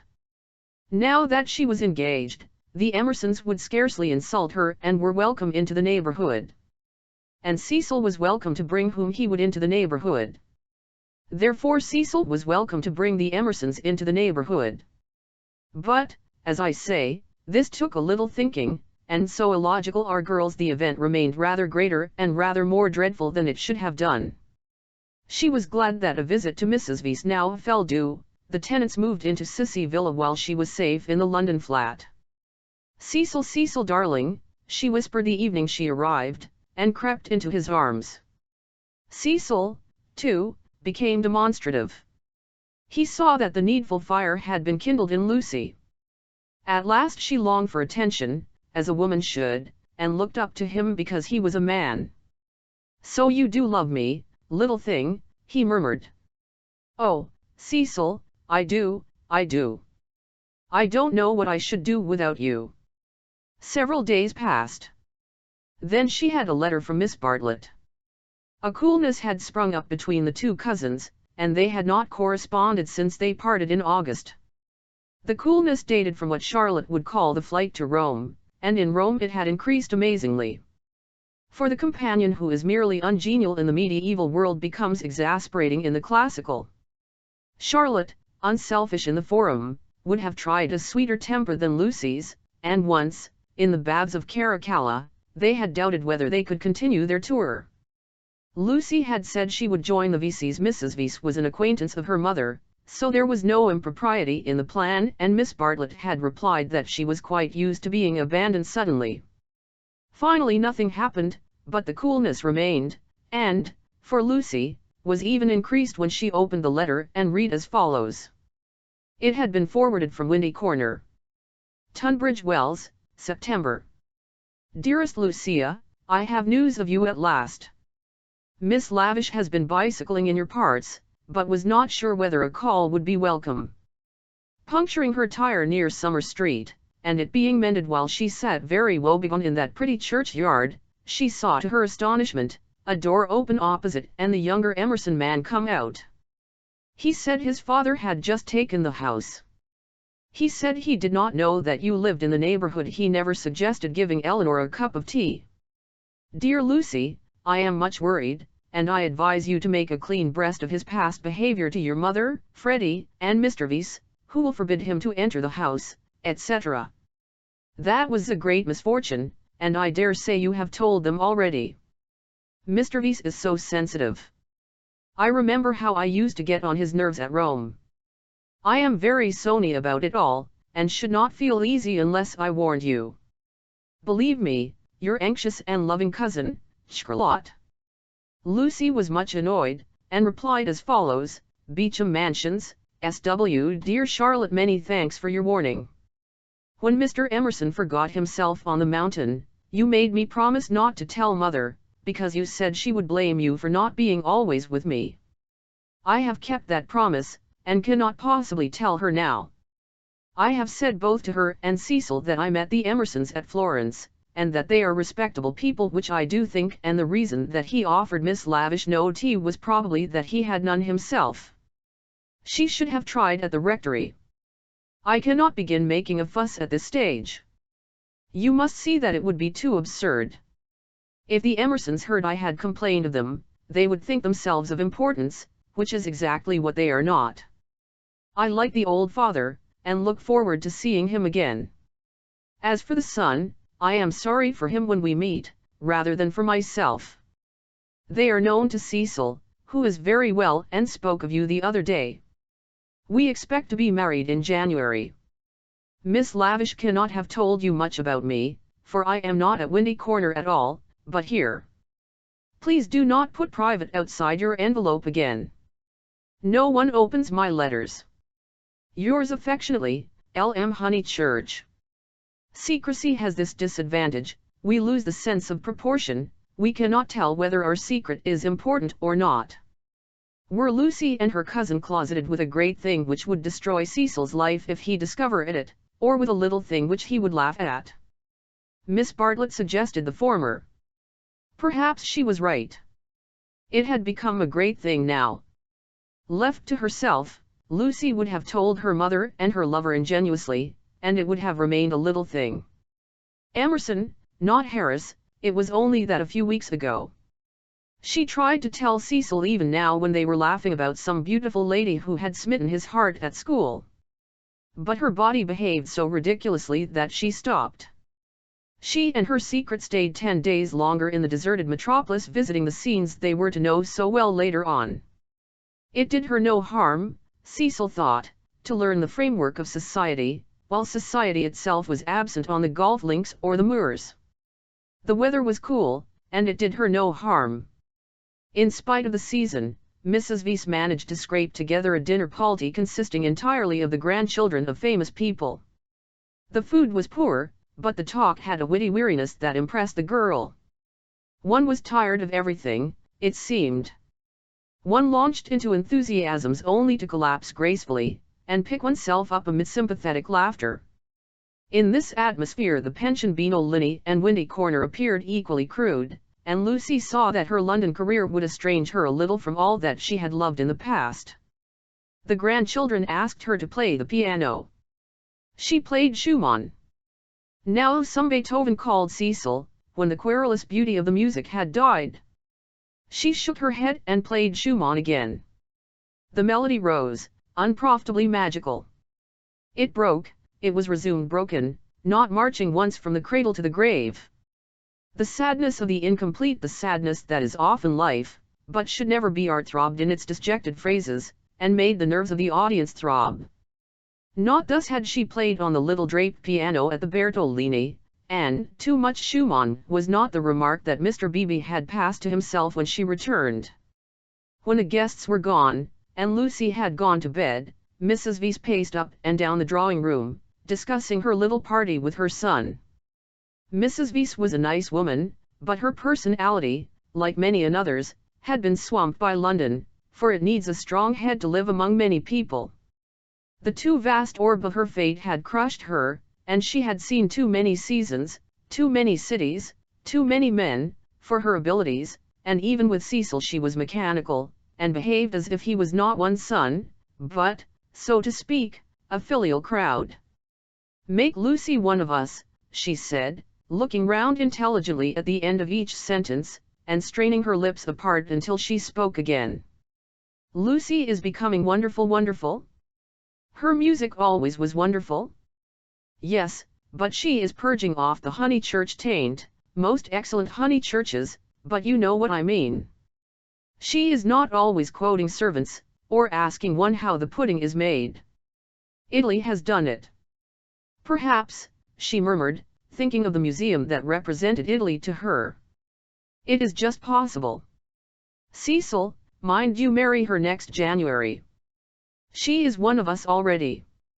"But her music," he exclaimed. "The style of her. How she kept to Schumann when, like an idiot, I wanted Beethoven. Schumann was right for this evening. Schumann was the thing. Do you know, Mother, I shall have our children educated just like Lucy. Bring them up among honest country folks for freshness, send them to Italy for subtlety, and then not till then let them come to London. I don't believe in these London educations," he broke off, remembering that he had had one himself, and concluded, "at all events, not for women." "Make her one of us," repeated Mrs. Vyse, and processed to as she was dozing off, a cry the cry of nightmare rang from Lucy's room. Lucy could ring for the maid if she liked, but Mrs. Vyse thought it kind to go herself. She found the girl sitting upright with her hand on her cheek. "I am so sorry, Mrs. Vyse, it is these dreams. Bad dreams. Just dreams." The elder lady smiled and kissed her, saying very distinctly, "You should have heard us talking about you, dear. He admires you more than ever. Dream of that." Lucy returned the kiss, still covering one cheek with her hand. Mrs. Vyse recessed to bed. Cecil, whom the cry had not awoke, snored. Darkness enveloped the flat. Chapter 12, 12th chapter. It was a Saturday afternoon, gay and brilliant after abundant rains, and the spirit of youth dwelt in it, though the season was now autumn. All that was gracious triumphed. As the motor cars passed through Summer Street they raised only a little dust, and their stench was soon dispersed by the wind and replaced by the scent of the wet birches or of the pines. Mr. Beebe, at leisure for life's amenities, leaned over his rectory gate. Freddie leaned by him, smoking a pendant pipe. "Suppose we go and hinder those new people opposite for a little? They might amuse you." Freddie, whom his fellow creatures never amused, suggested that the new people might be feeling a bit busy, and so on, since they had only just moved in. "I suggested we should hinder them," said Mr. Beebe. "They are worth it." Unlatching the gate, he sauntered over the triangular green to Sissy Villa. "Hullo!" he cried, shouting in at the open door, through which much squalor was visible. A grave voice replied, "Hullo! I've brought someone to see you. I'll be down in a minute." The passage was blocked by a wardrobe, which the removal men had failed to caney up the stairs. Mr. Beebe edged round it with difficulty. The sitting room itself was blocked with books. "Are these people great readers?" Freddie whispered. "Are they that I fancy they know how to read a rare accomplishment." "What have they got?" "Byron." "Exactly." "A Shropshire lad." "Never heard of it." "The Way of All Flesh." "Never heard of it." "Gibbon." "Hullo! Dear George reads German." Ernst Schopenhauer, Nietzsche, and so we go on." "Well, I suppose your generation knows its own business, Honeychurch." "Mr. Beebe, look at that," said Freddie in austenal tones. On the cornice of the wardrobe, the hand of an amateur had painted this inscription: "Mistrust all enterprises that require new clothes." "I know. Isn't it jolly? I like that. I'm certain that's the old man's doing." "How very odd of him. Surely you agree?" But Freddie was his mother's son and felt that one ought not to go on spoiling the furniture. "Pictures," the clergyman continued, scrambling about the room. "Giotto they got that at Florence, I'll be bound. The same as Lucy's got. Oh, by the by, did Miss Honeychurch enjoy London? She came back yesterday. Suppose she had a good time?" "Yes, very," said Freddie, taking up a book. "She and Cecil are thicker than ever." "That's good hearing. I wish I wasn't such a fool, Mr. Beebe." Mr. Beebe ignored the remark. "Lucy used to be nearly as stupid as I am, but it'll be very different now, Mother thinks. She will read all kinds of books." "So will you. Only medical books. Not books that you can talk about afterwards. Cecil is teaching Lucy Italian, and he says her playing is wonderful. There are all kinds of things in it that we have never noticed. Cecil says, what on earth are those people doing upstairs? Emerson, we think we'll come another time." George ran downstairs and pushed them into the room without speaking. "Let me introduce Mr. Honeychurch, a neighbor." Then Freddie hurled one of the thunderbolts of youth. Perhaps he was shy, perhaps he was friendly, or perhaps he thought that George's face wanted washing. At all events he greeted him with, "How d'ye do? Come and have a bathe." "Oh, all right," said George, impassive. Mr. Beebe was highly entertained. "How d'ye do? How d'ye do? Come and have a bathe," he chuckled. "That's the best conversational opening I've ever heard. But I'm afraid it will only act between men. Can you picture a lady who has been introduced to another lady by a third lady opening civilities with how do you do? Come and have a bathe? And yet you will tell me that the sexes are equal." "I tell you that they shall be," said Mr. Emerson, who had been slowly descending the stairs. "Good afternoon, Mr. Beebe." "I tell you they shall, comrades, and George thinks the same." "We are to raise ladies to our level?" the clergyman inquired. "The Garden of Eden," pursued Mr. Emerson, still descending, "which you place in the past, is really yet to come. We shall enter it when we no longer despise our bodies." Mr. Beebe disclaimed placing the Garden of Eden anywhere. In this not in other things we men are ahead. We despise the body less than women do. But not until we are comrades shall we enter the garden. I'll say, what about this bathe, murmured Freddie, appalled at the mass of philosophy that was approaching him. Al believed in a return to nature once. But how can we return to nature when we have never been with her? Today, I believe that we must discover nature. After many conquests we shall attain simplicity. It is our heritage. Let me introduce Mr. Honeychurch, whose sister you will remember at Florence. How do you do? Very glad to see you, and that you are taking George for a bathe. Very glad to hear that your sister is going to marry. Marriage is a duty. I am sure that she will be happy, for we know Mr. Vyse, too. He has been most kind.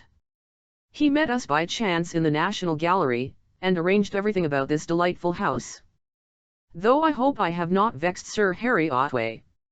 I have met so few liberal landowners, and I was anxious to compare his attitude towards the game laws with the conservative attitude. Ah, this wind! You do well to bathe. Yours is a glorious country, Honeychurch. Not a bit, mumbled Freddie. I must, that is to say, I have to have the pleasure of calling on you later on, my mother says, I hope. Call, my lad? Who taught us that drawing-room twaddle? Call on your grandmother. Listen to the wind among the pines. Yours is a glorious country. Mr. Beebe came to the rescue. Mr. Emerson, he will call, I shall call, you or your son will return our calls before 10 days have elapsed. I trust that you have realized about the 10 days interval. It does not count that I helped you with the stair-eyes yesterday. It does not count that they are going to bathe this afternoon. Yes, go and bathe, George. Why do you dawdle talking? Bring them back to tea. Bring back some milk, cakes, honey. The change will do you good. George has been working very hard at his office. I can't believe he's well. George bowed his head, dusty and somber, exhaling the peculiar smell of one who has handled furniture. 1-0 You really want this bathe? Freddie asked him. It is only a pond, don't you know? I dare say you are used to something better. Yes, I have said yes already. Mr. Beebe felt bound to assist his young friend, and led the way out of the house and into the pine woods. How glorious it was! For a little time the voice of old Mr. Emerson pursued them, dispensing good wishes and philosophy. It ceased, and they only heard the fair wind blowing the bracken and the trees. Mr. Beebe, who could be silent, but who could not bear silence, was compelled to chatter, since the expedition looked like a failure, and neither of his companions would utter a word. He spoke of Florence. George attended gravely, assenting or dissenting with slight but determined gestures that were as inexplicable as the motions of the tree-tops above their heads. And what a coincidence that you should meet Mr. Vyse. Did you realize that you would find all the pension Bertolini down here? Al did not. Miss Lavish told me. When I was a young man, I always meant to write a history of coincidence. No enthusiasm. Though, as a matter of fact, coincidences are much rarer than we suppose. For example, it isn't purely coincidentally that you are here now, when one comes to reflect. To his relief, George began to talk. It is. I have reflected. It is fate. Everything is fate. We are flung together by fate, drawn apart by fate, flung together, drawn apart.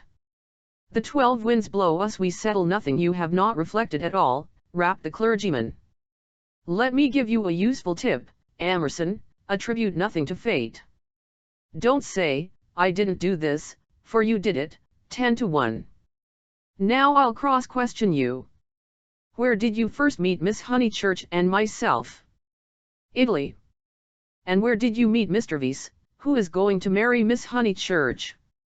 National Gallery. Looking at Italian art. There you are, and yet you talk of coincidence and fate. You naturally seek out things Italian, and so do we and our friends. This narrows the field immeasurably, we meet again in it. It is fate that I am here, persisted George.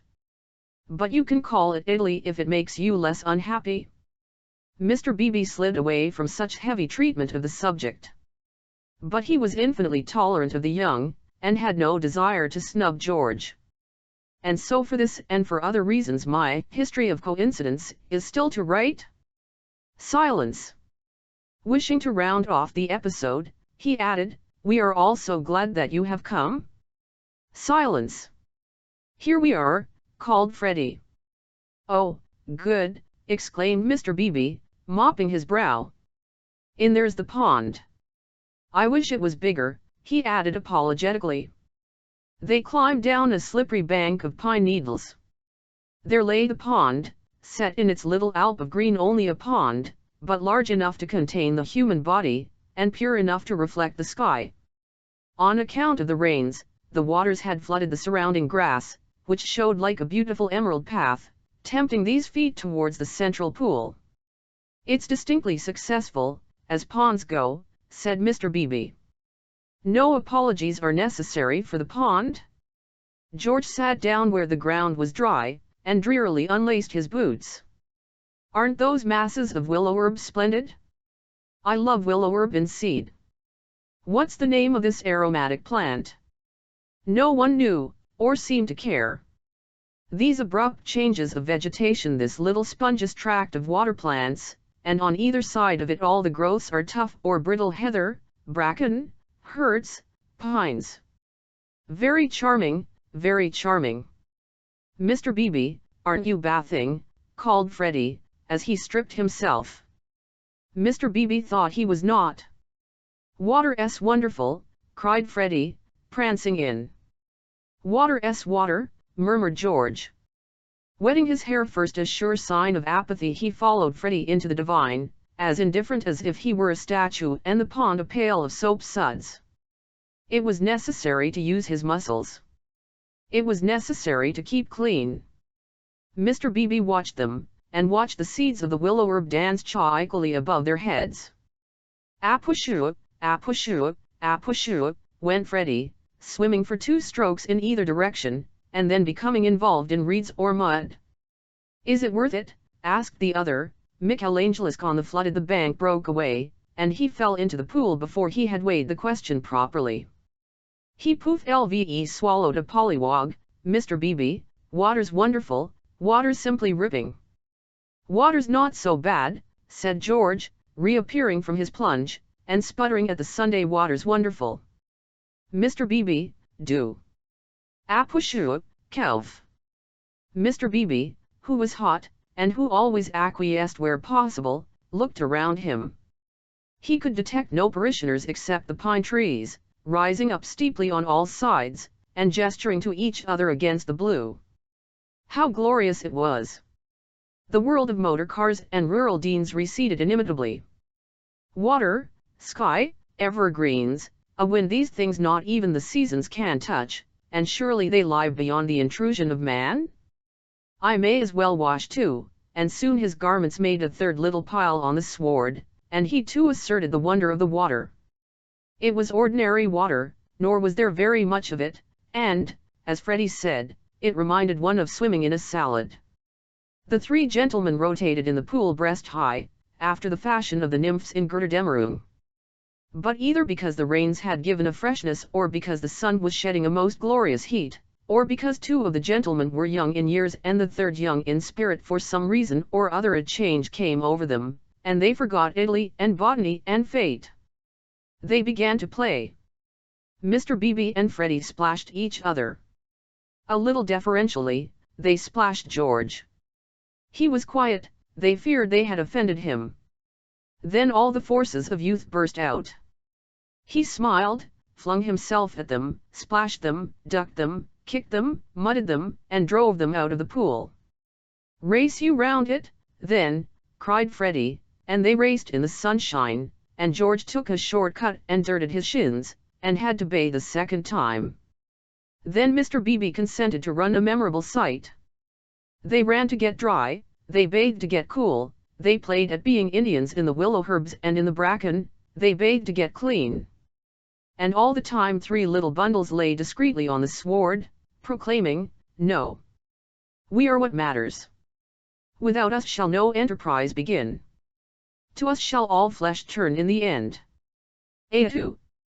A-tly," yelled Freddie, snatching up bundle and placing it beside an imaginary goal post. "Soccer rules," George retorted, scattering Freddie's bundle with a kick. "Take care my watch," cried Mr. Beebe. Clothes flew in all directions. "Take care my hat." "No, that's enough, Freddie. Dress now." "No, I say." But the 2 young men were delirious. Away they twinkled into the trees, Freddie with a clerical waistcoat under his arm, George with a wide-awake hat on his dripping hair. "That'll do," shouted Mr. Beebe, remembering that after all he was in his own parish. Then his voice changed as if every pine tree was a rural dean. "Hi! Steady on! I see people coming you fellows!" Yells, and widening circles over the dappled earth. "Hi! Hi! Latches!"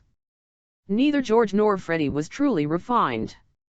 Still, they did not hear Mr. Beebe's last warning or they would have avoided Mrs. Honeychurch, Cecil, and Lucy, who were walking down to call on old Mrs. Butterworth. Freddie dropped the waistcoat at their feet, and dashed into some bracken. George whooped in their faces, turned and scudded away down the path to the pond, still clad in Mr. Beebe's hat. "Gracious alive!" cried Mrs. Honeychurch. "Whoever were those unfortunate people? Oh, dears, look away! And poor Mr. Beebe, too! Whatever has happened?" "Come this way immediately," commanded Cecil, who always felt that he must lead women, though he knew not whither, and protect them, though he knew not against what. He led them now towards the bracken where Freddie sat concealed. "Oh, poor Mr. Beebe! Was that his waistcoat we left in the path?" "Cecil, Mr. Beebe's waistcoat no business of ours," said Cecil, glancing at Lucy, who was all parasol and evidently minded. "I fancy Mr. Beebe jumped back into the pond. This way, please, Mrs. Honeychurch, this way." They followed him up the bank, attempting the tense yet nonchalant expression that is suitable for ladies on such occasions. "Well, I can't help it," said a voice close ahead, and Freddie reared a freckled face and a pair of snowy shoulders out of the fronds. "Elle can't be trodden on, can Elle? Good gracious me, dear, so it's you! What miserable management! Why not have a comfortable bath at home, with hot and cold laid on? Look here, mother, a fellow must wash, and a fellow's got to dry, and if another fellow, dear, no doubt you're right as usual, but you are in no position to argue. Come, Lucy." They turned. "Oh, look, don't look! Oh, poor Mr. Beebe!" How unfortunate again, for Mr. Beebe was just crawling out of the pond, on whose surface garments of an intimate nature did float, while George, the world-weary George, shouted to Freddie that he had hooked a fish. "And me, I've swallowed one," answered he of the bracken. "I've swallowed a pollywog. It wriggled in my tummy. I shall die, Emerson, you beast, you've got on my bags." "Hush, dears," said Mrs. Honeychurch, who found it impossible to remain shocked. "And do be sure you dry yourselves thoroughly first. All these colds come of not drying thoroughly." "And Lothar, do come away," said Lucy. "Oh, for goodness sake, do come." "Hullo!" cried George, so that again the ladies stopped. He regarded himself as dressed. Barefoot, bare-chested, radiant, and personable against the shadowy woods, he called, "Hullo, Miss Honeychurch! Hullo! Bow, Lucy, better bow. Whoever is it?" "I shall bow." Miss Honeychurch bowed. That evening and all that night the water ran away. On the morrow the pool had shrunk to its old size and lost its glory. It had been a call to the blood and to the relaxed wool, a passing benediction whose influence did not pass, a holiness, a spell, a momentary chalice for youth. Chapter 13. How Miss Bartlett's boiler was so tiresome. How often had Lucy rehearsed this bow, this interview? But she had always rehearsed them indoors, and with certain accessories, which surely we have a right to assume. Who could foretell that she and George would meet in the rout of a civilization, amidst an army of coats and collars and boots that lay wounded over the sunlit earth? She had imagined a young Mr. Emerson, who might be shy or morbid or indifferent or furtively impudent. She was prepared for all of these. But she had never imagined one who would be happy and greet her with a shout of the morning star. Indoors herself, partaking of tea with old Mrs. Butterworth, she reflected that it is impossible to foretell the future with any degree of accuracy, that it is impossible to rehearse life. A fault in the scenery, a face in the audience, an eruption of the audience onto the stage, and all our carefully planned gestures mean nothing, or mean too much. Elle will bow, she had thought. Elle will not shake hands with him. That will be just the proper thing. She had bowed, but to whom? To gods, to heroes, to the nonsense of schoolgirls. She had bowed across the rubbish that cumbers the world. So ran her thoughts, while her faculties were busy with Cecil. It was another of those dreadful engagement calls. Mrs. Butterworth had wanted to see him, and he did not want to be seen. He did not want to hear about hydrangeas, why they changed their color at the seaside. He did not want to join the COS. When cross he was always elaborate, and made long, clever answers where yes or no would have done. Lucy soothed him and tinkered at the conversation in a way that promised well for their married peace. No one is perfect, and surely it is wiser to discover the imperfections before wedlock. Miss Bartlett, indeed, though not in word, had taught the girl that this our life contains nothing satisfactory. Lucy, though she disliked the teacher, regarded the teaching as profound, and applied it to her lover. Lucy, said her mother, when they got home, anything the matter with Cecil? The question was ominous. Up till now Mrs. Honeychurch had behaved with charity and restraint. No, I don't think so, mother, Cecil's all right. Perhaps he's tired. Lucy compromised, perhaps Cecil was a little tired. Because pulled out her bonnet pins with gathering, otherwise I cannot account for him. I do think Mrs. Butterworth is rather tiresome, if I mean that. Cecil has told you to think so. You were devoted to her as a little girl, and nothing will describe her goodness to you through the typhoid fever. No, it is just the same thing everywhere. Let me just put your bonnet away, may Elle? Surely he could answer her civilly for 1/2 hour. Cecil has a very high standard for people, faltered Lucy, seeing trouble ahead. It's part of his ideals, it is really that makes him sometimes, oh, rubbish. If high ideals make a young man rude, the sooner he gets rid of them the better, said Mrs. Honeychurch, handing her the bonnet.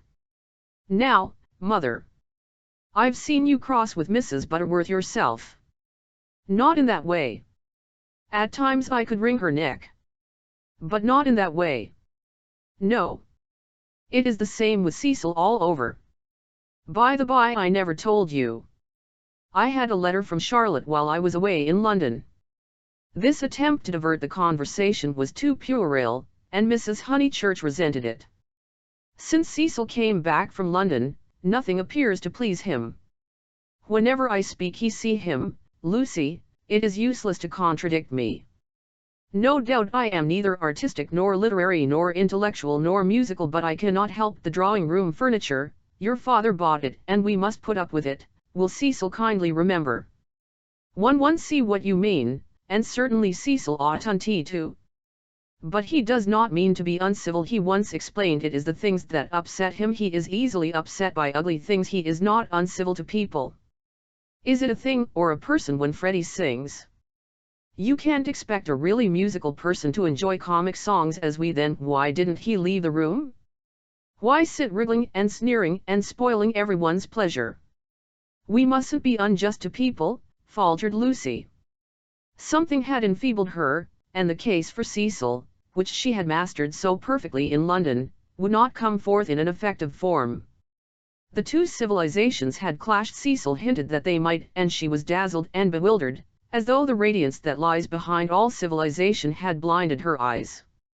Good taste and bad taste were only catchwords, garments of diverse cut, and music itself dissolved to a whisper through pine trees, where the song is not distinguishable from the comic song. She remained in much embarrassment, while Mrs. Honeychurch changed her frock for dinner, and every now and then she said a word, and made things 110 better. There was no concealing the fact, Cecil had meant to be supercilious, and he had succeeded. And Lucy, she knew not why, wished that the trouble could have come at any other time. "Go and dress, dear, you'll be late." "All right, mother, don't say all right and stop. Go." She obeyed, but loitered disconsolately at the landing window. It faced north, so there was little view, and no view of the sky. Now, as in the winter, the pine trees hung close to her eyes.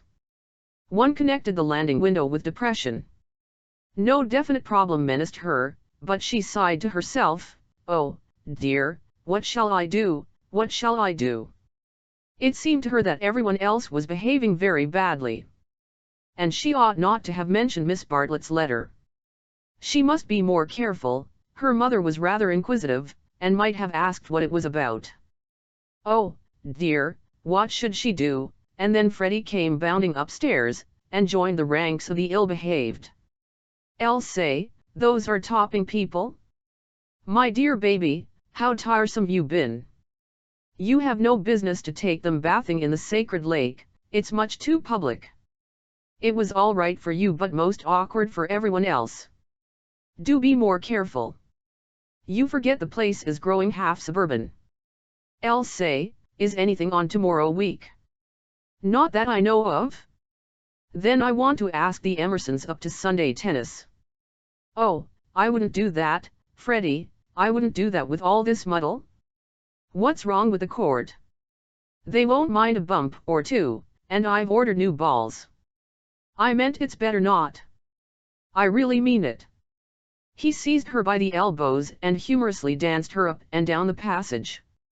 She pretended not to mind, but she could have screamed with temper. Cecil glanced at them as he proceeded to his toilet, and they impeded Mary with her brood of hot water cans. Then Mrs. Honeychurch opened her door and said, "Lucy, what a noise you're making. I have something to say to you. Did you say you had had a letter from Charlotte, and Freddie ran away?" "Yes. I really can't stop. I must dress too." "How's Charlotte?" "All right." The unfortunate girl returned. "You've a bad habit of hooning away in the middle of one's sentences. Did Charlotte mention her boiler?" "Her what?" "Don't you remember that her boiler was to be had out in October, and her bath cistern cleaned out, and all kinds of terrible to-doings?" "I can't remember all Charlotte's worries," said Lucy bitterly. "I shall have enough of my own, now that you are not pleased with Cecil." Mrs. Honeychurch might have flamed out. She did not. She said, "Come here, old lady, thank you for putting away my bonnet, kiss me." And, though nothing is perfect, Lucy felt for the moment that her mother and Windy Corner and the Weald in the declining sun were perfect. So the grittiness went out of life. It generally did at Windy Corner. At the last minute, when the social machine was clogged hopelessly, one member or other of the family poured in a drop of oil. Cecil despised their methods, perhaps rightly. At all events, they were not his own. Dinner was at 7:30. Freddie gabbled the grace, and they drew up their heavy chairs and fell to. Fortunately, the men were hungry. Nothing untoward occurred until the pudding. Then Freddie said, "Lucy, what's Emerson like?" "Elle saw him in Florence," said Lucy, hoping that this would pass for a reply. "Is he the clever sort, or is he a decent chap?" "Ask Cecil, it is Cecil who brought him here." "He is the clever sort, like myself," said Cecil. Freddie looked at him doubtfully. "How well did you know them at the Bertolini?" asked Mrs. Honeychurch. "Oh, very slightly. I mean, Charlotte knew them even less than I did. Oh, that reminds me, you never told me what Charlotte said in her letter? One thing and another, said Lucy, wondering whether she would get through the meal without a lie. Among other things, that an awful friend of hers had been bicycling to Louvre Summer Street, wondered if she'd come up and see us, and mercifully didn't. Lucy, I do call the way you talk unkind. She was a novelist, said Lucy craftily. The remark was a happy one, for nothing roused Mrs. Honeychurch so much as literature in the hands of females. She would abandon every topic to inveigh against those women who, instead of minding their houses and their children, seek notoriety by print.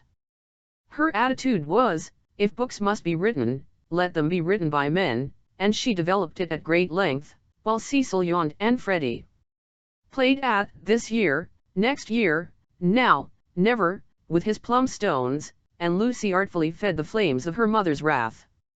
But soon the conflagration died down, and the ghosts began to gather in the darkness. There were too many ghosts about. The original ghost that touch of lips on her cheek had surely been laid long ago. It could be nothing to her that a man had kissed her on a mountain once. But it had begotten a spectral family: Mr. Harris, Miss Bartlett's letter, Mr. Beebe's memories of violets, and one or other of these was bound to haunt her before Cecil's very eyes. It was Miss Bartlett who returned now, and with appalling vividness. I have been thinking, Lucy, of that letter of Charlotte's. How is she? I tore the thing up. Didn't she say how she was? How does she sound? Cheerful? Oh, yes, I suppose so. No, not very cheerful, I suppose. Then, depend upon it, it is the boiler. I know myself how water preys upon one's mind. I would rather anything else, even a misfortune with the meat.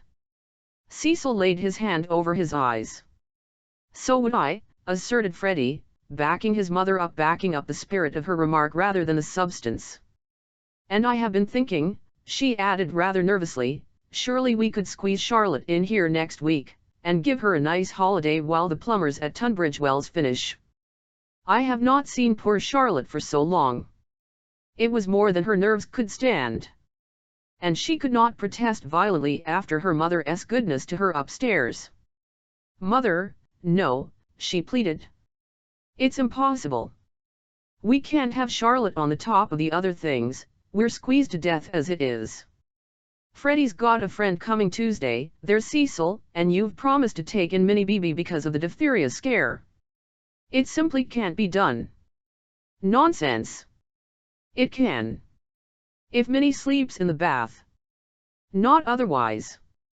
Minnie can sleep with you. Elle won't have her? Then, if you're so selfish, Mr. Floyd must share a room with Freddie. Miss Bartlett, Miss Bartlett, Miss Bartlett, moaned Cecil, again laying his hand over his eyes. It's impossible, repeated Lucy. Elle don't want to make difficulties, but it really isn't fair on the maids to fill up the house so. Alas! The truth is, dear, you don't like Charlotte. No, I don't. And no more does Cecil. She gets on our nerves. You haven't seen her lately, and don't realize how tiresome she can be, though so good. So please, Mother, don't worry us this last summer, but spoil us by not asking her to come. Here, here, said Cecil. Mrs. Honeychurch, with more gravity than usual, and with more feeling than she usually permitted herself, replied, this isn't very kind of you too. You have each other and all these woods to walk in, so full of beautiful things, and poor Charlotte has only the water turned off and plumbers. You are young, dears, and however clever young people are, and however many books they read, they will never guess what it feels like to grow old. Cecil crumbled his bread.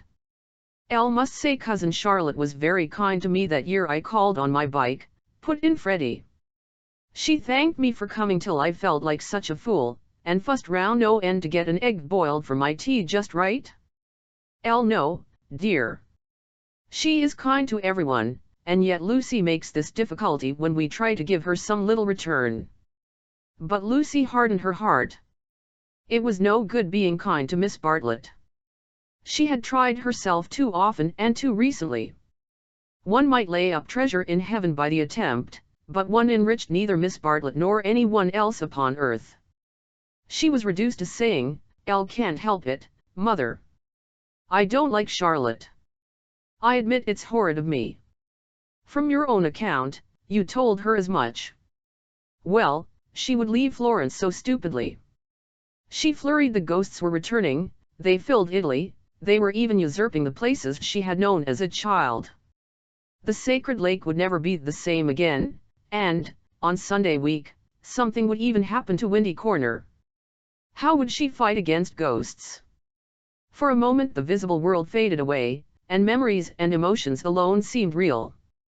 "I'll suppose Miss Bartlett must come, since she boils eggs so well," said Cecil, who was in rather a happier frame of mind, thanks to the admirable cooking. "Elle didn't mean the egg was well boiled," corrected Freddie, "because in point of fact she forgot to take it off, and as a matter of fact I don't care for eggs. I only meant how jolly kind she seemed." Cecil frowned again. "Oh, these Honeychurches. Eggs, boilers, hydrangeas, maids of such were their lives compact." "May me and Lucy get down from our chairs?" he asked, with scarcely veiled insolence.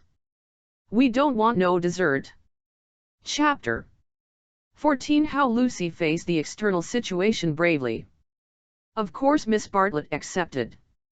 And, equally of course, she felt sure that she would prove a nuisance, and begged to be given an inferior spare room, something with no view, anything. Her love to Lucy. And, equally of course, George Emerson could come to tennis on the Sunday week. Lucy faced the situation bravely, though, like most of us, she only faced the situation that encompassed her. She never gazed inwards. If at times strange images rose from the depths, she put them down to nerves. When Cecil brought the Emersons to Summer Street, it had upset her nerves. Charlotte would burnish up past foolishness, and this might upset her nerves. She was nervous at night. When she talked to George they met again almost immediately at the rectory. His voice moved her deeply, and she wished to remain near him. How dreadful if she really wished to remain near him. Of course, the wish was due to nerves, which love to play such perverse tricks upon us. Once she had suffered from things that came out of nothing and meant she didn't know what. Now Cecil had explained psychology to her one wet afternoon, and all the troubles of youth in an unknown world could be dismissed. It is obvious enough for the reader to conclude, she loves young Emerson. A reader in Lucy's place would not find it obvious. Life is easy to chronicle, but bewildering to practice, and we welcome nerves or any other shibboleth that will cloak our personal desire. She loved Cecil, George made her nervous. Will the reader explain to her that the phrases should have been reversed? But the external situation she will face that bravely. The meeting at the rectory had passed off well enough. Standing between Mr. Beebe and Cecil, she had made a few temperate allusions to Italy, and George had replied. She was anxious to show that she was not shy, and was glad that he did not seem shy either. "A nice fellow," said Mr. Beebe afterwards. "He will work off his crudities in time. I rather mistrust young men who slip into life gracefully." Lucy said, "He seems in better spirits. He laughs more." "Yes," replied the clergyman. "He is waking up." That was all. But, as the week wore on, more of her defenses fell, and she entertained an image that had physical beauty. In spite of the clearest directions, Miss Bartlett contrived to bungle her arrival. She was due at the South-Eastern station at Dorking, whither Mrs. Honeychurch drove to meet her. She arrived at the London and Brighton station, and had to hire a cab up. No one was at home except Freddie and his friend, who had to stop their tennis and to entertain her for a solid hour. Cecil and Lucy turned up at 4 o'clock, and these, with little Minnie Beebe, made a somewhat lugubrious sextet upon the upper lawn for tea. "I shall never forgive myself," said Miss Bartlett, who kept on rising from her seat, and had to be begged by the United Company to remain. "I have upset everything. Bursting in on young people. but I insist on paying for my cab up. Grant that, at any rate. Our visitors never do such dreadful things, said Lucy, while her brother, in whose memory the boiled egg had already grown unsubstantial, exclaimed in irritable tones, just what I've been trying to convince Cousin Charlotte of, Lucy, for the last half-hour. I do not feel myself an ordinary visitor, said Miss Bartlett, and looked at her frayed glove. All right, if you'd really rather. 5 shillings, and I gave a bob to the driver. Miss Bartlett looked in her purse.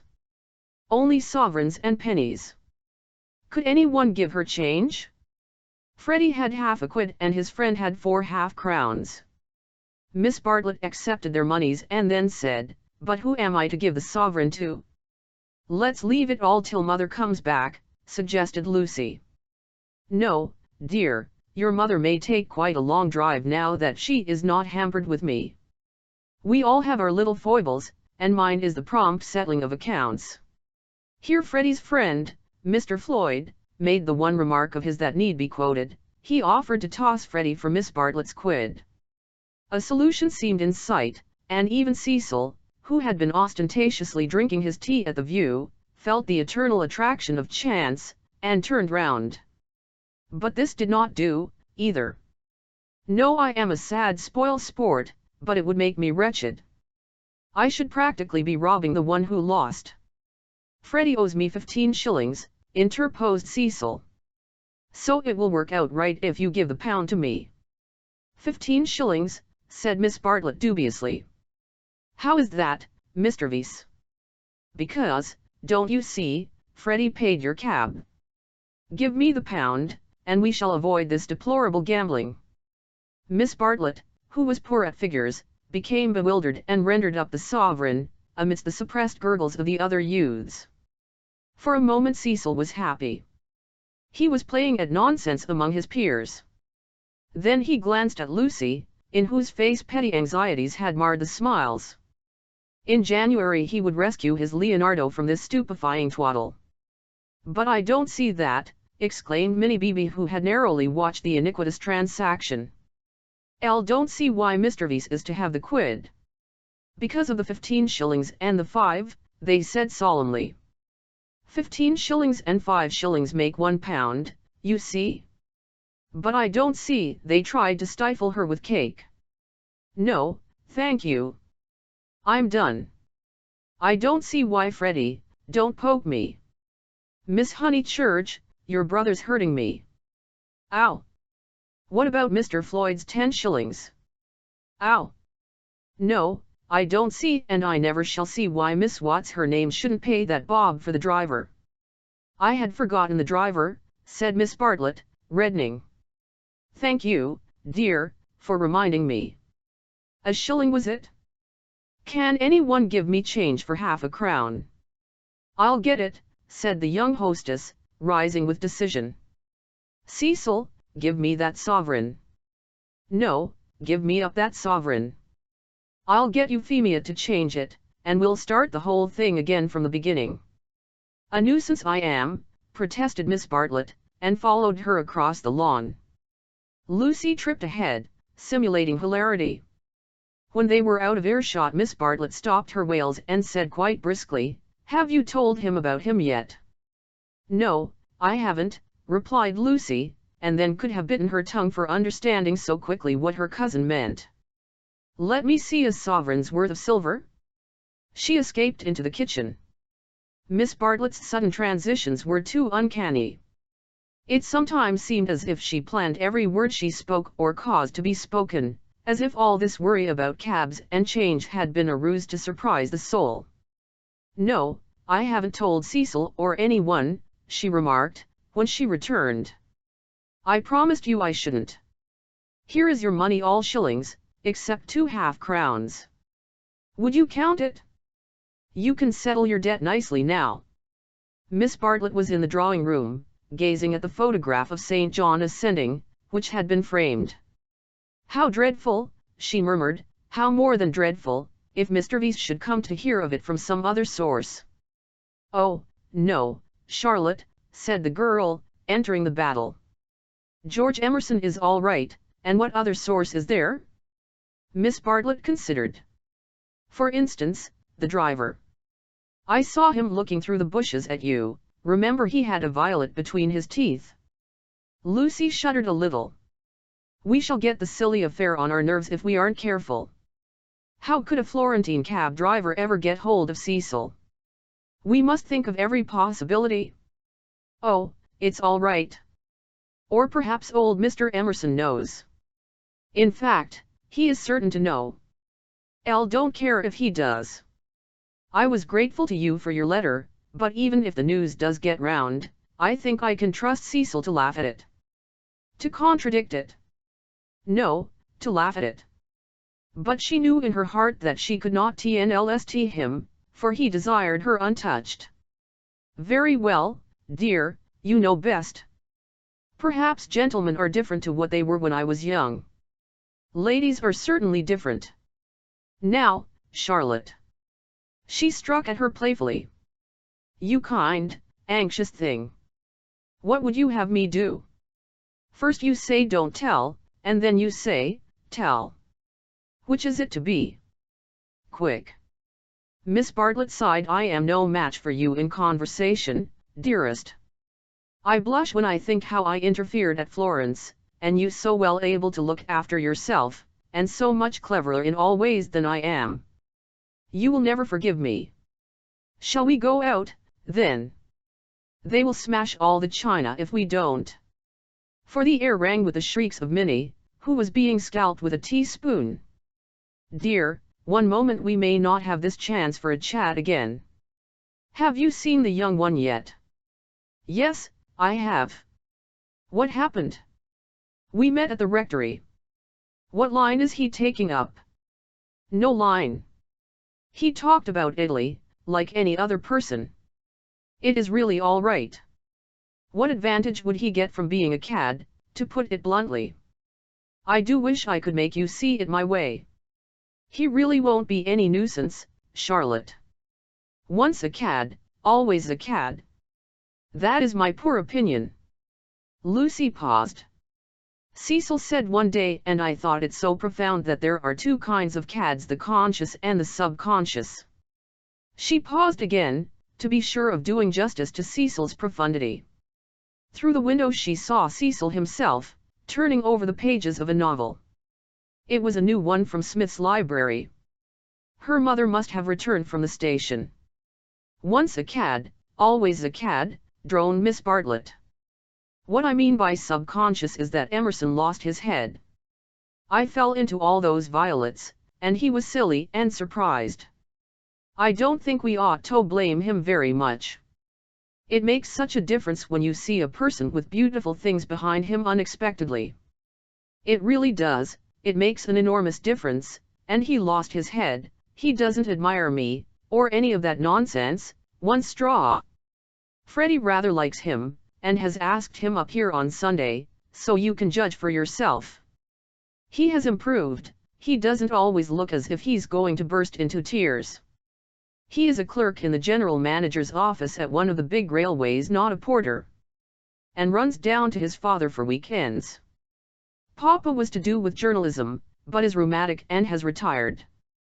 There. Now for the garden. She took hold of her guest by the arm. Suppose we don't talk about this silly Italian business any more. We want you to have a nice restful visit at Windy Corner, with no wording. Lucy thought this rather a good speech. The reader may have detected an unfortunate slip in it. Whether Miss Bartlett detected the slip one cannot say, for it is impossible to penetrate into the minds of elderly people. She might have spoken further, but they were interrupted by the entrance of her hostess. Explanations took place, and in the midst of them Lucy escaped, the images throbbing a little more vividly in her brain. Chapter 15. The disaster within. The Sunday after Miss Bartlett's arrival was a glorious day, like most of the days of that year. In the Weald, autumn approached, breaking up the green monotony of summer, touching the parks with a grey bloom of mist, the beech trees with russet, the oak trees with gold. Up on the heights, battalions of black pines witnessed the change, themselves unchangeable. Either country was spanned by a cloudless sky, and in either arose the tinkle of church bells. The garden of Windy Corners was deserted except for a red book, which lay sunning itself upon the gravel path. From the house came incoherent sounds, as of females preparing for worship. The men say they won't. I don't blame them. Minnie says, need she go? Tell her, no Mary. Hook me Lucia, may I trespass upon you for a pin? For Miss Bartlett had announced that she at all events was one for church. The sun rose higher on its journey, guided, not by Phaethon, but by Apollo, competent, unswerving, divine. Its rays fell on the ladies whenever they advanced towards the bedroom windows, on Mr. Beebe down at Summer Street as he smiled over a letter from Miss Catherine Allen, on George Emerson cleaning his father's boots, and lastly, to complete the catalogue of memorable things, on the red book mentioned previously. The ladies move, Mr. Beebe moves, George moves, and movement may engender shadow. But this book lies motionless, to be caressed all the morning by the sun and to raise its cover slightly, as though acknowledging the caress. Presently Lucy steps out of the drawing-room window. Her new cerise dress has been a failure, and makes her look TAWD1Y and 1. At her throat is a garnet brooch, on her finger a ring set with rubies, an engagement ring. Her eyes are bent to the Weald. She frowns a little, not in anger, but as a brave child frowns when he is trying not to cry. In all that expanse no human eye is looking at her, and she may frown unrebuked and measure the spaces that yet survive between Apollo and the West Ham hills. Lucy. Lucy. What's that book? Who's been taking a book out of the shelf and leaving it about to spoil? It's only the library book that Cecil's been reading. But pick it up, and don't stand idling there like a flamingo. Lucy picked up the book and glanced at the title listlessly, Under a Loggia. She no longer read novels herself, devoting all her spare time to solid literature in the hope of catching Cecil up. It was dreadful how little she knew, and even when she thought she knew a thing, like the Italian painters, she found she had forgotten it. Only this morning she had confused Francesco Francia with Piero della Francesca, and Cecil had said, "What? You aren't forgetting your Italy already?" And this too had lent anxiety to her eyes when she saluted the dear view and the dear garden in the foreground, and above them, scarcely conceivable elsewhere, the dear Sunday. Lucy, have you a sixpence for Minnie and a shilling for yourself? She hastened in to her mother, who was rapidly working herself into a Sunday fluster. It's a special collection, I forget what for. I do beg, no vulgar clinking in the plate with halfpennies, see that Minnie has a nice bright sixpence. Where is the child? Minnie. That book's all watched. Gracious, how plain you look. Put it under the atlas to press. Minnie. Oh, Mrs. Honeychurch from the upper regions. Minnie, don't be late. Here comes the was always the horse, never the carriage. Where's Charlotte? Run up and hurry her.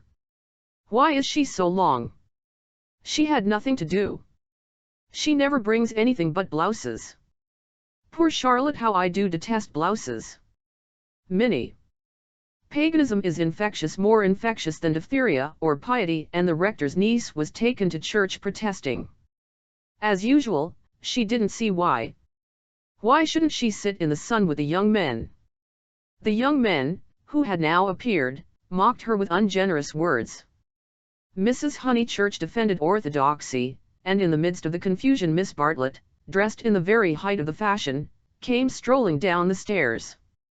Dear Marian, I am very sorry, but I have no small change, nothing but sovereigns and half-crowns. Could anyone give me? Yes, easily. Jump in. Gracious me, how smart you look. What a lovely frock. You put us all to shame. If I did not wear my best rags and tatters now, when should I wear them? Said Miss Bartlett reproachfully. She got into the victoria and placed herself with her back to the horse. The necessary roar ensued, and then they drove off. Goodbye. Be good, called out Cecil. Lucy bit her lip, for the tone was sneering.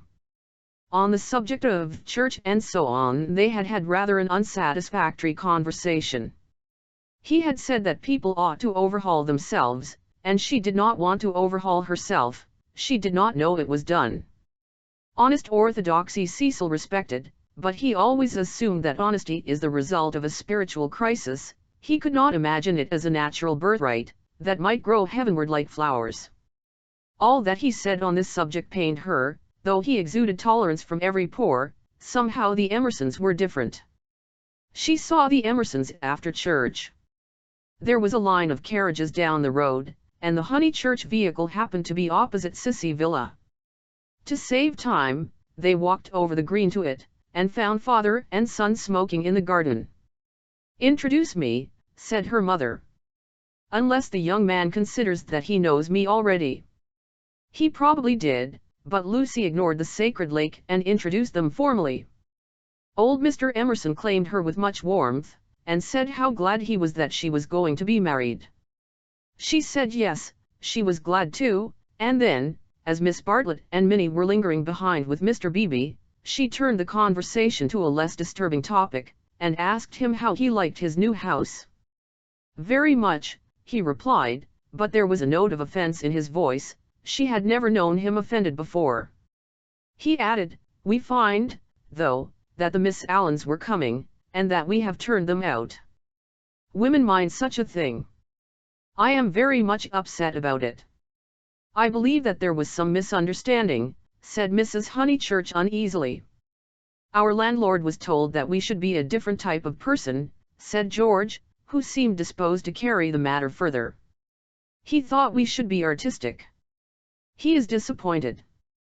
And I wonder whether we ought to write to the Miss Allens and offer to give it up. What do you think?" He appealed to Lucy. "Oh, stop now, you have come," said Lucy lightly. She must avoid censuring Cecil. For it was on Cecil that the little episode turned, though his name was never mentioned. "So George says. He says that the Miss Allens must go to the wall. Yet it does seem so unkind." "There is only a certain amount of kindness in the world," said George, watching the sunlight flash on the panels of the passing carriages. "Yes," exclaimed Mrs. Honeychurch. "That's exactly what I say. Why all this twiddling and twaddling over to Miss Allens? There is a certain amount of kindness, just as there is a certain amount of light," he continued in measured tones. "We cast a shadow on something wherever we stand, and it is no good moving from place to place to save things, because the shadow always follows. Choose a place where you won't do harm, yes, choose a place where you won't do very much harm, and stand in it for all you are worth, facing the sunshine. Oh, Mr. Emerson, I see you're clever. I see you're going to be clever. I hope you didn't go behaving like that to poor Freddie." George's eyes laughed, and Lucy suspected that he and her mother would get on rather well. "No, I didn't," he said. "He behaved that way to me. It is his philosophy. Only he starts life with it, and I have tried the note of interrogation first." "What do you mean?" "No, never mind what you mean. Don't explain. He looks forward to seeing you this afternoon. Do you play tennis? Do you mind tennis on Sunday?" "Mind tennis on Sunday." George, after his education, distinguished between Sunday very well. George doesn't mind tennis on Sunday. "No more do L. That's settled. Mr. Emerson, if you could come with your son we should be so pleased." He thanked her, but the walk sounded rather far. He could only potter about in these days. She turned to George, "And then he wants to give up his house to the Miss Allens?" "No," said George, and put his arm round his father's neck. The kindness that Mr. Beebe and Lucy had always known to exist in him came out suddenly, like sunlight touching a vast landscape, a touch of the morning sun. She remembered that in all his perversities he had never spoken against affection. Miss Bartlett approached. "You know our cousin, Miss Bartlett," said Mrs. Honeychurch pleasantly. "You met her with my daughter in Florence." "Yes, indeed," said the old man, and made as if he would come out of the garden to meet the lady. Miss Banlett promptly got into the Victoria. Thus entrenched, she emitted a formal bow. It was the pension Bertolini again, the dining table with the decanters of water and wine. It was the old battle of the room with the view. George did not respond to the bow. Like any boy, he blushed, and was ashamed. He knew that the chaperone remembered. He said, "I'll come up to tennis if I can manage it," and went into the house. Perhaps anything that he did would have pleased Lucy, but his awkwardness went straight to her heart. Men were not gods after all, but as human and as clumsy as girls. Even men might suffer from unexplained desires, and need help. To one of her upbringing, and of her destination, the weakness of men was a truth unfamiliar, but she had surmised it at Florence, when George threw her photographs into the River Arno. "Don't go," cried his father, who thought it a great treat for people if his son would talk to them. "George has been in such good spirits today, and I am sure he will end by coming up this afternoon." Lucy caught her cousin's eye. Something in its mute appeal made her reckless. "Yes," she said, raising her voice, "I do hope he will." Then she went to the carriage and murmured, "The old man hasn't been told. I knew it was all right." Mrs. Honeychurch followed her, and they drove away. Satisfactory that Mr. Emerson had not been told of the Florence escapade, yet Lucy's spirits should not have leapt up as if she had sighted the ramparts of heaven. Satisfactory, yet surely she greeted it with disproportionate joy. All the way home the horse's hoofs sang a tune to her, "He has not told, he has not told." Her brain expanded the melody, "He has not told his Father to whom he tells all things." It was not an exploit. "He did not laugh at me when I had gone." She raised her hand to her cheek. "He does not love me." "No. How terrible if he did. But he has not told. He will not tell." She longed to shout the words, "It is all right. It's a secret between us two forever. Cecil will never hear." She was even glad that Miss Bartlett had made her promise secrecy, that last dark evening at Florence, when they had knelt packing in his room. The secret, big or little, was guarded. Only 3 English people knew of it in the world. Thus she interpreted her joy. She greeted Cecil with unusual radiance, because she felt so safe. As he helped her out of the carriage, she said, "The Emersons have been so nice. George Emerson has improved enormously." "How are my protégés?" asked Cecil, who took no real interest in them, and had long since forgotten his resolution to bring them to Windy Corner for educational purposes. "Protégés," she exclaimed with some warmth. For the only relationship which Cecil conceived was feudal, that of protector and protected. He had no glimpse of the comradeship after which the girl's soul yearned. "You shall see for yourself how your protégés are. George Emerson is coming up this afternoon. He is a most interesting man to talk to. Only don't," she nearly said, "don't protect him." But the bell was ringing for lunch, and, as often happened, Cecil had paid no great attention to her remarks. Charm, not argument, was to be her forte. Lunch was a cheerful meal. Generally Lucy was depressed at meals. Someone had to be soothed, either Cecil or Miss Bartlett, or a being not visible to the mortal eye, a being who whispered to her soul, "It will not last, this cheerfulness. In January you must go to London to entertain the grandchildren of celebrated men." But today she felt she had received a guarantee. Her mother would always sit there, her brother here. The sun, though it had moved a little since the mowing, would never be hidden behind the western hills. After luncheon they asked her to play. She had seen Gluck's Armide that year, and played from memory the music of the Enchanted Garden, the music to which Renaud approaches, beneath the light of an eternal dawn, the music that never gains, never wanes, but ripples forever like the tideless seas of fairyland. Such music is not for the piano, and her audience began to get restive, and Cecil, sharing the discontent, called out, "Now play us the other garden, the one in Parsifal." She closed the insnunnant.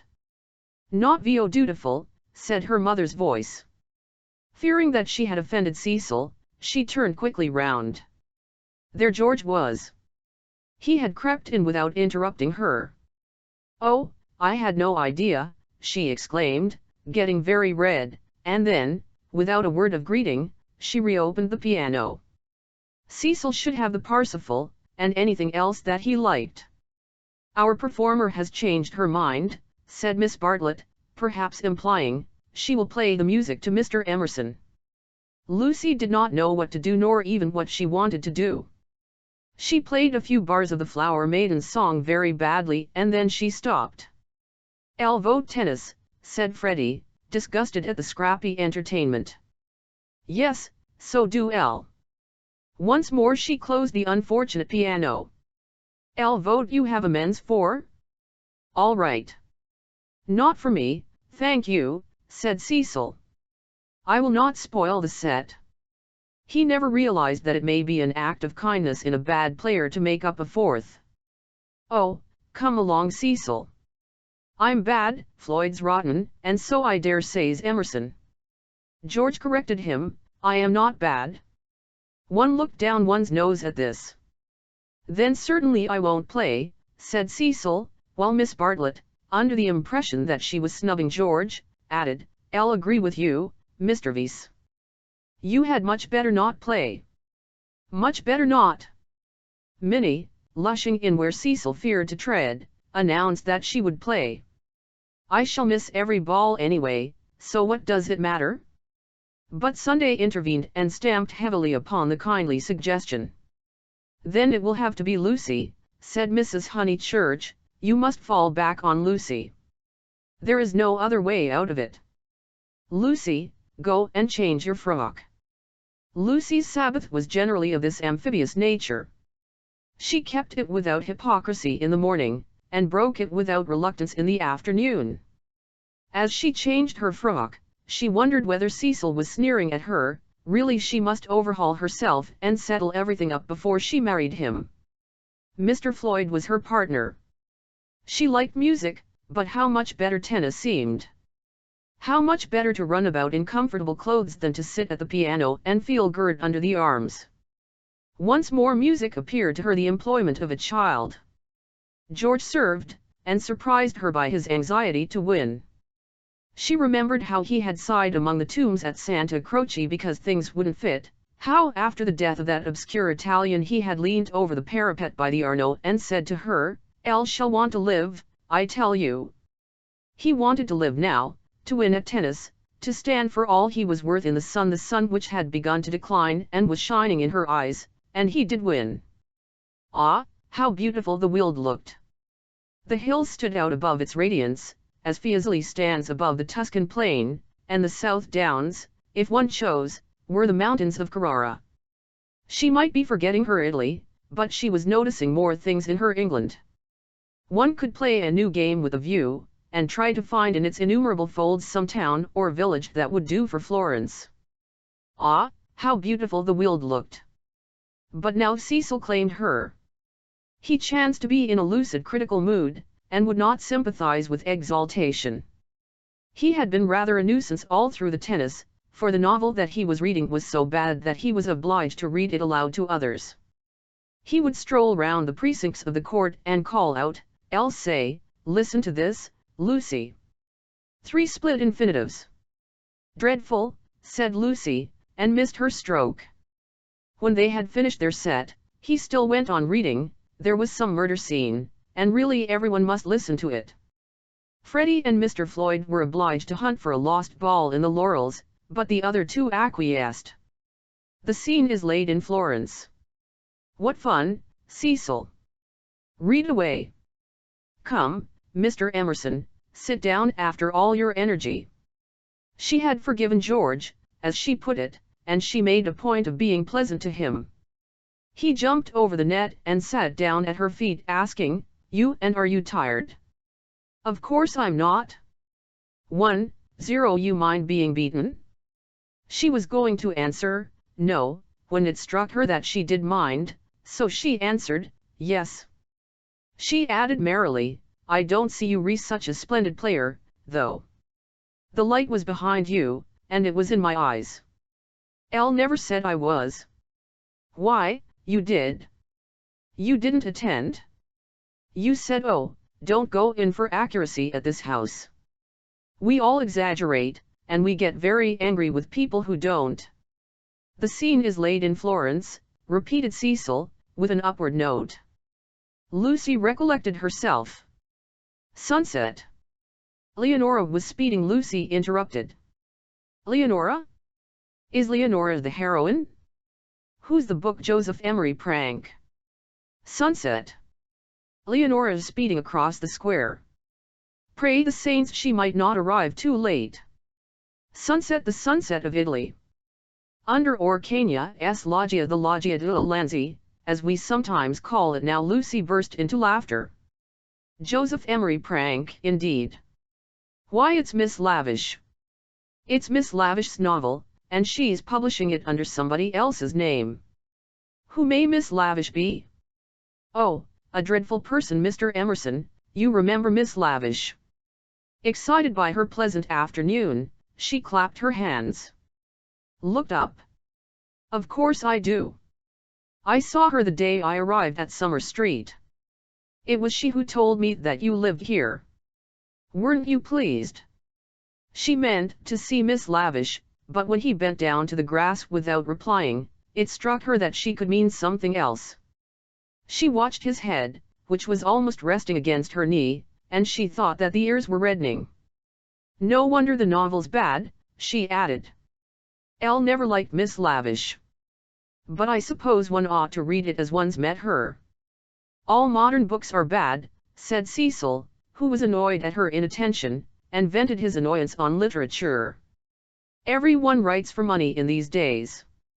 Oh, Cecil R., it is so. I will inflict Joseph Emery Prank on you no longer. Cecil, this afternoon seemed such a twittering sparrow. The ups and downs in his voice were noticeable, but they did not affect her. She had dwelt amongst melody and movement, and her nerves refused to answer to the clang of his. Leaving him to be annoyed, she gazed at the black head again. She did not want to stroke it, but she saw herself wanting to stroke it. The sensation was curious. How do you like this view of ours, Mr. Emerson? Elle never noticed much difference in views. What do you mean? Because they are all alike. Because all that matters in them is distance and air. Said Cecil, uncertain whether the remark was striking or not.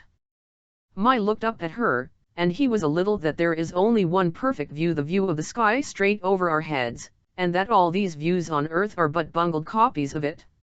I expect your father has been reading Dante, said Cecil, fingering the novel, which alone permitted him to lead the conversation.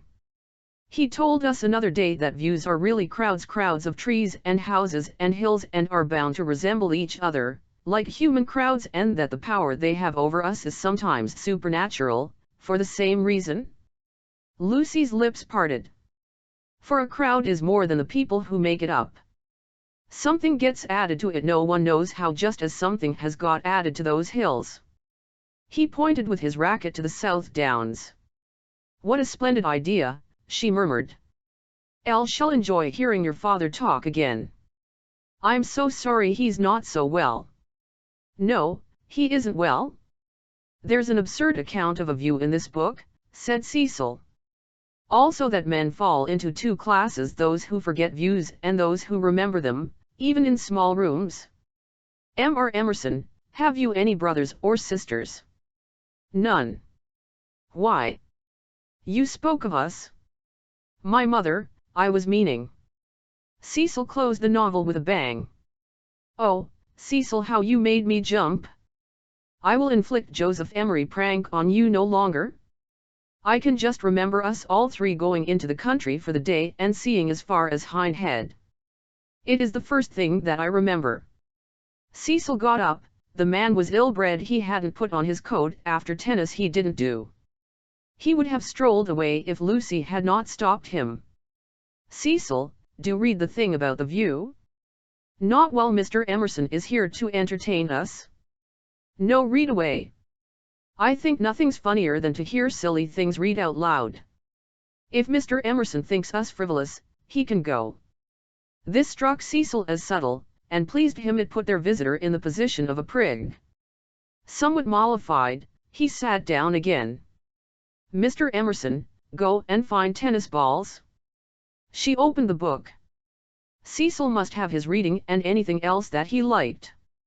But her attention wandered to George's mother, who according to Mr. Eager had been murdered in the sight of God, and according to her son had seen as far as Hindhead.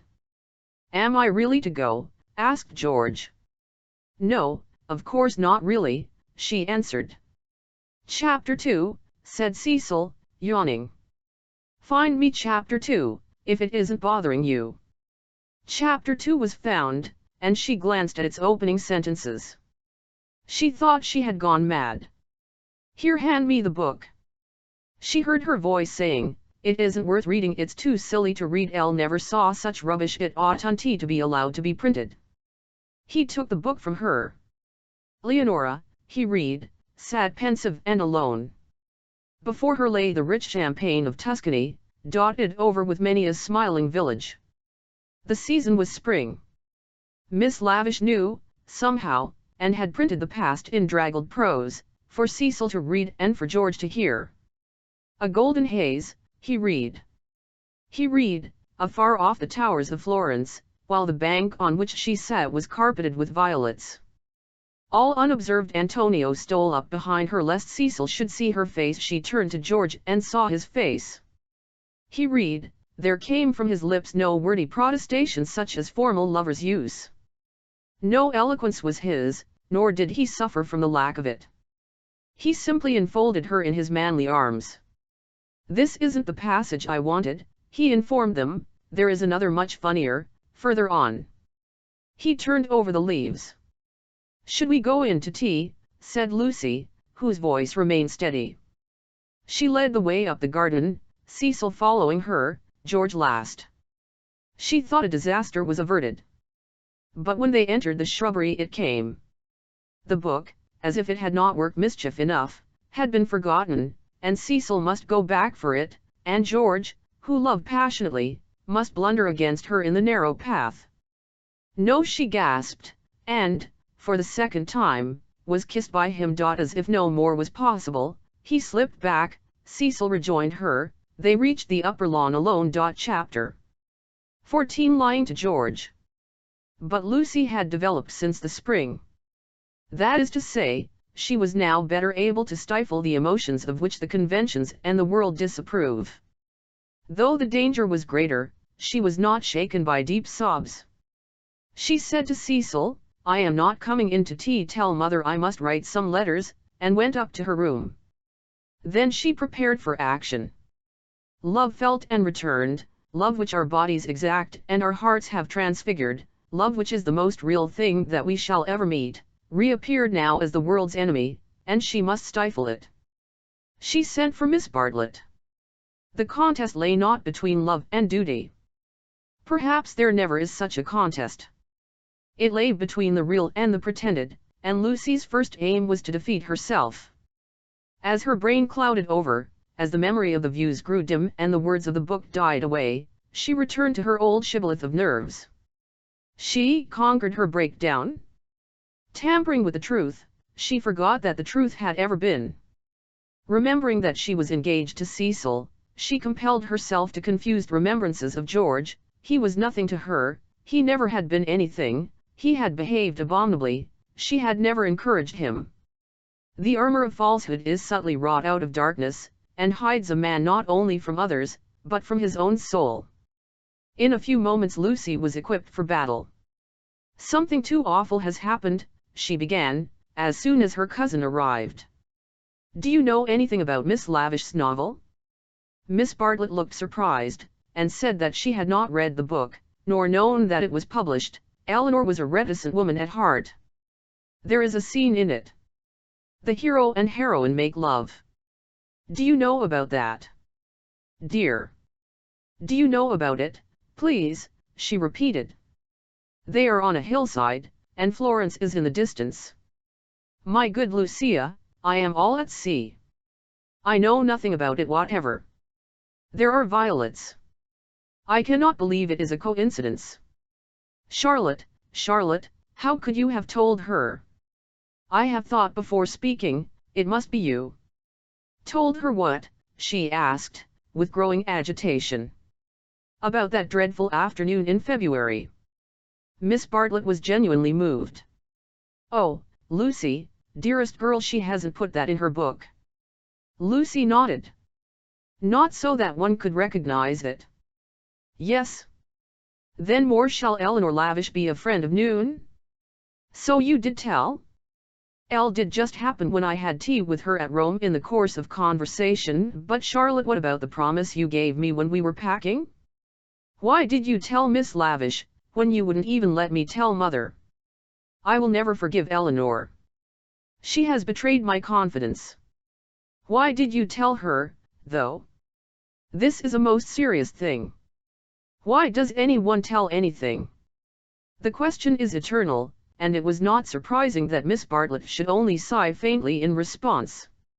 She had done wrong, she admitted it, she only hoped that she had not done harm, she had told Eleanor in the strictest confidence. Lucy stamped with irritation. Cecil happened to read out the passage aloud to me and to Mr. Emerson. It upset Mr. Emerson and he insulted me again. Behind Cecil's back. Ugh! Is it possible that men are such brutes? Behind Cecil's back as we were walking up the garden. Miss Bartlett burst into self-accusations and regrets. What is to be done now? Can you tell me? Oh, Lucy, I shall never forgive myself, never to my dying day. Fancy if your prospects Elle know, said Lucy, wincing at the word.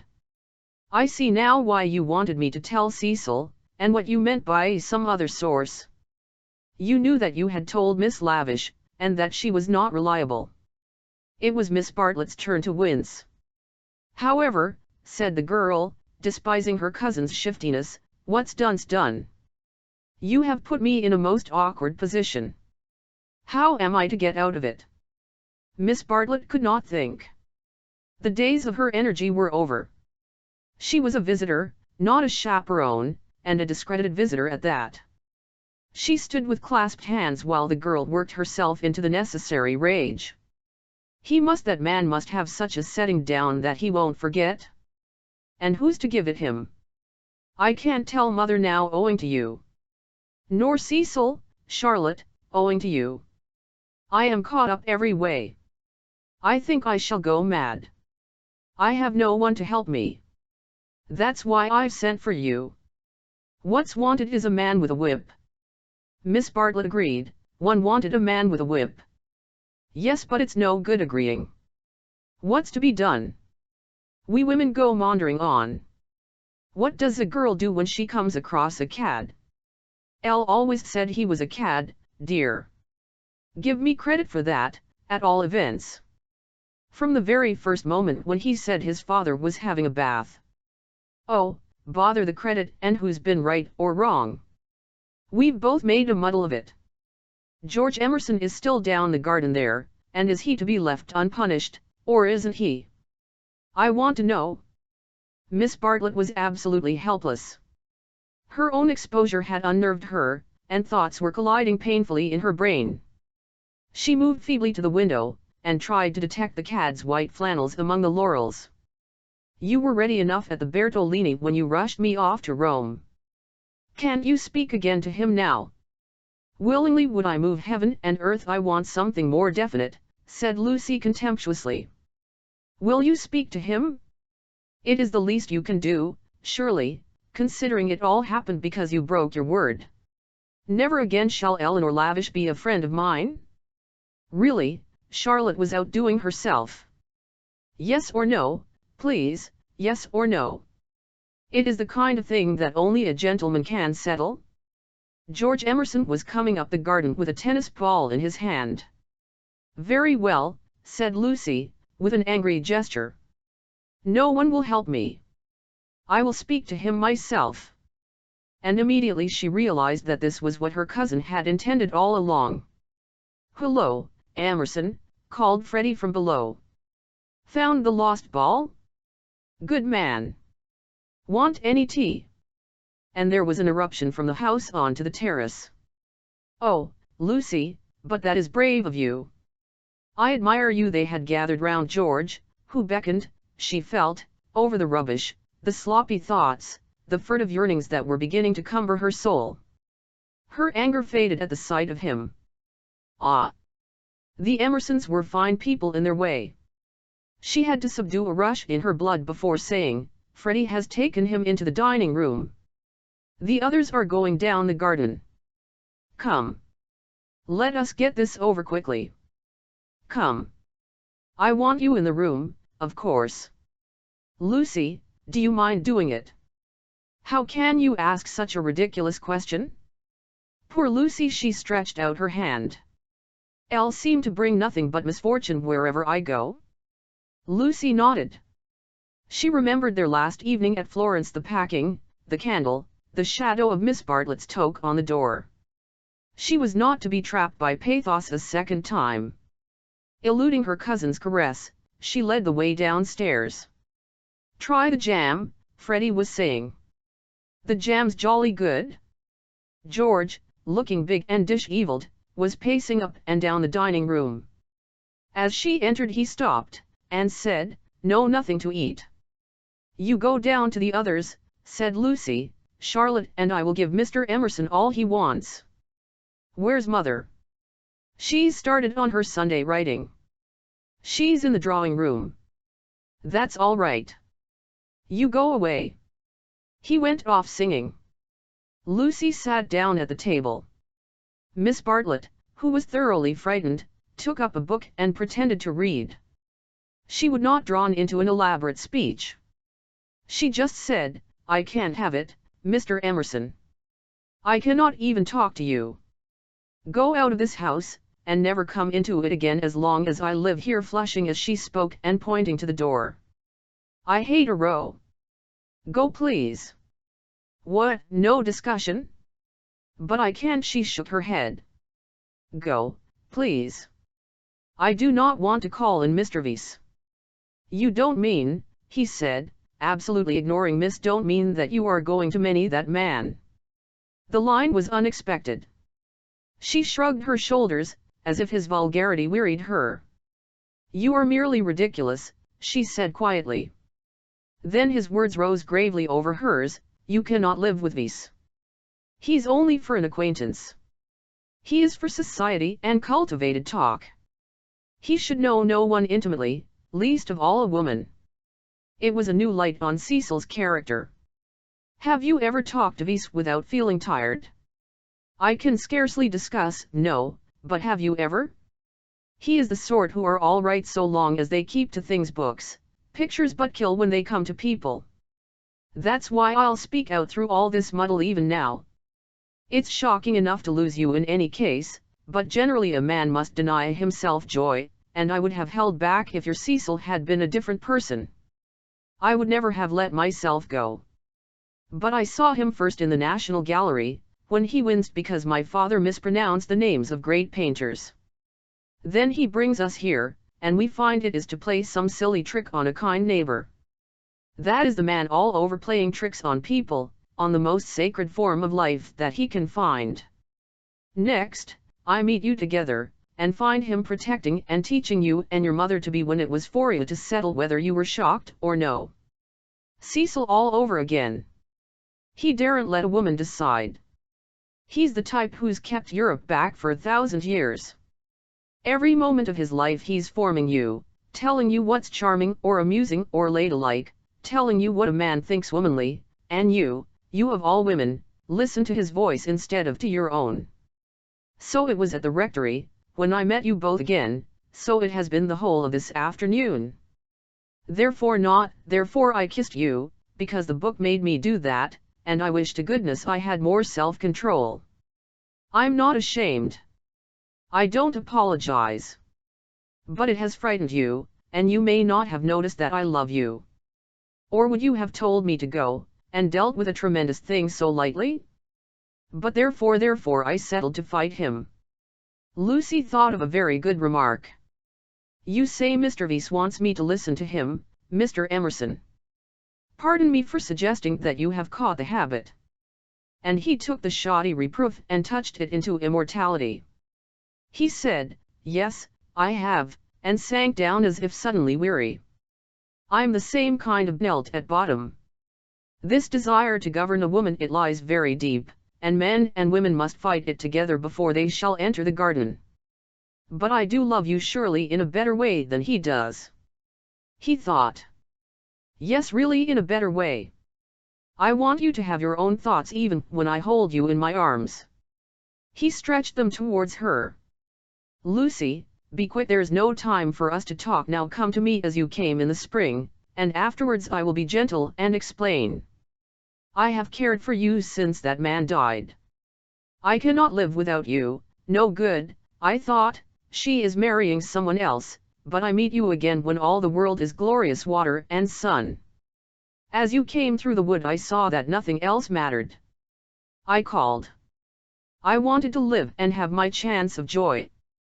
"And Mr. Vyse," said Lucy, who kept commendably calm. "Does he not matter? That I love Cecil and shall be his wife shortly? A detail of no importance, I suppose." But he stretched his arms over the table towards her. "And may I ask what you intend to gain by this exhibition?" He said, "It is our last chance. I shall do all that I can." And as if he had done all else, he turned to Miss Bartlett, who sat like some portent against skies of the evening. "You wouldn't stop us this second time if you understood," he said. "I have been into the dark, and I am going back into it, unless you will try to understand." Her long, narrow head drove backwards and forwards, as though demolishing some invisible obstacle. She did not answer. "It is being young," he said quietly, picking up his racket from the floor and preparing to go. "It is being certain that Lucy cares for me really. It is that love and youth matter intellectually." In silence the two women watched him. His last remark, they knew, was nonsense, but was he going after it or not? Would not he, the cad, the charlatan, attempt a more dramatic finish? No. He was apparently content. He left them, carefully closing the front door, and when they looked through the hall window, they saw him go up the drive and begin to climb the slopes of withered fern behind the house. Their tongues were loosed, and they burst into stealthy rejoicings. "Oh, Lucia, come back here! Oh, what an awful man!" Lucy had no reaction, at least, not yet. "Well, he amuses me," she said. "Either I'm mad, or else he is, and I'm inclined to think it's the latter. One more fuss through with you, Charlotte." "Many thanks. I think, though, that this is the last. My admirer will hardly trouble me again." "And Miss Bartlett, too," essayed the roguish. "Well, it isn't everyone who could boast such a conquest, dearest, is it? Oh, one oughtn't to laugh, really. It might have been very serious. But you were so sensible and brave, so unlike the girls of my day. Let's go down to them?" But, once in the open air, she paused. Some emotion, pity, terror, love, but the emotion was strong, seized her, and she was aware of autumn. Summer was ending, and the evening brought her odors of decay, the more pathetic because they were reminiscent of spring. That something or other mattered intellectually. A leaf, violently agitated, danced past her, while other leaves lay motionless. That the earth was hastening to re-enter darkness, and the shadows of those trees over Windy Corner? "Hullo, Lucy. There's still light enough for another set, if you two'll hunady. Mr. Emerson has had to go. What a nuisance. That spoils the four. I say, Cecil, do play, do, there's a good chap. It's Floyd's last day. Do play tennis with us, just this once." Cecil's voice came, "My dear Freddie, I am no athlete. As you well remarked this very morning, there are some chaps who are no good for anything but books. I plead guilty to being such a chap, and will not inflict myself on you." The scales fell from Lucy's eyes. How had she stood Cecil for a moment? He was absolutely intolerable, and the same evening she broke off her engagement. Chapter 18. Lying to Cecil. He was bewildered. He had nothing to say. He was not even angry, but stood, with a glass of whiskey between his hands, trying to think what had led her to such a conclusion. She had chosen the moment before bed, when, in accordance with their bourgeois habit, she always dispensed drinks to the men. Freddie and Mr. Floyd were sure to retire with their glasses, while Cecil invariably lingered, sipping at his while she locked up the sideboard. "I am very sorry about it," she said. "I have carefully thought things over. We are too different. I must ask you to release me, and try to forget that there ever was such a foolish girl." It was a suitable speech, but she was more angry than sorry, and her voice showed it. "Different how Elle haven't had a really good education, for one thing," she continued, still on her knees by the sideboard. "My Italian trip came too late, and I am forgetting all that I learnt there. I shall never be able to talk to your friends, or behave as a wife of yours should. Elle don't understand you. You aren't like yourself. You're tired, Lucy." "Tired," she retorted, kindling at once. "That is exactly like you. You always think women don't mean what they say. Well, you sound tired, as if something has worried you. What if I do? It doesn't prevent me from realizing the truth. I can't marry you, and you will thank me for saying so someday. You had that bad headache yesterday all right," for she had exclaimed indignantly, "I see it's much more than headaches. But give me a moment's time." He closed his eyes. "You must excuse me if I say stupid things, but my brain has gone to pieces. Part of it lives 3 minutes back, when I was sure that you loved me, and the other part I find it difficult I am likely to say the wrong thing." It struck her that he was not behaving so badly, and her irritation increased. She again desired a struggle, not a discussion. "To bring on the crisis," she said, "there are days when one sees clearly, and this is one of them. Things must come to a breaking point sometime, and it happens to be today. If you want to know, quite a little thing decided me to speak to you when you wouldn't play tennis with Freddie." "Elle never do play tennis," said Cecil, painfully bewildered. "Elle never could play. I don't understand a word you say. You can play well enough to make up a 4. I thought it abominably selfish of you." "No, I can't. Well, never mind the tennis. Why couldn't you have whammed me if you felt anything wrong? You talked of our wedding at lunch at least, you let me talk." "Elle knew you wouldn't understand," said Lucy quite crossly. "Elle might have known there would have been these dreadful explanations. Of course, it isn't the tennis that was only the last straw to all I have been feeling for weeks. Surely it was better not to speak until I felt certain." She developed this position. "Often before I have wondered if I was fitted for your wife, for instance, in London, and are you fitted to be my husband? I don't think so. You don't like Freddie, nor my mother. There was always a lot against our engagement, Cecil, but all our relations seemed pleased, and we met so often, and it was no good mentioning it until all things came to a point. They have today. I see clearly. I must speak. That's all." "Elle cannot think you were right," said Cecil gently. "Elle cannot tell why, but though all that you say sounds tundra, I feel that you are not treating me fairly. It's all too horrible. What's the good of a scene?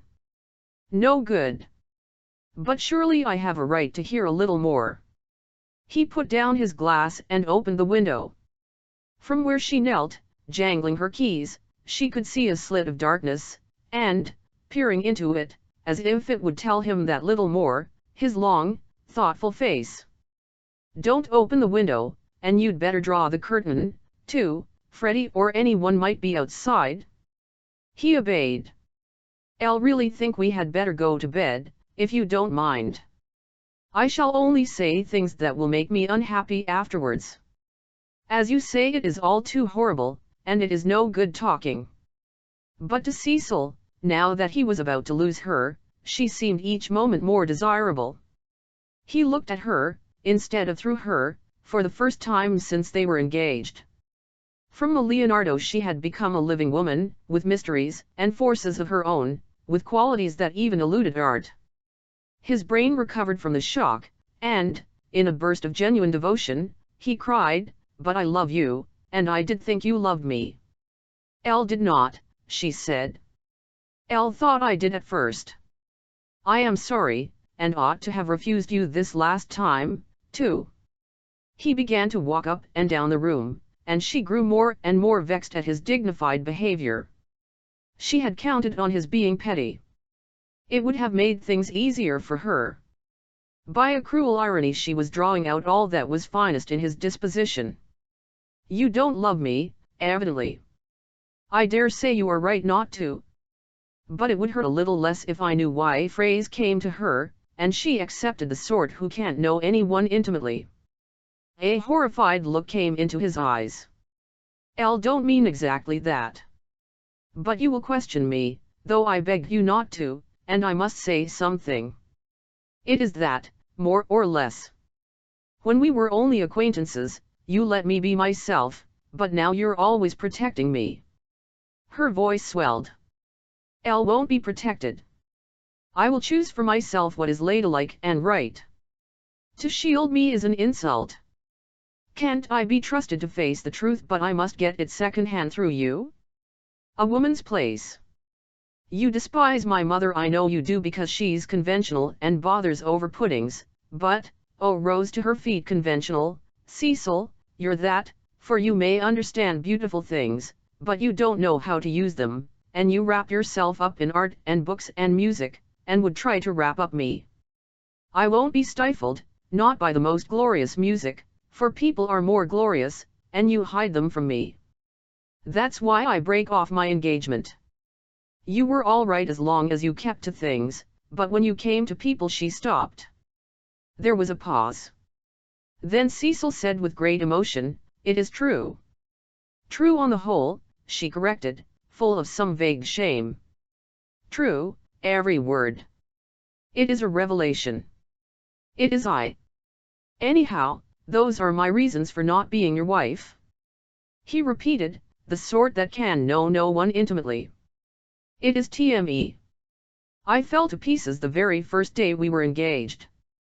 I behaved like a cad to Bibi and to your brother.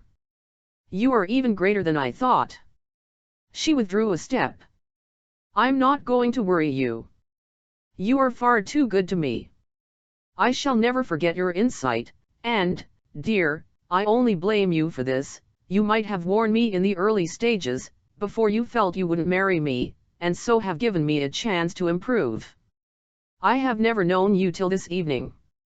I have just used you as a peg for my silly notions of what a woman should be. But this evening you are a different person, new thoughts, even a new valse." "What do you mean by a new voice?" she asked, seized with incontrollable anger. "I mean that a new person seems speaking through you," said he. Then she lost her balance. She cried, "If you think I am in love with someone else, you are very much mistaken. Of course I don't think that. You are not that kind, Lucy." "Oh, yes, you do think it. It's your old idea, the idea that has kept Europe back. I mean the idea that women are always thinking of men. If a girl breaks off her engagement, everyone says, 'Oh, she had someone else in her mind, she hopes to get someone else.' It's disgusting, brutal. As if a girl can't break it off for the sake of freedom." He answered reverently, "I may have said that in the past. I shall never say it again. You have taught me better." She began to redden, and pretended to examine the windows again. "Of course, there is no question of someone else in this, no jilting or any such nauseous stupidity. I beg your pardon most humbly if my words suggested that there was. I only meant that there was a force in you that I hadn't known of up till now." "All right, Cecil, that will do. Don't apologize to me. It was my mistake. It is a question between ideals, yours and mine pure abstract ideals, and yours are the nobler. I was bound up in the old vicious notions, and all the time you were splendid and new." His voice broke. "Elle must actually thank you for what you have done for showing me what I really am. Solemnly, I thank you for showing me a true woman. Will you shake hands?" "Of course I will," said Lucy, twisting up her other hand in the curtains. "Good night, Cecil." "Goodbye." "That's all right. I'm sorry about it. Thank you very much for your gentleness. Let me light your candle, shall?" They went into the hall. "Thank you. Good night again." "God bless you, Lucy." "Goodbye, Cecil." She watched him steal upstairs, while the shadows from 3 banisters passed over her face like the beat of wings. On the landing he paused strong in his renunciation, and gave her a look of memorable beauty. For all his culture, Cecil was an ascetic at heart, and nothing in his love became him like the leaving of it. She could never marry. In the tumult of her soul, that stood firm. Cecil believed in her, she must someday believe in herself. She must be one of the women whom she had praised so eloquently, who care for liberty and not for men. She must forget that George loved her, that George had been thinking through her and gained her this honorable release, that George had gone away into what was darkness. She put out the lamp. It did not do to think, nor, for the matter of that, to feel. She gave up trying to understand herself, and joined the vast armies of the benighted, who follow neither the heart nor the brain, and march to their destiny by catchwords. The armies are full of pleasant and pious folk. But they have yielded to the only enemy that matters, the enemy within. They have sinned against passion and truth, and vain will be their strife after virtue. As the years pass, they are censured. Their pleasantry and their piety show cracks, their wit becomes cynicism, their unselfishness hypocrisy, they feel and produce discomfort wherever they go. They have sinned against Eros and against Pallas Athene, and not by any heavenly intervention, but by the ordinary course of nature, those allied deities will be avenged. Lucy entered this army when she pretended to George that she did not love him, and pretended to Cecil that she loved no one. The night received her, as it had received Miss Bartlett 30 years before. Chapter 18 Lying to Mr. Beebe, Mrs. Honeychurch, Freddie, and the servants. Windy Corner lay, not on the summit of the ridge, but a few hundred feet down the southern slope, at the springing of one of the great buttresses that supported the hill.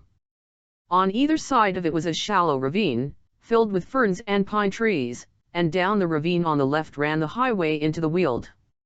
Whenever Mr. Beebe crossed the ridge and caught sight of these noble dispositions of the earth, and, poised in the middle of them, Windy Corner, he laughed.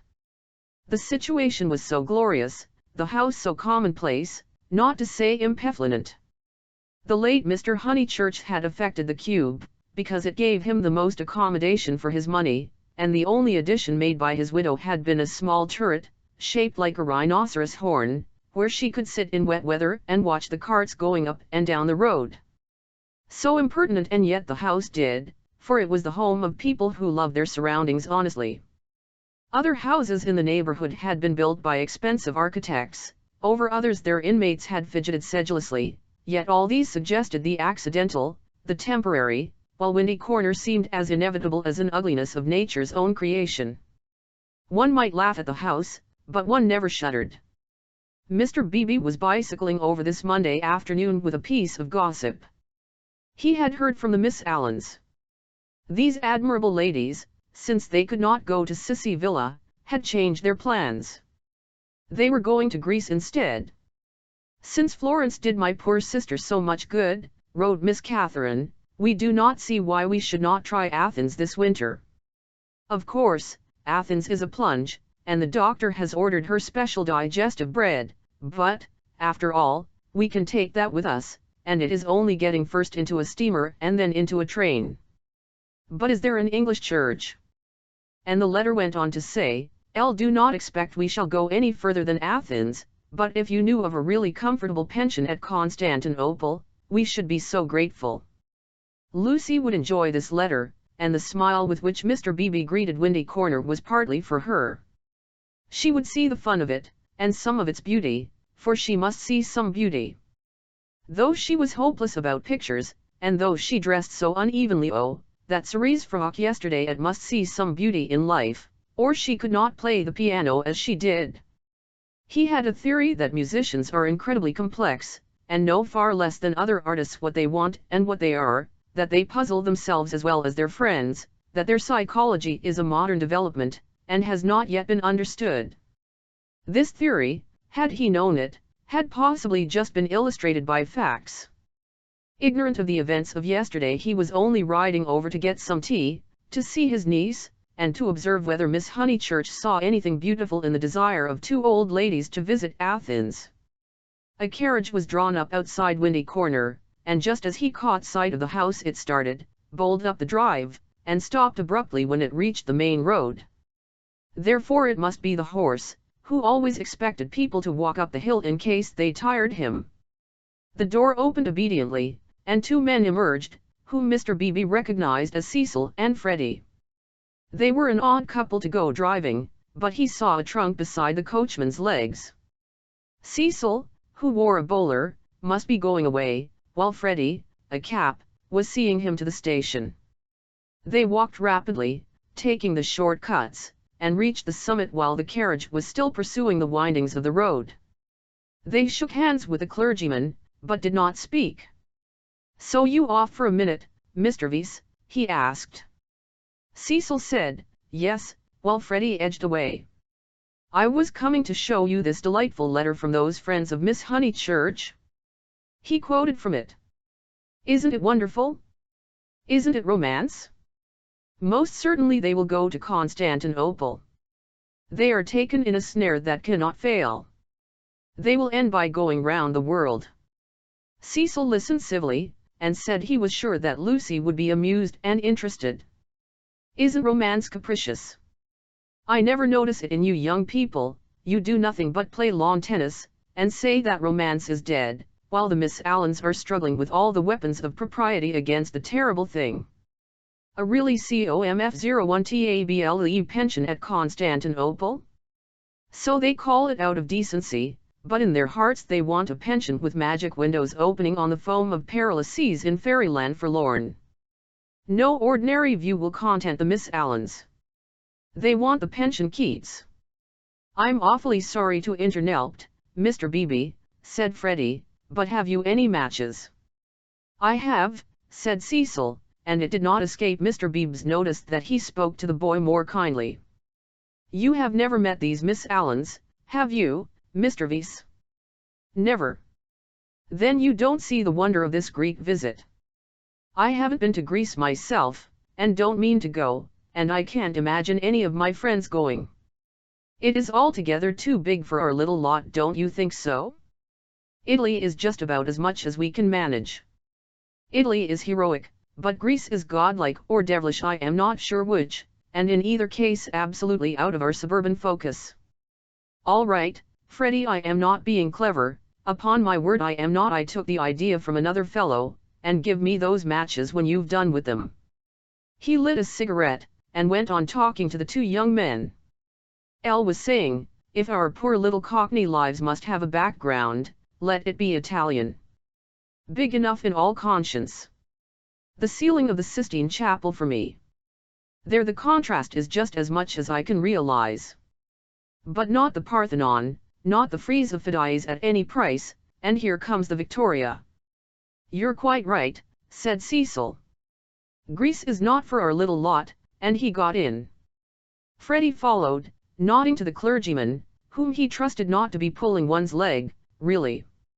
And before they had gone a dozen yards he jumped out, and came running back for Vyse's matchbox, which had not been returned. As he took it, he said, "I'm so glad you only talked about books." Cecil's heart hit. "Lucy won't man-why him. If you'd gone on about her, as you did about them, he might have broken down. But when late last night. I must go." "Perhaps they won't want me down there?" "No, go on. Goodbye." "Thank goodness," exclaimed Mr. Beebe to himself, and struck the saddle of his bicycle approvingly. it was the one foolish thing she ever did.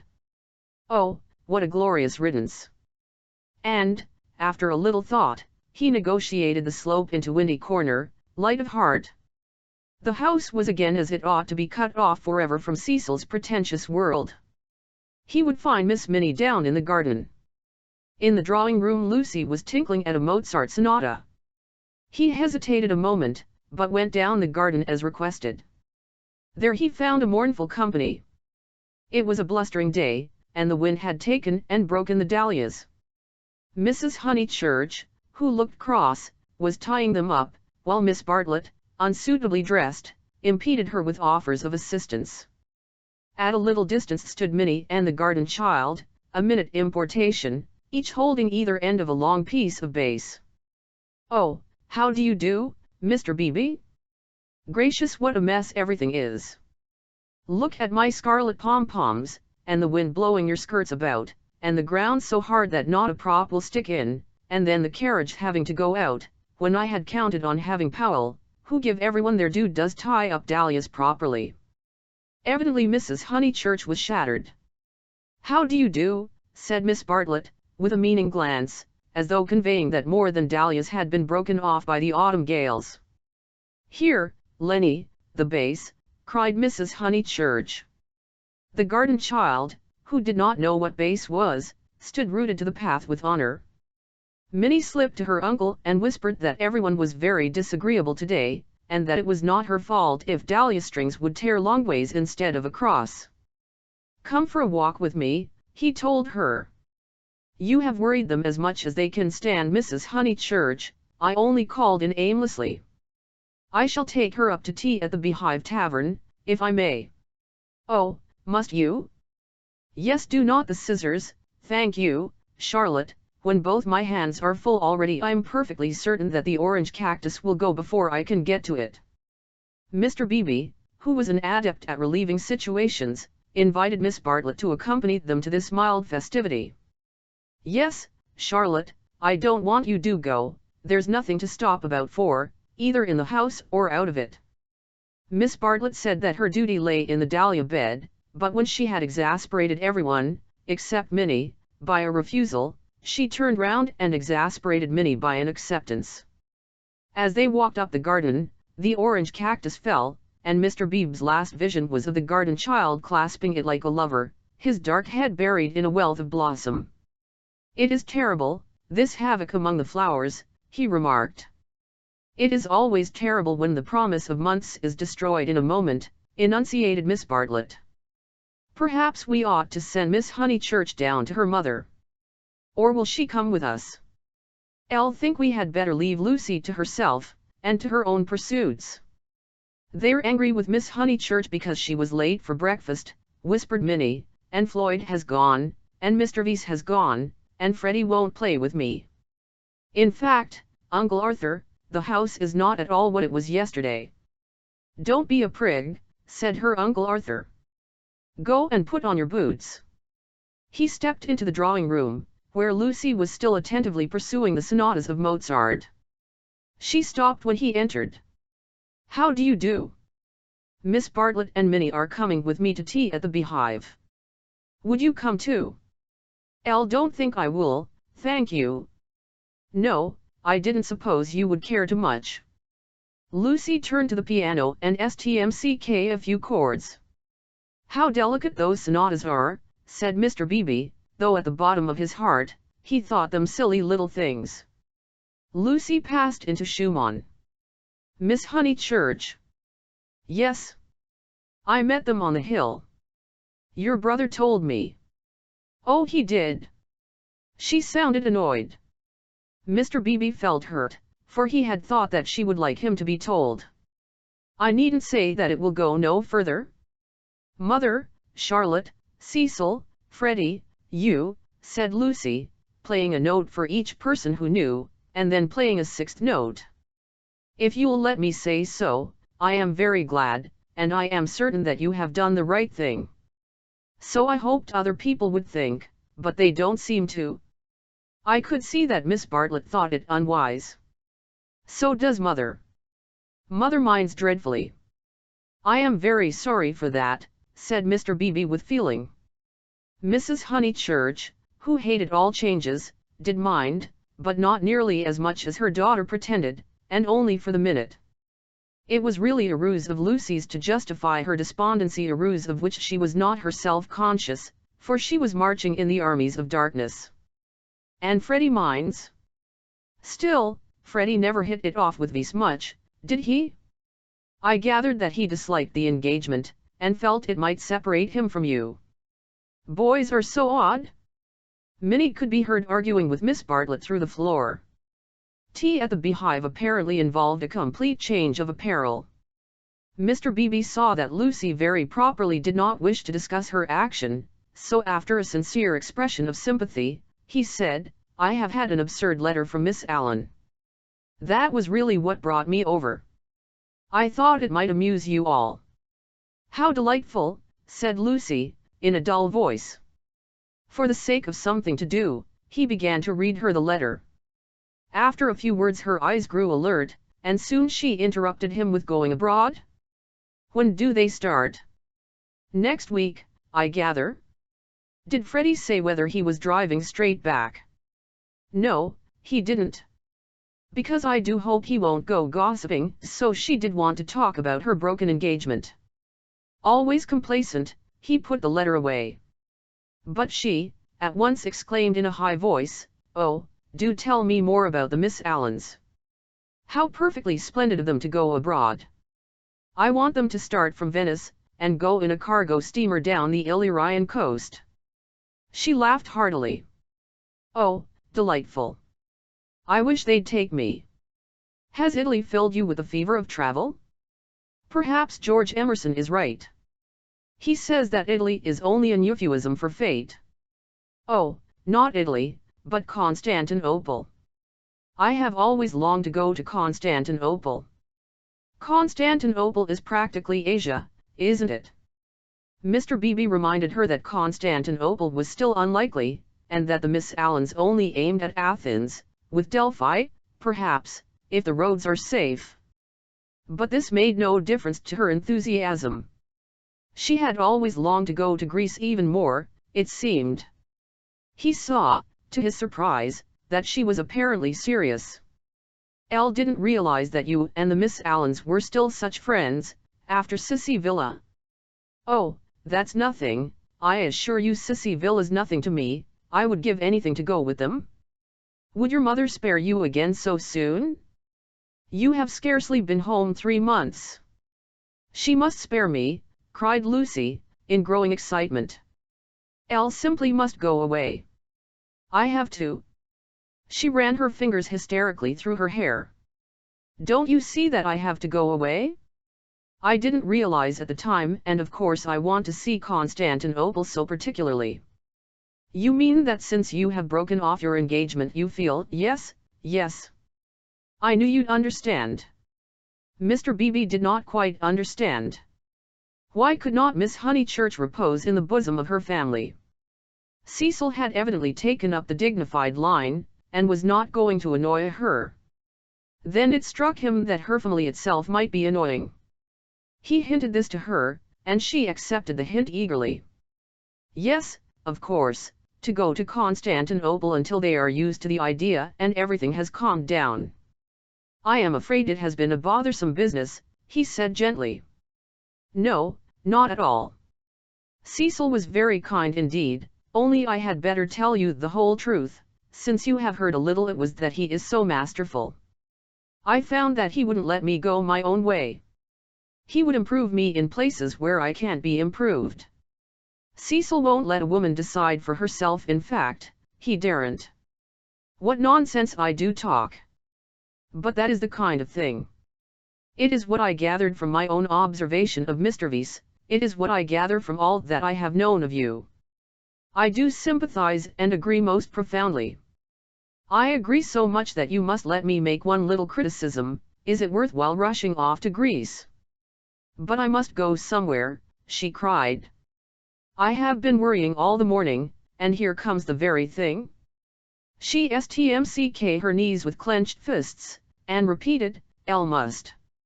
And the time I shall have with mother, and all the money she spent on me last spring. You all think much too highly of me. I wish you weren't so kind." At this moment Miss Bartlett entered, and her nervousness increased. "I must get away, ever so far. I must know my own mind and where I want to go." "Come along, tea, tea, tea," said Mr. Beebe, and bustled his guests out of the front door. He hustled them so quickly that he forgot his hat. When he returned for it he heard, to his relief and surprise, the tinkling of a Mozart sonata. "She is playing again," he said to Miss Bartlett. "Lucy can always play," was the acid reply. "One is very thankful that she has such a resource. She is evidently much worried, as, of course, she ought to be. I know all about it." The marriage was so near that it must have been a hard struggle before she could wind herself up to speak. Miss Bartlett gave a kind of wriggle, and he prepared for a discussion. He had never fathomed Miss Bartlett. As he had put it to himself at Florence, she might yet reveal depths of strangeness, if not of meaning. But she was so unsympathetic that she must be reliable. He assumed that much, and he had no hesitation in discussing Lucy with her. Minnie was fortunately collecting ferns. She opened the discussion with, "We had much better let the matter drop. I'll wonder. It is of the highest importance that there should be no gossip in Summer Street. It would be death to gossip about Mr. Vyse's dismissal at the present moment." Mr. Beebe raised his eyebrows. Death is a strong word, surely too strong. There was no question of tragedy. He said, "Of course, Miss Honeychurch will make the fact public in her own way, and when she chooses. Freddie only told me because he knew she would not mind." "I'll know," said Miss Bartlett civilly. "Yet Freddie ought not to have told even you. One cannot be too careful." "Quite so. I do implore absolute secrecy. A chance word to a chattering friend, and exactly." He was used to these nervous old maids and to the exaggerated imponence that they attach to words. A rector lives in a web of petty secrets, and confidences, and warnings, and the wiser he is the less he will regard them. He will change the subject, as did Mr. Beebe, saying cheerfully, "Have you heard from any Berto Lilly people lately? I believe you keep up with Miss Lavish. It is odd how we of that pension, who seem such a fortuitous collection, have been working into one another's lives. 2, 3, 4, 6 of us, no, 8, I had forgotten the Emersons have kept more or less in touch. We must really give the Signora a testimonial." And, Miss Bartlett not favoring the scheme, they walked up the hill in a silence which was only broken by the rector naming some fern. On the summit they paused. The sky had grown wilder since he stood there last hour, giving to the land a tragic greatness that is rare in Surrey. Great clouds were charging across tissues of white, which stretched and shredded and tore slowly, until through their final layers there gleamed a hint of the disappearing blue. Summer was retreating. The wind roared, the trees groaned, yet the noise seemed insufficient for those vast operations in heaven. The weather was breaking up, broken, and it is a sense of the fit rather than of the supernatural that equips such crises with the salvos of angelic artillery. Mr. Beebe's eyes rested on Windy Corner, where Lucy sat, practicing Mozart. No smile came to his lips, and, changing the subject again, he said, "We shan't have rain, but we shall have darkness, so let us hurry on." The darkness last night was appalling. They reached the Beehive Tavern at about 5 o'clock. That amiable hostelry possesses a veranda, in which the young and the unwise do dearly love to sit, while guests of more mature years seek a pleasant sanded room, and have tea at a table comfortably. Mr. Beebe saw that Miss Bartlett would be cold if she sat out, and that Minnie would be dull if she sat in, so he proposed a division of forces. They would hand the child her food through the window. Thus he was incidentally enabled to discuss the fortunes of Lucy. "I have been thinking, Miss Bartlett," he said, "and, unless you very much object, I would like to reopen that discussion." She bowed. "Nothing about the past. I know little and care less about that, I am absolutely certain that it is to your cousin's credit. She has acted loftily and rightly, and it is like her gentle modesty to say that we think too highly of her. But the future? Seriously, what do you think of this Greek plan? He pulled out the letter again. Elle don't know whether you overheard, but she wants to join the Miss Allens in their mad career. It's all I can't explain, it's wrong.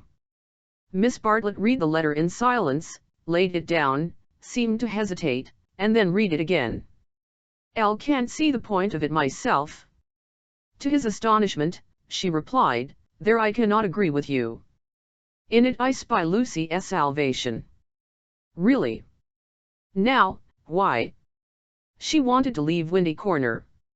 Elle no, but it seems so odd, so unlike her, so I was going to say selfish. It is natural, surely after such painful scenes, that she should desire a change. Here, apparently, was one of those points that the male intellect misses.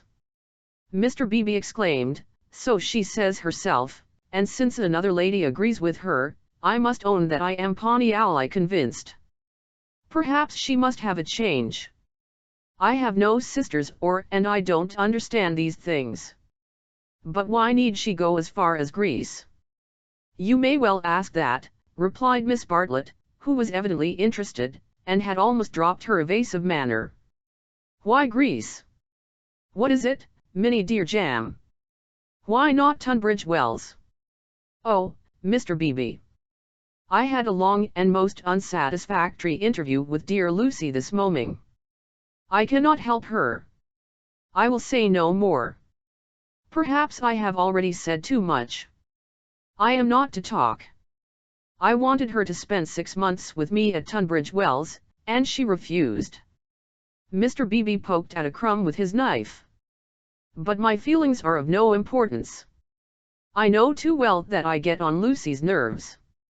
Our tour was a failure. She wanted to leave Florence, and when we got to Rome she did not want to be in Rome, and all the time I felt that I was spending her mother's money. Let us keep to the future, though, interrupted Mr. Beebe. I want your advice. Very well, said Charlotte, with a choky abruptness that was new to him, though familiar to Lucy. Elle for one will help her to go to Greece. Will you? Mr. Beebe considered. It is absolutely necessary, she continued, lowering her veil and whispering through it with a passion, an intensity, that surprised him. I know. The darkness was coming on, and he felt that this odd woman really did know. She must not stop here a moment, and we must keep quiet till she goes. I trust that the servants know nothing. Afterwards, but I may have said too much already. Only, Lucy and I are helpless against Mrs. Honeychurch alone. If you help we may succeed. Otherwise, she repeated as if the word held finality. Yes, I will help her, said the clergyman, setting his jaw firm. Come, let us go back now, and settle the whole thing up. Miss Bartlett burst into florid gratitude. The tavern sign of Beehive trimmed evenly with bees creaked in the wind outside as she thanked him. Mr. Beebe did not quite understand the situation, but then, he did not desire to understand it, nor to jump to the conclusion of another man that would have attracted a grosser mind. He only felt that Miss Bartlett knew of some vague influence from which the girl desired to be delivered, and which might well be clothed in the fleshly form. Its very vagueness spurred him into night errantly. His belief in celibacy, so reticent, so carefully concealed beneath his tolerance and culture, now came to the surface and expanded like some delicate flower. They that marry do well, but they that refrain do better, so ran his belief, and he never heard that an engagement was broken off but with a slight feeling of pleasure. In the case of Lucy, the feeling was intensified through dislike of Cecil, and he was willing to go further to place her out of danger until she could confirm her resolution of virginity. The feeling was very subtle and quite undogmatic, and he never imparted it to any other of the characters in this entanglement. Yet it existed, and it alone explains his action subsequently, and his influence on the action of others. The compact that he made with Miss Bartlett in the tavern, was to help not only Lucy, but religion also.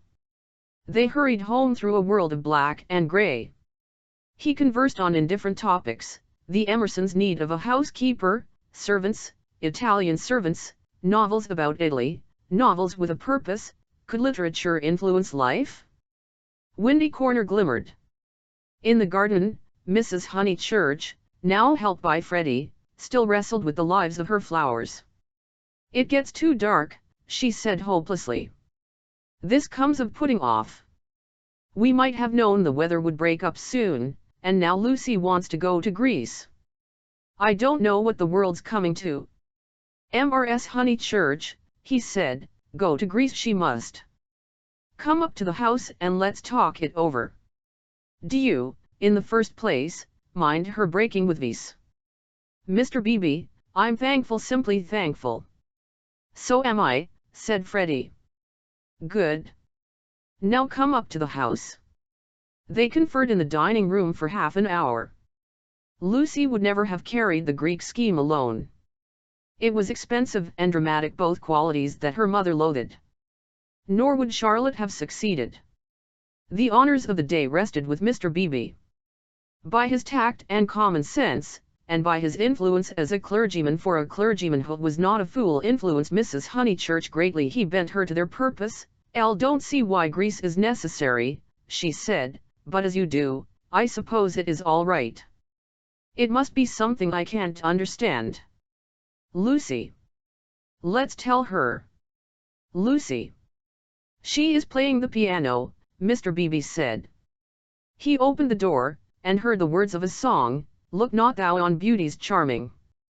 Elle didn't know that Miss Honeychurch sang, too. "Sit thou still when kings are anning, taste not when the wine cup glistens." It's a song that Cecil gave her. How odd girls are! "What's that?" called Lucy, stopping short. "All right, dear," said Mrs. Honeychurch kindly. She went into the drawing room, and Mr. Beebe heard her kiss Lucy and say, "I am sorry I was so cross about Greece, but it came on the top of the dahlias." Rather a hard voice said, "Thank you, Mother, that doesn't matter a bit. And you are right, too. Greece will be all right. You can go if the Miss Allens will have you." "Oh, splendid. Oh, thank you." Mr. Beebe followed. Lucy still sat at the piano with her hands over the keys. She was glad, but he had expected greater gladness. Her mother bent over her. Freddie, to whom she had been singing, reclined on the floor with his head against her, and an unlit pipe between his lips. Oddly enough, the group was beautiful. Mr. Beebe, who loved the art of the past, was reminded of a favorite theme, the Santa Conversazione, in which people who care for one another are painted chatting together about noble things, a theme neither sensual nor sensational, and therefore ignored by the art of today. Why should Lucy want either to marry or to travel when she had such friends at home? "Taste not when the wine cup glistens, speak not when the people listens," she continued. "Here's Mr. Beebe. Mr. Beebe knows my Ilda ways." "It's a beautiful song and a wise one," said he. "Go on." "It isn't very good," she said listlessly. "I forget why harmony or something." Elle suspected it was unscholarly. "It's so beautiful." "The tune's right enough," said Freddie, "but the words are rotten." "Why throw up the sponge?" "How stupidly you talk," said his sister. The Santa Conversazione was broken up. After all, there was no reason that Lucy should talk about Greece or thank him for persuading her mother, so he said goodbye. Freddie lit his bicycle lamp for him in the porch, and with his usual felicity of phrase, said, "This has been a day and a half." "Stop thine ear against the singer, wait a minute, she is finishing. From the red gold keep thy finger, vacant heart and hand and eye, easy live and quiet die." "I love weather like this," said Freddie. Mr. Beebe passed into it. The two main facts were clear. She had behaved splendidly, and he had helped her. He could not expect to master the details of so big a change in a girl's life. If here and there he was dissatisfied or puzzled, he must acquiesce, she was choosing the better part. Vacant heart and hand and eye. Perhaps the song stated the better part rather too strongly. He half fancied that the soaring accompaniment which he did not lose in the shout of the gale really agreed with Freddie, and was gently criticizing the words that it adorned, vacant hem and hand and eye, easy live and quiet die. However, for the fourth time Windy Corner lay poised below him, a beacon in the roaring tides of darkness. Now as Chapter 19. Lying to Mr. Emerson. The Miss Allens were found in their beloved Temperance Hotel near Bloomsbury, a clean, airless establishment much patronized by provincial England. They always perched there before crossing the great seas, and for a week or two would fidget gently over clothes, guidebooks, mackintosh squares, digestive bread, and other continental necessaries. That there are shops abroad, even in Athens, never to them, for they regarded travel as a species of warfare, only to be undertaken by those who have been fully armed at the Haymarket stores. Miss Honeychurch, they trusted, would take care to equip herself duly. Quinine could now be obtained in tabloids. Paper soap was a great help towards freshening up one's face in the train. Lucy promised, a little depressed. But, of course, you know all about these things, and you have Mr. Vyse to help you. A gentleman is such a stand-by.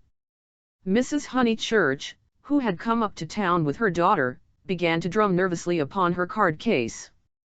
We think it so good of Mr. Vyse to spare you, Miss Catherine continued. It is not every young man who would be so unselfish. But perhaps he will come out and join you later on. Or does his work keep him in London, said Miss Teresa, the more acute and less kindly of the two sisters. However, we shall see him when he sees you off. I do so long to see. No one will see Lucy off, interposed Mrs. Honeychurch. She doesn't like it. No, I hate seeings off, said Lucy. Really? How funny.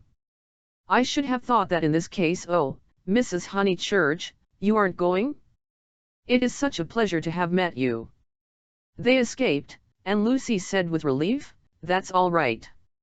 We just got through that time. But her mother was annoyed. Elle should be told, dear, that I am unsympathetic. But I cannot see why you didn't tell your friends about Cecil and be done with it. There all the time we had to sit fencing, and almost telling lies, and be seen through, too, I dare say, which is most unpleasant. Lucy had plenty to say in reply. She described the Miss Allens' character. They were such gossips, and if one told them, the news would be everywhere in no time. But why shouldn't it be everywhere in no time? Because I settled with Cecil not to announce it until I left England. I shall tell them then. It's much pleasanter. How wet it is. Let's turn in here. Here was the British Museum. Mrs. Honeychurch refused. If they must take shelter, let it be in a shop. Lucy felt contemptuous, for she was on the tack of caring for Greek sculpture, and had already borrowed a mythical dictionary from Mr. Beebe to get up the names of the goddesses and gods. Oh, well, let it be shop, then. Let's go to Mudie's. I'll buy a guidebook. You know, Lucy, you and Charlotte and Mr. Beebe all tell me I'm so stupid, so I suppose I am, but I shall never understand this hole and corner work. You've got rid of Cecil well and good, and I'm thankful he's gone, though I did feel angry for the minute. But why not announce it? Why this hushing up and tiptoeing? It's only for a few days. But why at all? Lucy was silent. She was drifting away from her mother. It was quite easy to say, because George Emerson has been bothering me, and if he hears I've given up Cecil may begin easy, and it had the incidental advantage of being true. But she could not say it. She disliked confidences, for they might lead to self-knowledge and to that king of terrors light. Ever since that last evening at Florence she had deemed it unwise to reveal her soul. Mrs. Honeychurch, too, was silent. She was thinking, my daughter won't answer me, she would rather be with those inquisitive old maids than with Freddie and me. Any rag, tag, and bobtail apparently does if she can leave her home. and as in her case thoughts never remained unspoken long, she burst out with, "You're tired of Windy Corner?" This was perfectly TME. Lucy had hoped to return to Windy Corner when she escaped from Cecil, but she discovered that her home existed no longer. It might exist for Freddie, who still lived and thought straight, but not for one who had deliberately warped the brain. She did not acknowledge that her brain was warped, for the brain itself must assist in that acknowledgement, and she was disordering the very instruments of life. She only felt, "I do not love George, I broke off my engagement because I did not love George, I must go to Greece because I do not love George, it is more important that I should look up gods in the dictionary than that I should help my mother, everyone else is behaving very badly." She only felt irritable and petulant, and anxious to do what she was not expected to do, and in this spirit she proceeded with the conversation. "Oh, mother, what an elvish you talk. Of course I'm not tired of Windy Corner. Then why not say so at once, instead of considering half an hour?" She laughed faintly. "Half a minute would be nearer? Perhaps you would like to stay away from your home altogether." "Hush, mother. People will hear you," for they had entered Muties. She bought Baedeker, and then continued, "Of course I want to live at home, but as we are talking about it, I may as well say that I shall want to be away in the future more than I have been. You see, I come into my money next year." Tears came into her mother's eyes. Driven by nameless bewilderment, by what is in older people termed eccentricity, Lucy determined to make this point clear. "I've seen the world so little, I felt so out of things in Italy. I have seen so little of life, one ought to come up to London more, not a cheap ticket like today, but to stop. I might even share a flat for a little with some other girl." "And mess with typewriters and latch keys," exploded Mrs. Honeychurch. "And agitate and scream, and be carried off kicking by the police. And call it a mission when no one wants you. And call it duty when it means that you can't stand your own home. And call it work when thousands of men are starving with the competition as it is. And then to prepare yourself, find 2 doddering old ladies, and go abroad with them." "I want more independence," said Lucy lamely. She knew that she wanted something, and independence is a useful cry, we can always say that we have not got it. She tried to remember her emotions in Florence, those had been sincere and passionate, and had suggested beauty rather than short skirts and latch keys. But independence was certainly her cue. "Very well. Take your independence and be gone. Rush up and down and round the world, and come back as thin as a lath with the bad food. Despise the house that your father built and the garden that he planted, and our dear view, and then share a flat with another girl." Lucy screwed up her mouth and said, "Perhaps I spoke hastily." "Oh, goodness," her mother flashed.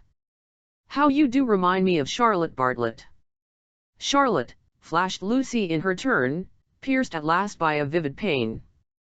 "More every moment." "Elle don't know what you mean, mother, Charlotte and I are not the very least alike." "Well, I see the likeness. The same eternal worrying, the same taking back of words. You and Charlotte trying to divide 2 apples among 3 people last night might be sisters. What rubbish! And if you dislike Charlotte so, it's rather a pity you asked her to stop. I warned you about her, I begged you, implored you not to, but of course it was not listened to. There you go. I'll beg your pardon? Charlotte again, my dear, that's all, her very words." Lucy clenched her teeth. "My point is that you oughtn't to have asked Charlotte to stop. I wish you would keep to the point."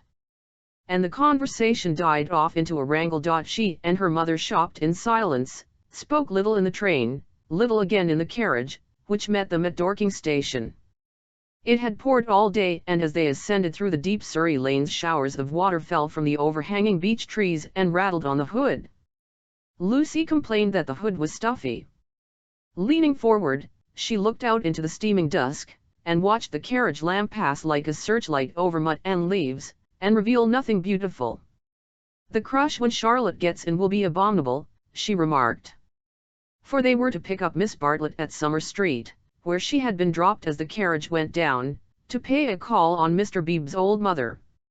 "We shall have to sit 3 aside, because the trees drop, and yet it isn't raining. Oh, for a little air." Then she listened to the horse's hoofs. "He has not told, he has not told." That melody was blurred by the soft road. "Can't we have the hood down?" she demanded, and her mother, with sudden tenderness, said, "Very well, old lady, stop the horse." And the horse was stopped, and Lucy and Powell wrestled with the hood, and squirted water down Mrs. Honeychurch's neck. But now that the hood was down, she did see something that she would have missed. There were no lights in the windows of Sissy Villa, and round the garden gate she fancied she saw a padlock. "Is that house to let again, Powell?" she called. "Yes, miss," he replied. "Have they gone?" "It is too far out of town for the young gentleman, and his father's rheumatism has come on, so he can't stop on alone, so they are trying to let furnished," was the answer. "They have gone, then?" "Yes, miss, they have gone." Lucy sank back. The carriage stopped at the rectory. She got out to call for Miss Bartlett. So the Emersons had gone, and all this bother about Greece had been unnecessary. Waste. That word seemed to sum up the whole of life. Wasted plans, wasted money, wasted love, and she had wounded her mother. Was it possible that she had muddled things away? Quite possible. Other people had. When the maid opened the door, she was unable to speak, and stared stupidly into the hall. Miss Bartlett at once came forward, and after a long preamble asked a great favor: might she go to church? Mr. Beebe and his mother had already gone, but she had refused to start until she obtained her hostess's full sanction, for it would mean keeping the horse waiting a good 10 minutes more. "Certainly," said the hostess wearily. "I forgot it was Friday. Let's all go. Powell can go round to the stables." "Lucy dearest, no church for me, thank you." A sigh, and they departed. The church was invisible, but up in the darkness to the left there was a hint of color. This was a stained window, through which some feeble light was shining, and when the door opened Lucy heard Mr. Beebe's voice running through the litany to a minute congregation. Even their church, built upon the slope of the hill so artfully, with its beautiful raised transept and its spire of silvery shingle, even their church had lost its charm, and the thing one never talked about, religion, was fading like all the other things. She followed the maid into the rectory.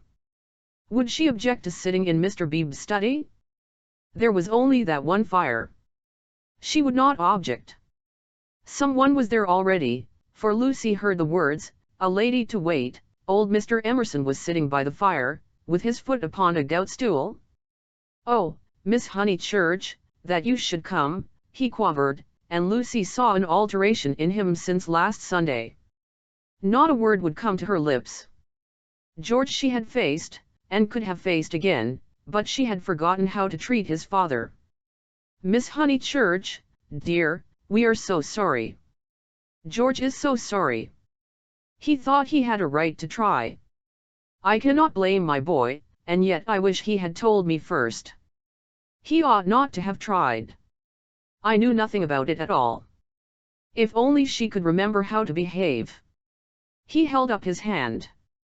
"But you must not scold him."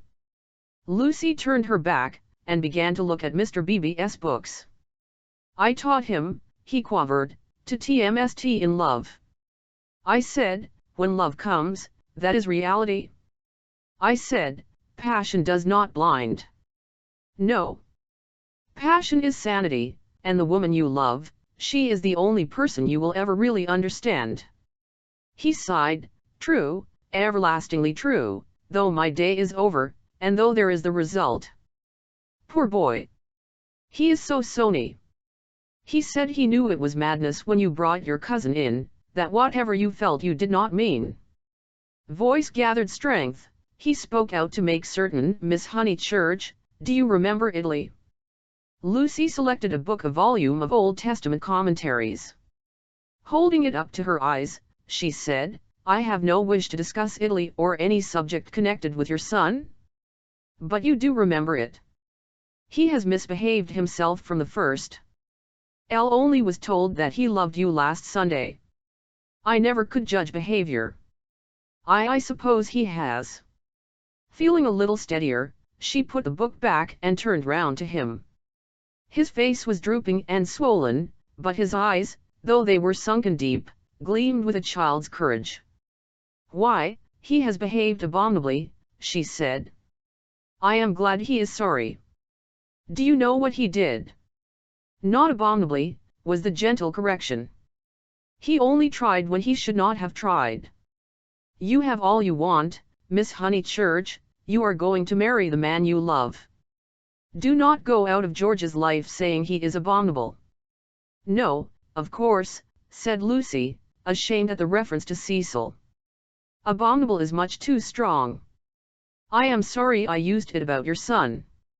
I think I will go to church, after all. My mother and my cousin have gone. I shall not be so very late, especially as he has gone under, he said quietly. What was that? Gone under naturally.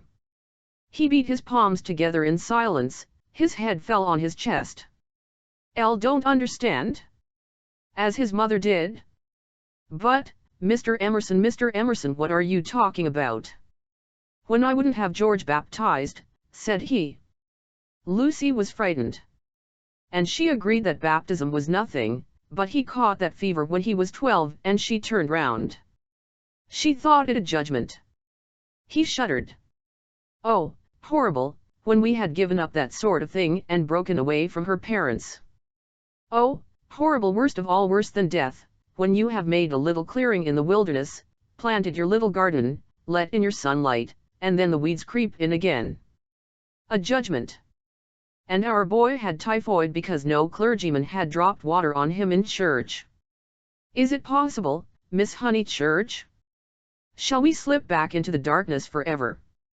I don't know, gasped Lucy. I don't understand this sort of thing. I was not meant to understand it. But Mr. Eager, he came when I was out, and acted according to his principles.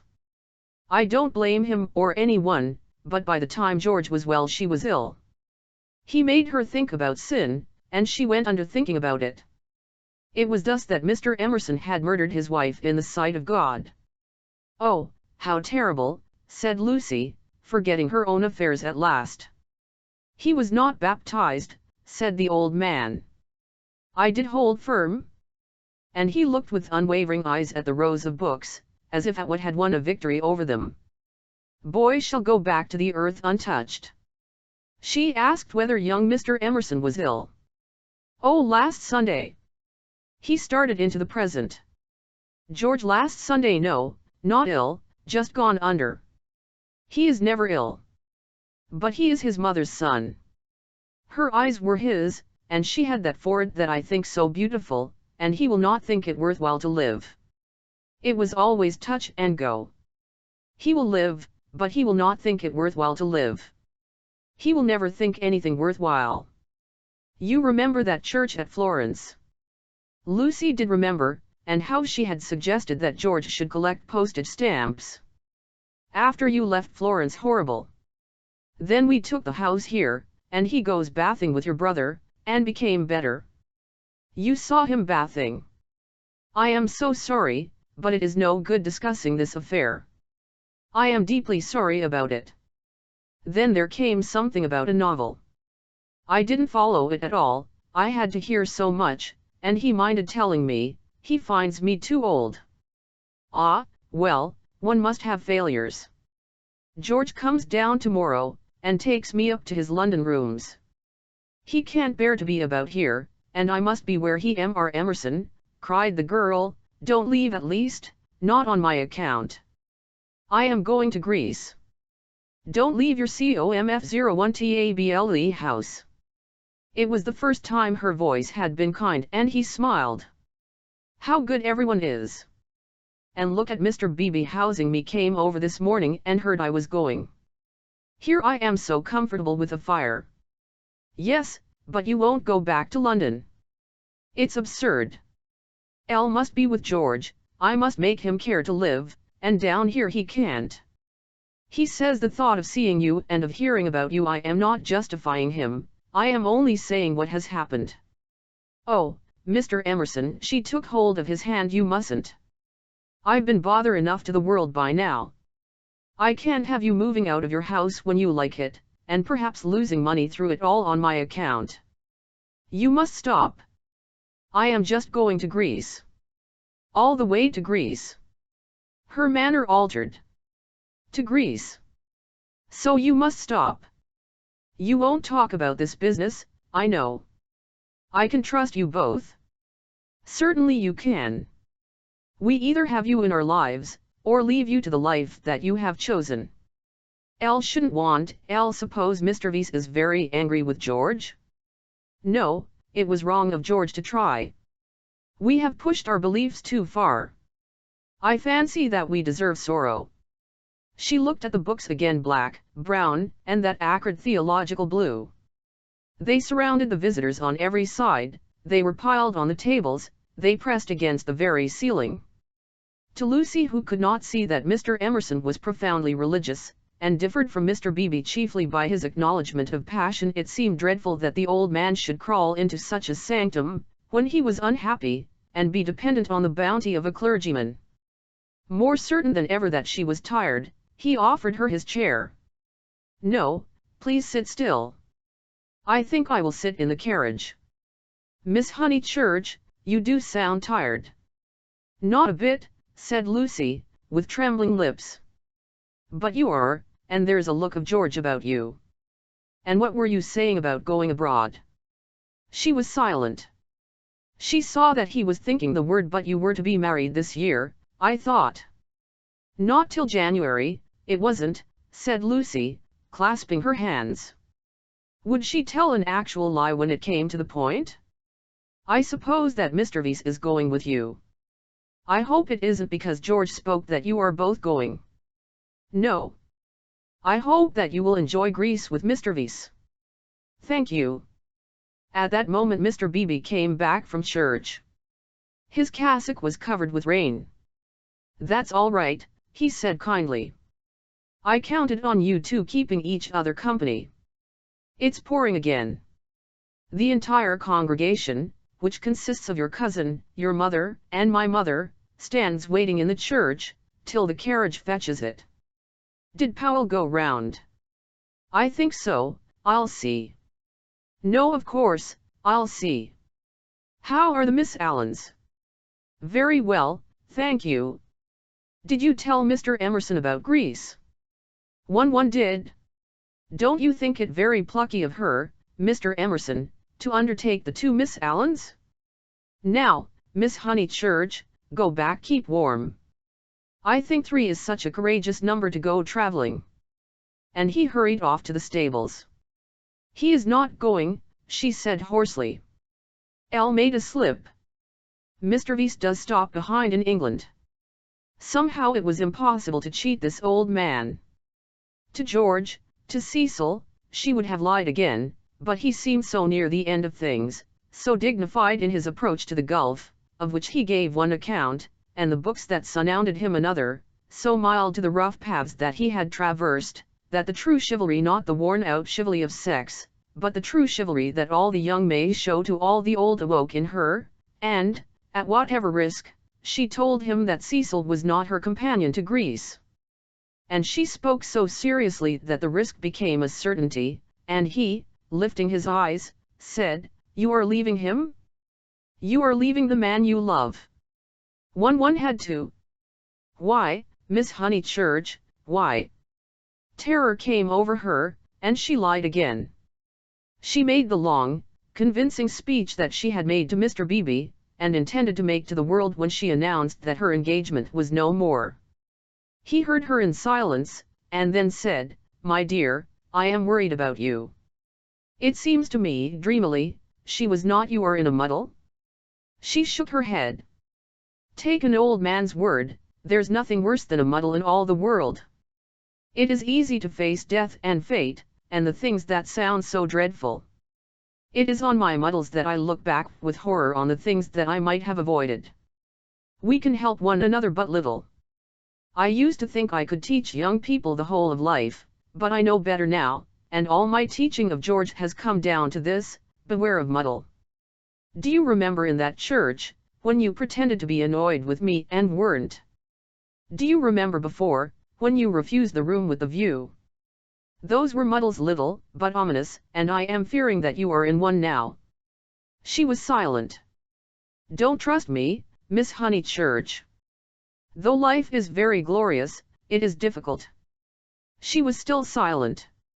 Life, wrote a friend of mine, is a public performance on the violin, in which you must learn the instrument as you go along. I think he puts it well. Man has to pick up the use of his functions as he goes along, especially the function of love. Then he burst out excitedly, that's it, that's what I mean. You love George. And after his long preamble, the three words burst against Lucy like waves from the open sea. But you do, he went on, not waiting for contradiction. You love the boy body and soul, plainly, directly, as he loves you, and no other word expresses it. You won't marry the other man for his sake. How dare you, gasped Lucy, with the roaring of waters in her ears. Oh, how like a mean, to suppose that a woman is always thinking about a man? But you are. She summoned physical disgust. You're shocked, but I mean to shock you. It's the only hope at times. I can reach you no other way. You must marry, or your life will be wasted. You have gone too far to retreat. I have no time for the tenderness, and the comradeship, and the poetry, and the things that really matter, and for which you marry. I know that, with George, you will find them, and that you love him. Then be his wife. He is already part of you. Though you fly to Greece, and never see him again, or forget his very name, George will work in your thoughts till you die. It isn't possible to love and to part. You will wish that it was. You can transmute love, ignore it, muddle it, but you can never pull it out of you. I know by experience that the poets are right, love is eternal. Lucy began to cry with anger, and though her anger passed away soon, her tears remained. I'll only wish poets would say this, too: love is of the body, not the body, but of the body. Ah! The misery that would be saved if we confessed that. Ah! For a little directness to liberate the soul. Your soul, dear Lucy. I hate the word now, because of all the cant with which superstition has wrapped it round. But we have souls. I cannot say how they came nor whither they go, but we have them, and I see you enlining yours. I cannot bear it. It is again the darkness creeping in, it is hell. Then he checked himself. What nonsense I have talked, how abstract and remote. And I have made you cry. Dear girl, forgive my prosiness, marry my boy. When I think what life is, and how seldom love is answered by love many him, it is one of the moments for which the world was made. She could not understand him, the words were indeed remote. Yet as he spoke the darkness was withdrawn, veil after veil, and she saw to the bottom of her soul. Then, Lucy, you frightened me, she moaned. Cecil, Mr. Beebe, the tickets bought everything. She fell sobbing into the chair. I'm caught in the tangle. I must suffer and grow old away from him. I cannot break the whole of life for his sake. They trusted me. A carriage drew up at the front door. Give George my love once only. Tell him muddle. Arranged her veil, while the tears poured over her cheeks inside. Lucy, then she know they are in the hall. Oh, please not, Mr. Emerson, they trust me, but why should they, when you have deceived them? Mr. Beebe opened the door, saying, Here's my mother. You're not worthy of their TNLST? What's that? Said Mr. Beebe sharply. I was saying, why should you oust her when she deceived you? 1 minute, mother. He came in and shut the door. I don't follow you, Mr. Emerson. To whom do you refer? Trust whom? I mean, she has pretended to you that she did not love George. They have loved one another all along. Mr. Beebe looked at the sobbing girl. He was very quiet, and his white face, with its ruddy whiskers, seemed suddenly inhuman. A long black column, he stood and awaited her reply. "I shall never marry him," quavered Lucy. A look of contempt came over him, and he said, "Why not?" "Mr. Beebe, I have misled you, I have misled myself." "Oh, rubbish, Miss Honeychurch." "It is not rubbish," said the old man hotly. "It's the part of people that you don't understand." Mr. Beebe laid his hand on the old man's shoulder pleasantly. "Lucy! Lucy!" called voices from the carriage. "Mr. Beebe, could you help me?" He looked amazed at the request, and said in a low, stern voice, "I am more grieved than I can possibly express. It is lamentable, lamentable, incredible." "What's wrong with the boy?" fired up the other again. "Nothing, Mr. Emerson, except that he no longer interests me. Marry George, Miss Honeychurch. He will do admirably." He walked out and left them. They heard him guiding his mother upstairs.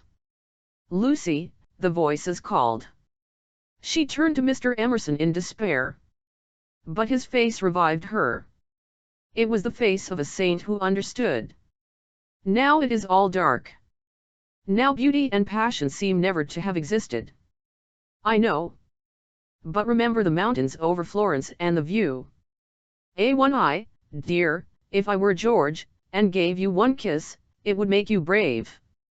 You have to go cold into a battle that needs warmth, out into the muddle that you have made yourself, and your mother and all your friends will despise you, oh, my darling, and rightly, if it is ever right to despise. George still dark, all the tussle and the misery without a word from him. Am I justified?" Into his own eyes tears came. "Yes, for we fight for more than love or pleasure, there is truth.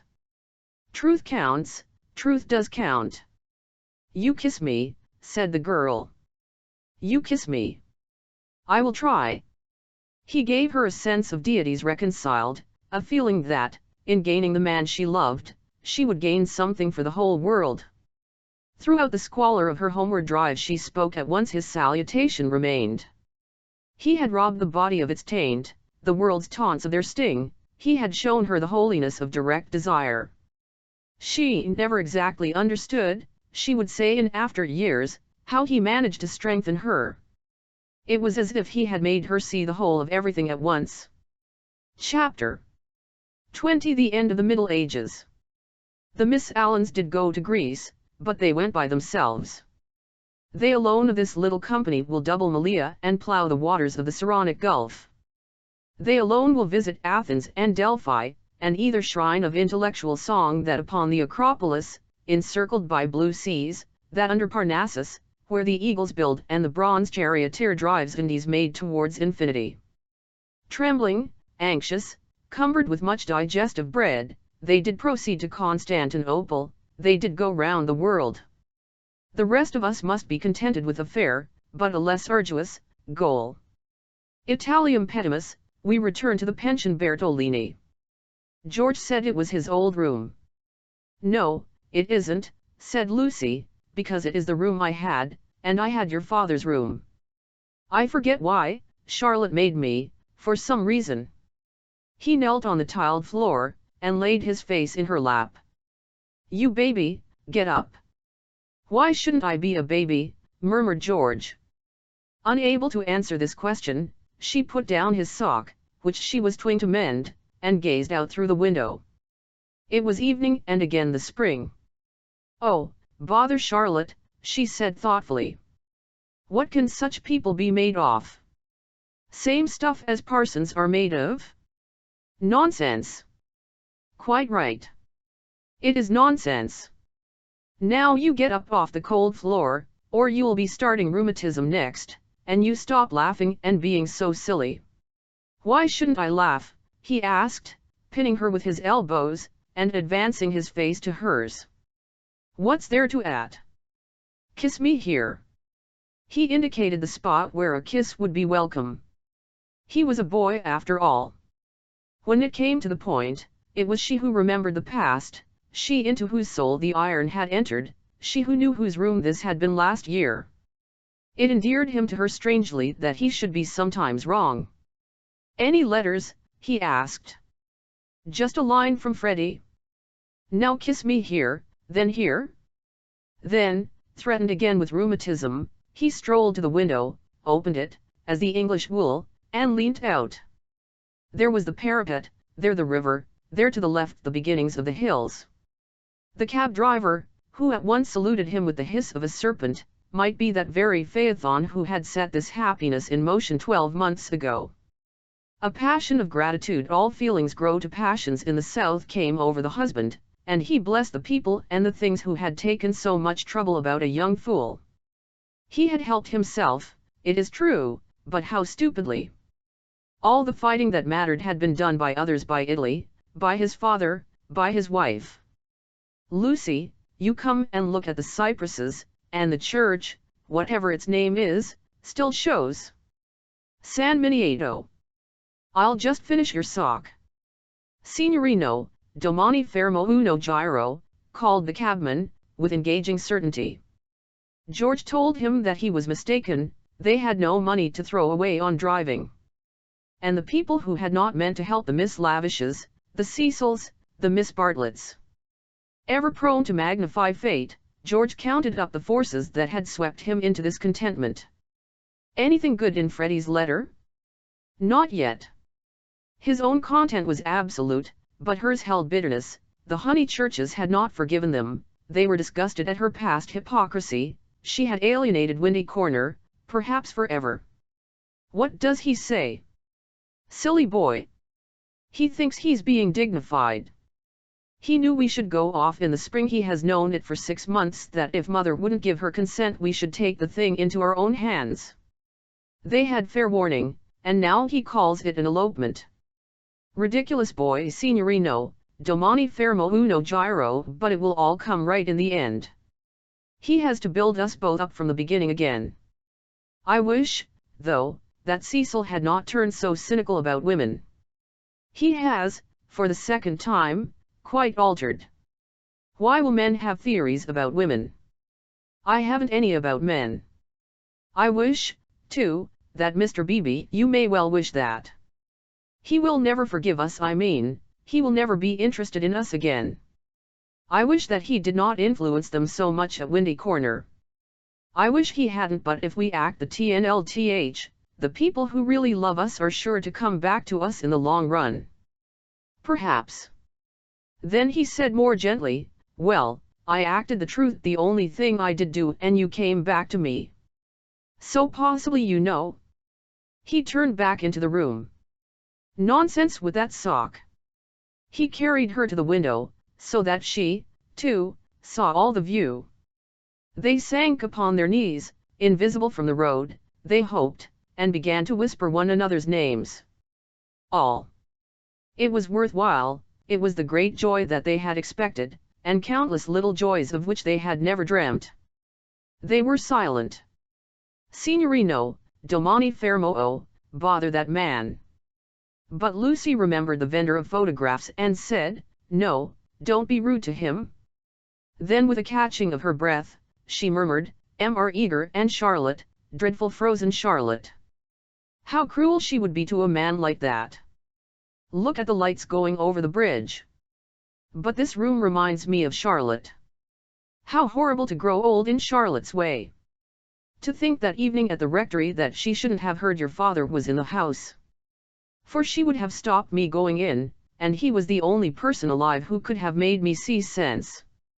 You couldn't have made me.